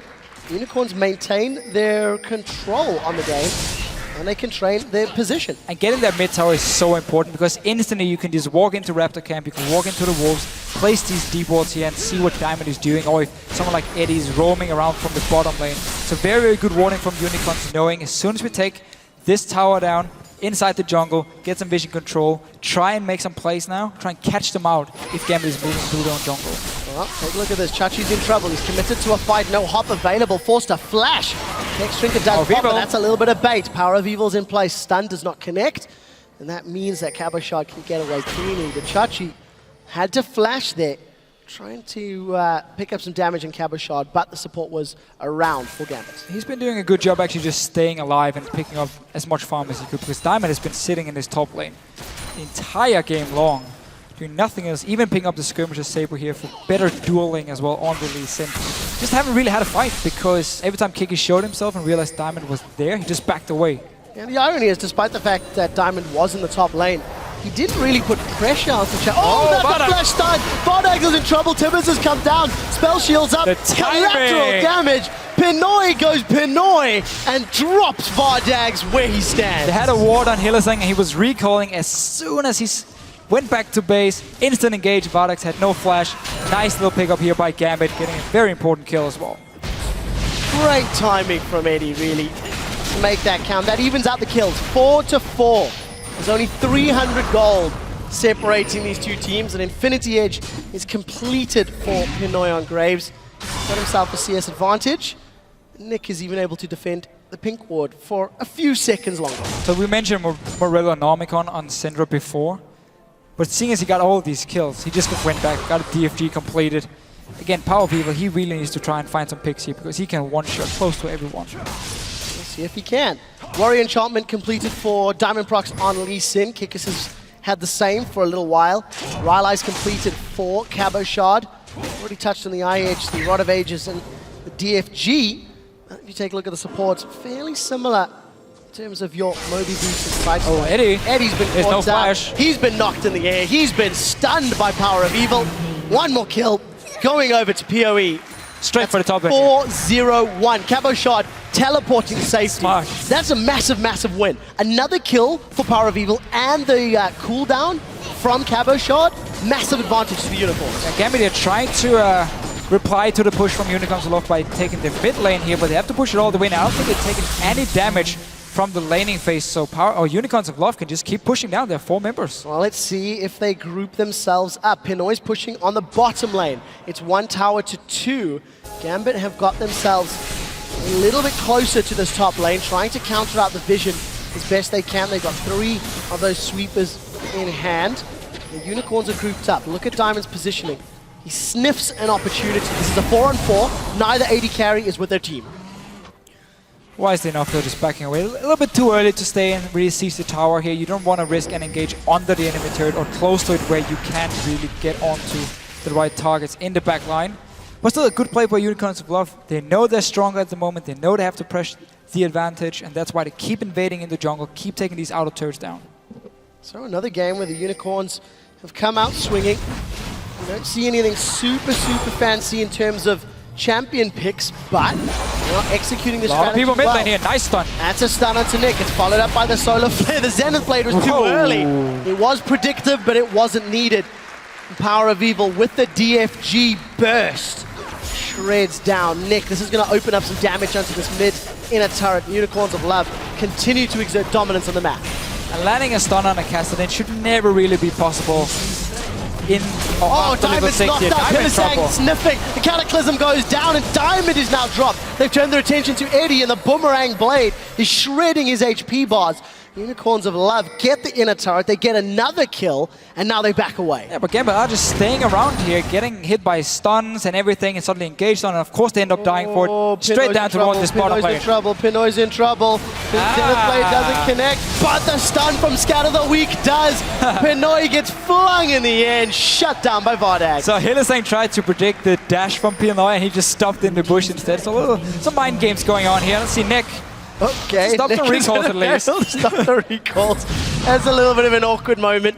Gonna put some damage down, but keep in mind, numbers advantage still in favor of Unicorns of Love. They've got the bottom tower. They've got a 5k gold lead at 17 minutes. But these two slow scaling solo laners from Gambit are really getting punished here early on by Unicorns of Love. They have so much hard engage on their side. The mid laner is extremely fed at this point. And once again, I mean, Nick dying in that mid lane should never happen. When you see the ball flying towards you, just jump away in that castle and don't take the chance. Well, he took the chance. It came back to bite him in the behind. Diamond Procs with the aid of Nick and Edward. And take some solace in the fact that they can steal away a blue buff. The question is, can the mythical Unicorns counter? Diamond's going to safeguard away to safety, luckily. And Hylissang was right on his tail. First Dragon went the way of the Lovers. Now it has respawned again. They seem to have position. Let's see if Gambit want to come in. This is risky. They should big fight. gold No. difference. This is so risky for Gambit if they actually want to try. They're sneaking around here. Eddie needs to land a perfect Tibbers if they want to fight. Well, Kikis has gone in. He's used that chilling smite on Diamond. That's a big stun! Chachi throws Nick against the wall. The first victim is Eddie. Eddie didn't even have Tibbers for the fight. Dragon is regenning in the background. 4 versus 5. Unicorns of Love off a little low on HP. Now Nick's Nick down is too. knocked up. Cataclysm down Gambit, to what's Diamond. happening, man? Syndra's got 2. Kabashad will be the next target as Hylissang shuts him down. Kabashad will get killed. Another Dragon going the way of Unicorns of Love. Gambit, they like their dragons, but they shouldn't have forced that one. No, not at all. You know you're so much weaker right now, and yet you try and fight. I stand by my point, by the way. Eddie needs to land a perfect Tippers. He didn't have it. Just another reason not to fight in the first place for Gambit here, giving up more kills. Dragon as well to Unicorns of Love. Let's see it again. The entire Gambit team is also completely split up. This is Chachi with the engage. Edward instant dies. Doesn't have time to do anything. And now Unicorns of Love still very healthy, can re-engage. Nick, second time, Power of Evil lands a stun onto him and kills him. Well, there's a reason that Power of Evil Syndra is famed. We said it in Picks and Bans how good he is at landing those stuns. Despite the fact that in 5.1, Syndra got a nerf to her laning damage and the fact that Scatter the Weak got some tweaks. Doesn't matter. He's still hitting them. He's still making them count. And against Kassadin, one of the most mobile champions. Yeah, I mean, okay, so the lane matchup actually made a lot of sense from Power of Evil's side because Kassadin, while he won't really be able to deny him all the farm, he won't be able to kill the Syndra instead. But the first gank from Kikis just completely snowballed it in favor of Power of Evil. And then he went down bottom lane, picked up 2 more kills. And from there on and out, completing DFG very early.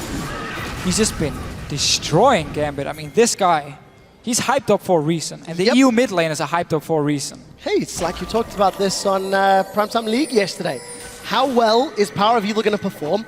Nick, one of the mid laners from 2014 that did perform well. That did have pretty good stats, despite being a little bit more utility-based. Unicorns are going to take an uncontested tower, and PoE making another big statement in the LCS. Diamond is sitting mid lane right here. Just keep pushing in. Get your inhibitor here. Gambit's going to give it up and just try and trade for 2 towers in mid and top lane instead. 21 minutes. Let's see what Gambit can do. They finally decided to back away. Diamond's coming through the jungle. Unicorns of Love. They throw down the solar flare, but they get the inhibitor. Uncontested. Gambit making a ploy to get some gold. Let's see if they commit to the fight. This is going to be a very risky call. Diamond gets jumped on by Kikis. He instantly Dragon's Rages. Cataclysm goes down. First victim is going to be Diamond Procs. It's not over yet. Eddie's in the background. Tibbers is there and available. Decides not to use it just yet. We do see Unicorns of Love. They've got the numbers advantage. They continue to push down, but they got an inhibitor. 21 minutes, uncontested. Gambit couldn't pick a fight. Diamond 0-3-0. This skirmishes Saber Lee Sin is simply not having the impact that they wanted it to. No, all that early pressure on the top lane didn't really pay off. Yes, okay, Kabashov was safe, but that was it. Like, Unicorns of Love knew where the Lee Sin was the entire game long. and just giving up your inhibitor 20 minutes in. If you can't even fight around your own base at that point, you are so far behind, it's insane. You try to just trade for some gold, not worth it at all, because inhibitors are just super minions, you can't clear them. It means Unicorns Aloft can now start even putting focus on this weaker Baron. The fight to pick for Gambit would have been the inhibitor turret and the inhibitor itself. Not the dragon. Not the dragon. Not the dragon, where they just get completely melted. It is still the Gambit style, though. It is. They always like dragons. Extremely aggressive, and they will look for fights here. Pinoy looking for one himself. A little bit of damage down. We do see Chachi's gone for the Frozen Mallet as his second item. Talk about wanting to snowball a lead. Let's see if he can make this one count. So Baron is available.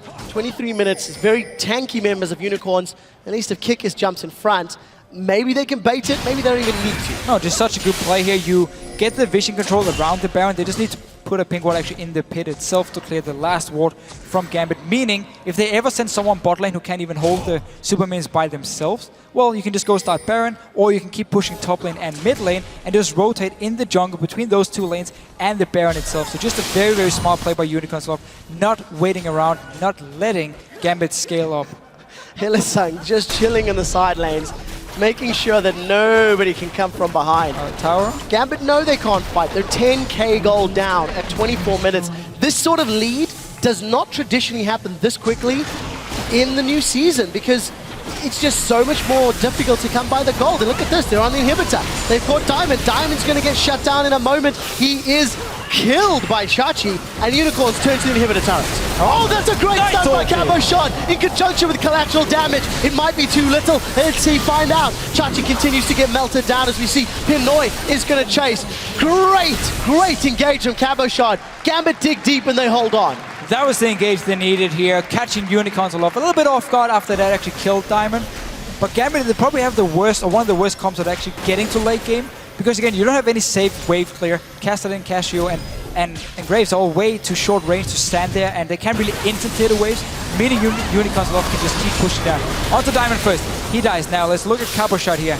And it's engaged together with Edward coming in. Is it actually an ulti flash? It is. Beautiful.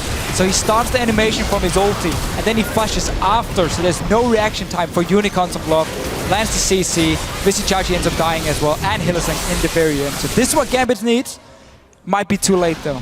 You definitely have to jump on Twitter and hashtag that stun from Cabo Shot as your LCS big play of the day, because that really was a great engage. If by some miracle Gambit can dig deep, that was the moment that'll bring them back, but it's so much ground to make up.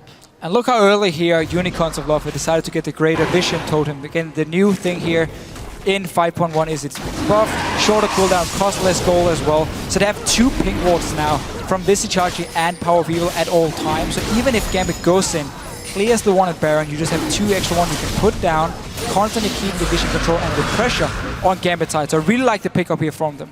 We'll see if they can make the vision work. You see, oh, that's the ultimate from Condax. He's going in. Vizichachi is going to throw the house. The solar flare comes down. Cabo Shot's locked up. He's going to block some of the burst, but this is messy. Cabo Shot's the first victim of the fight. Now Diamond Prox is being focused down. He's killed just after Pinoy, and Unicorns of Love, they go aggressive. Hylissang lands a Zenith Blade, but it's not going to be enough. There's still minions on the Nexus turrets. 3 members down for Gambit. Unicorns, they're on the Nexus turrets. At 26 minutes, they're looking to close. They've caught Edward. He's knocked in the air. The Unicorns of Love are going to be riding high. They've got a Nexus turret down. They're taking out the second. And in 26 minutes, Unicorns of Love have obliterated Gambit. The hype train is with the Love Train. Completely destroyed Gambit and their late game scaling comp here. Such a greedy comp from Gambit as well. We saw all the focus from Diamond on the top lane. Didn't pay off, nothing happened. And because there was so much hard engage, and there was the Syndra being so extremely strong from Power of Evil, Unicorns Aloft just kept picking the fights. They got every single fight they wanted to. No chance of disengaging. Remember, as we talked about, it's only the Cassiopeia ulti as some sort of disengage from Gambit here. And Unicorns Aloft just completely punished them for having such a slow comp. 9-0-5 from Power of Evil Syndra.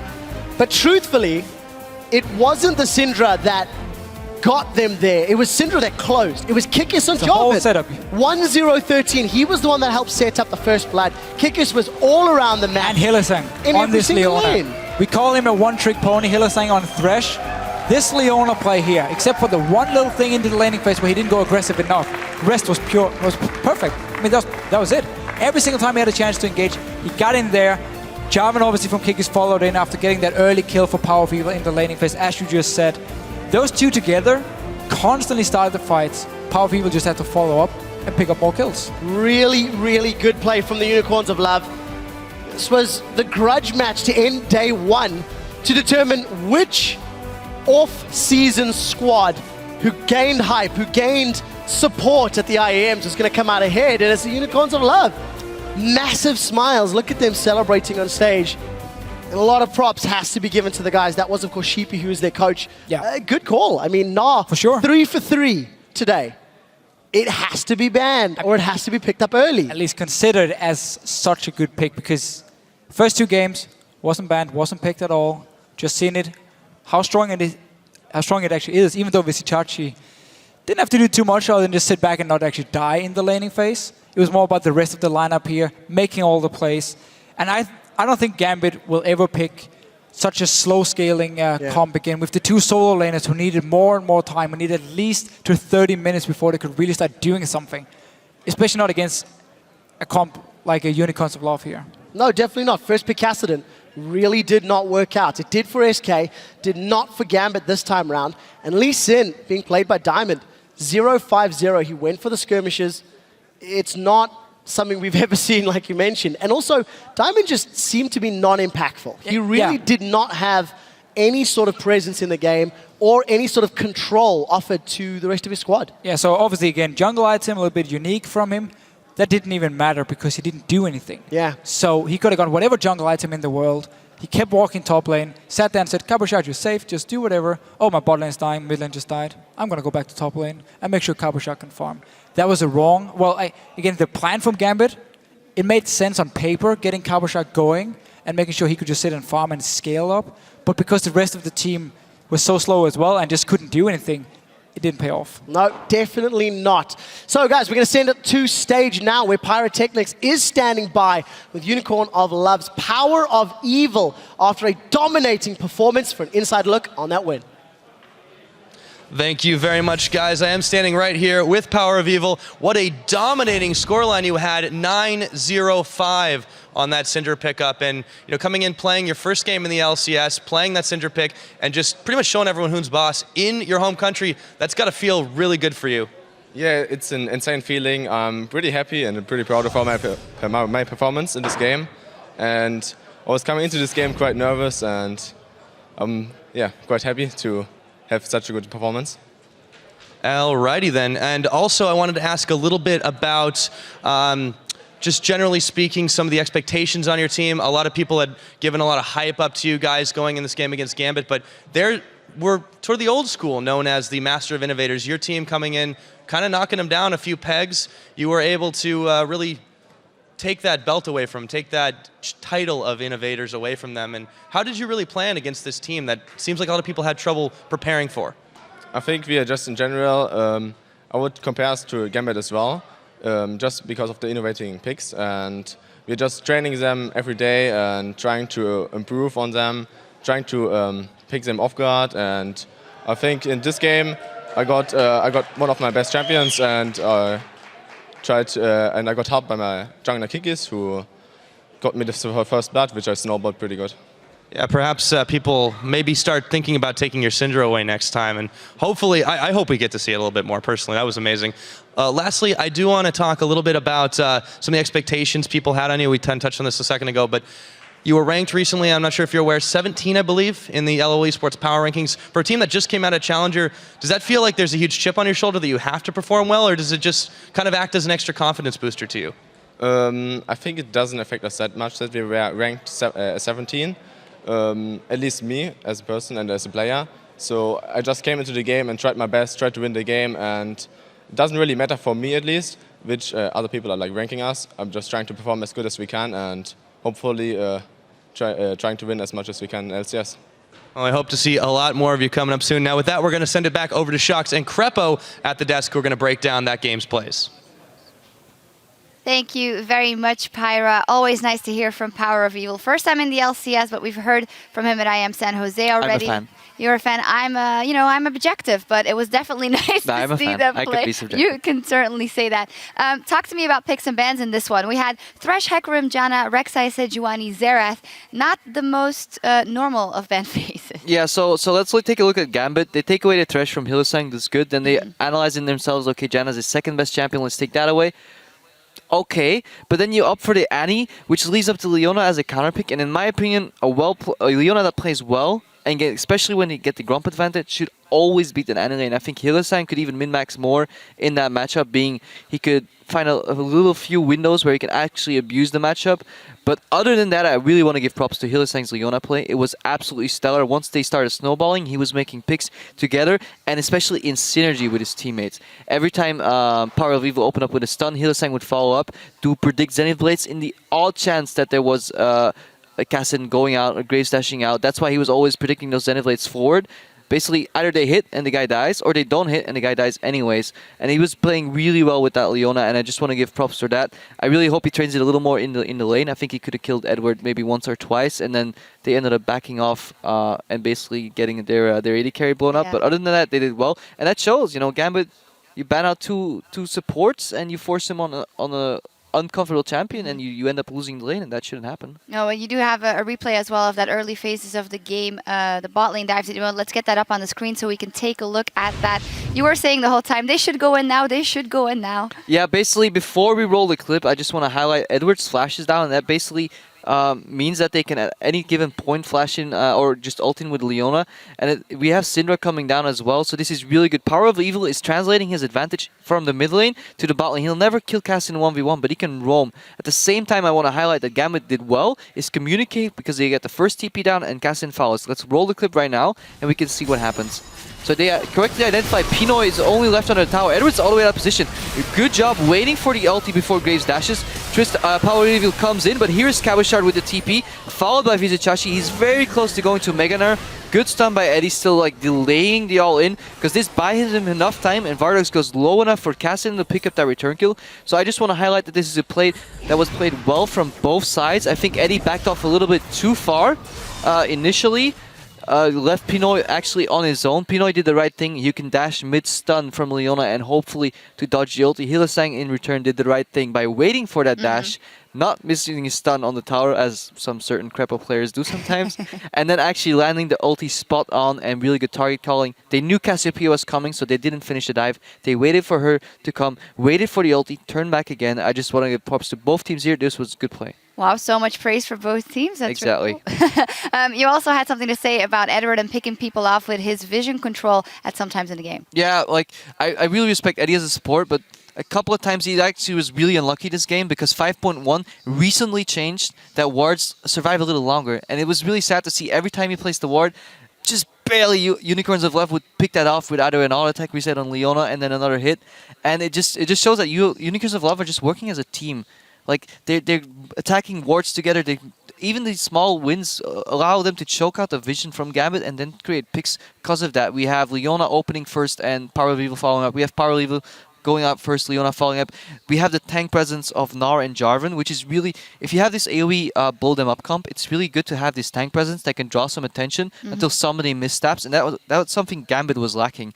They had Kassadin to punish missteps, they had Annie to punish missteps, they had Cassio to punish missteps, but they didn't have any tank to really draw the attention, keep people in range for that to happen, and you saw really how well Unicorns of Love abuse that fact. Absolutely. We have actually one final replay where Unicorns of Love show that their synergy is on point. They know exactly when to go in. Let's get that up on the screen. There was only one team fight I think they lost, but all the rest they executed. Yeah, in the end they actually got turned on by the Cassiopeia ult, and you can see how well they respect it, right? So they're at Dragon right now. We can roll the clip, and they don't prioritize the objective. They basically use it as bait. They know Gambit is coming in, so they go on Diamond, they want to take him out, don't have the 50-50 smite, and look at Vizicsacsi, just flashes in, puts people in the wall, Hylissang follows up, and he doesn't even have time to use a stun. They back off to the Dragon. Gambit is still being like lured in. They shouldn't like go for this anymore because they're so desperate to land that money Cassiopeia ulti. But Nick overextends right now. You see there's no tank drawing the aggro on Unicorns of Love.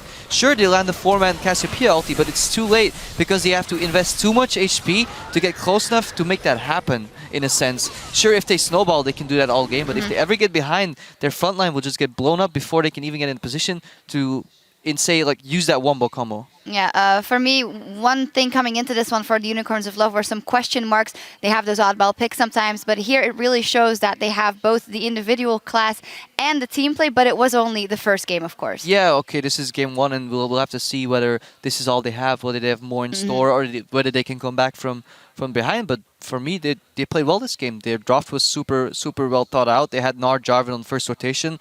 They answered the Annie pick with a Leona. They filled out Sivir, and then they hovered the Orianna. That's actually the last thing I want to highlight is Orianna would have been great in this comp, like thematically, right? You have Gnar and Jarvan going in, and you can put the ball on them, and then ulti. But then they were smart enough to think, like, we actually don't need that. We can just start making the picks with the Syndra and then just have everybody else follow up instead of setting Jarvan and Gnar in and then using the Orianna ulti. And you saw the little extra spice from the Syndra in the early game allowed them to snowball mid, allowed them to roam and make picks left and right. So I like the switch that they didn't go for Ori and ended up playing Syndra, even though she's nerfed on 5.1. Yep. Definitely worked out for them on that one. With the season fully on their way, let's take a look at who raked in the most fantasy points today. The Day 1 fantasy leader with 10 kills, a KDA of 22, and 2 double kills for a whopping 42 points in his LCS debut is Fnatic's mid laner, Febiven. Great performance from him and from the entire team today. Yeah, he did really well. There's actually not much to say about that. Nah, I really performance. Actually, just going back to the Fnatic game. No, you're not allowed to talk. No, okay, I'm done. Okay, I really want to say Fnatic played forward so well, you know? That's the one thing if you don't have a tank. Everybody dove in and people were wondering, is Febiven going to get blown up on Zeref? No, he just stood back and basically immediately launched every ulti every time Fnatic CC'd somebody. It was beautiful to see the way strategically Fnatic played in that match. Yep. And as we wrap up the day, let's pull up the standings with 5 matches down in the 2015 spring split. Here is how the teams stack up. Half of the teams are tied with 1 win, while the rest have a loss each after the first day of the season. And while looking at that table, the Copenhagen Wolves on top with Fnatic and Giants. And then at the bottom of the table, Meteor Makers, H2K, and Roccat. H2K will especially be beating themselves up, I think, after that one here today. Yeah, they definitely basically threw the game, you know. They had a team fight composition that snowballed a little bit, but they were actually better at split pushing than their adversaries, and they should have basically kept the map open, used those side lanes to get the victory. But impressive that Copenhagen Wolves came back in that game. Yeah, another big one was, of course, Elements suffering a defeat from Fnatic, who played fantastically, but that's all going to change tomorrow with 5 more games beginning with Meteor Makers versus SK, and the new Fnatic will face off against H2K. Then we'll wrap up the week in Europe with the Unicorns of Love versus Elements. Those matches all start at 6 p.m. Central European Time. That's 9 a.m. Pacific, so don't miss it. And that is all for day 1 of the 2015 season here in Berlin. On behalf of myself, Krepo, and the entire broadcast crew, thank you for watching, and we'll see you tomorrow. Welcome, ladies and gentlemen, to day 1. Glacial Tomb will keep Huni alive for a few seconds longer, but Froggen with the glitter lance, he gets the first kill of the fight. Rainover looks to secure one, but he's dropped in the background. Shook gets sniped by Febiven. They are the victors of the first game of the European LCS. That's going to be a dead Mima Whirlip flashes forward. That's a double counter-strike, double kill. Gonna close it out for the triple. They win their first game of the European LCS. Oh, let's look at Odoamne. He's running in. He gets a double. That's a double stun. Youngbuck is about to become Mega Gnar, but he's exhausted. That is a massive stun. Copenhagen Wolves have done it. SK went to Worlds after beating Roccat the last time they faced off. Roccat wants revenge. We are about to find out how this goes. They've gone on to Enrated. That's a Glacial Tomb on the support, but Overpow's the first victim of the fight. We see Vander going down next. Jankos, Woolite, Noobtuck doing the best they can to run away for the final match of day 1 of the spring split. A little low on HP now. Nick is knocked up. Cataclysm down on the diamond. Syndra's got 2. Cabashot will be the next target as Hylissang shuts him down. Unicorns of Love have obliterated Gambit.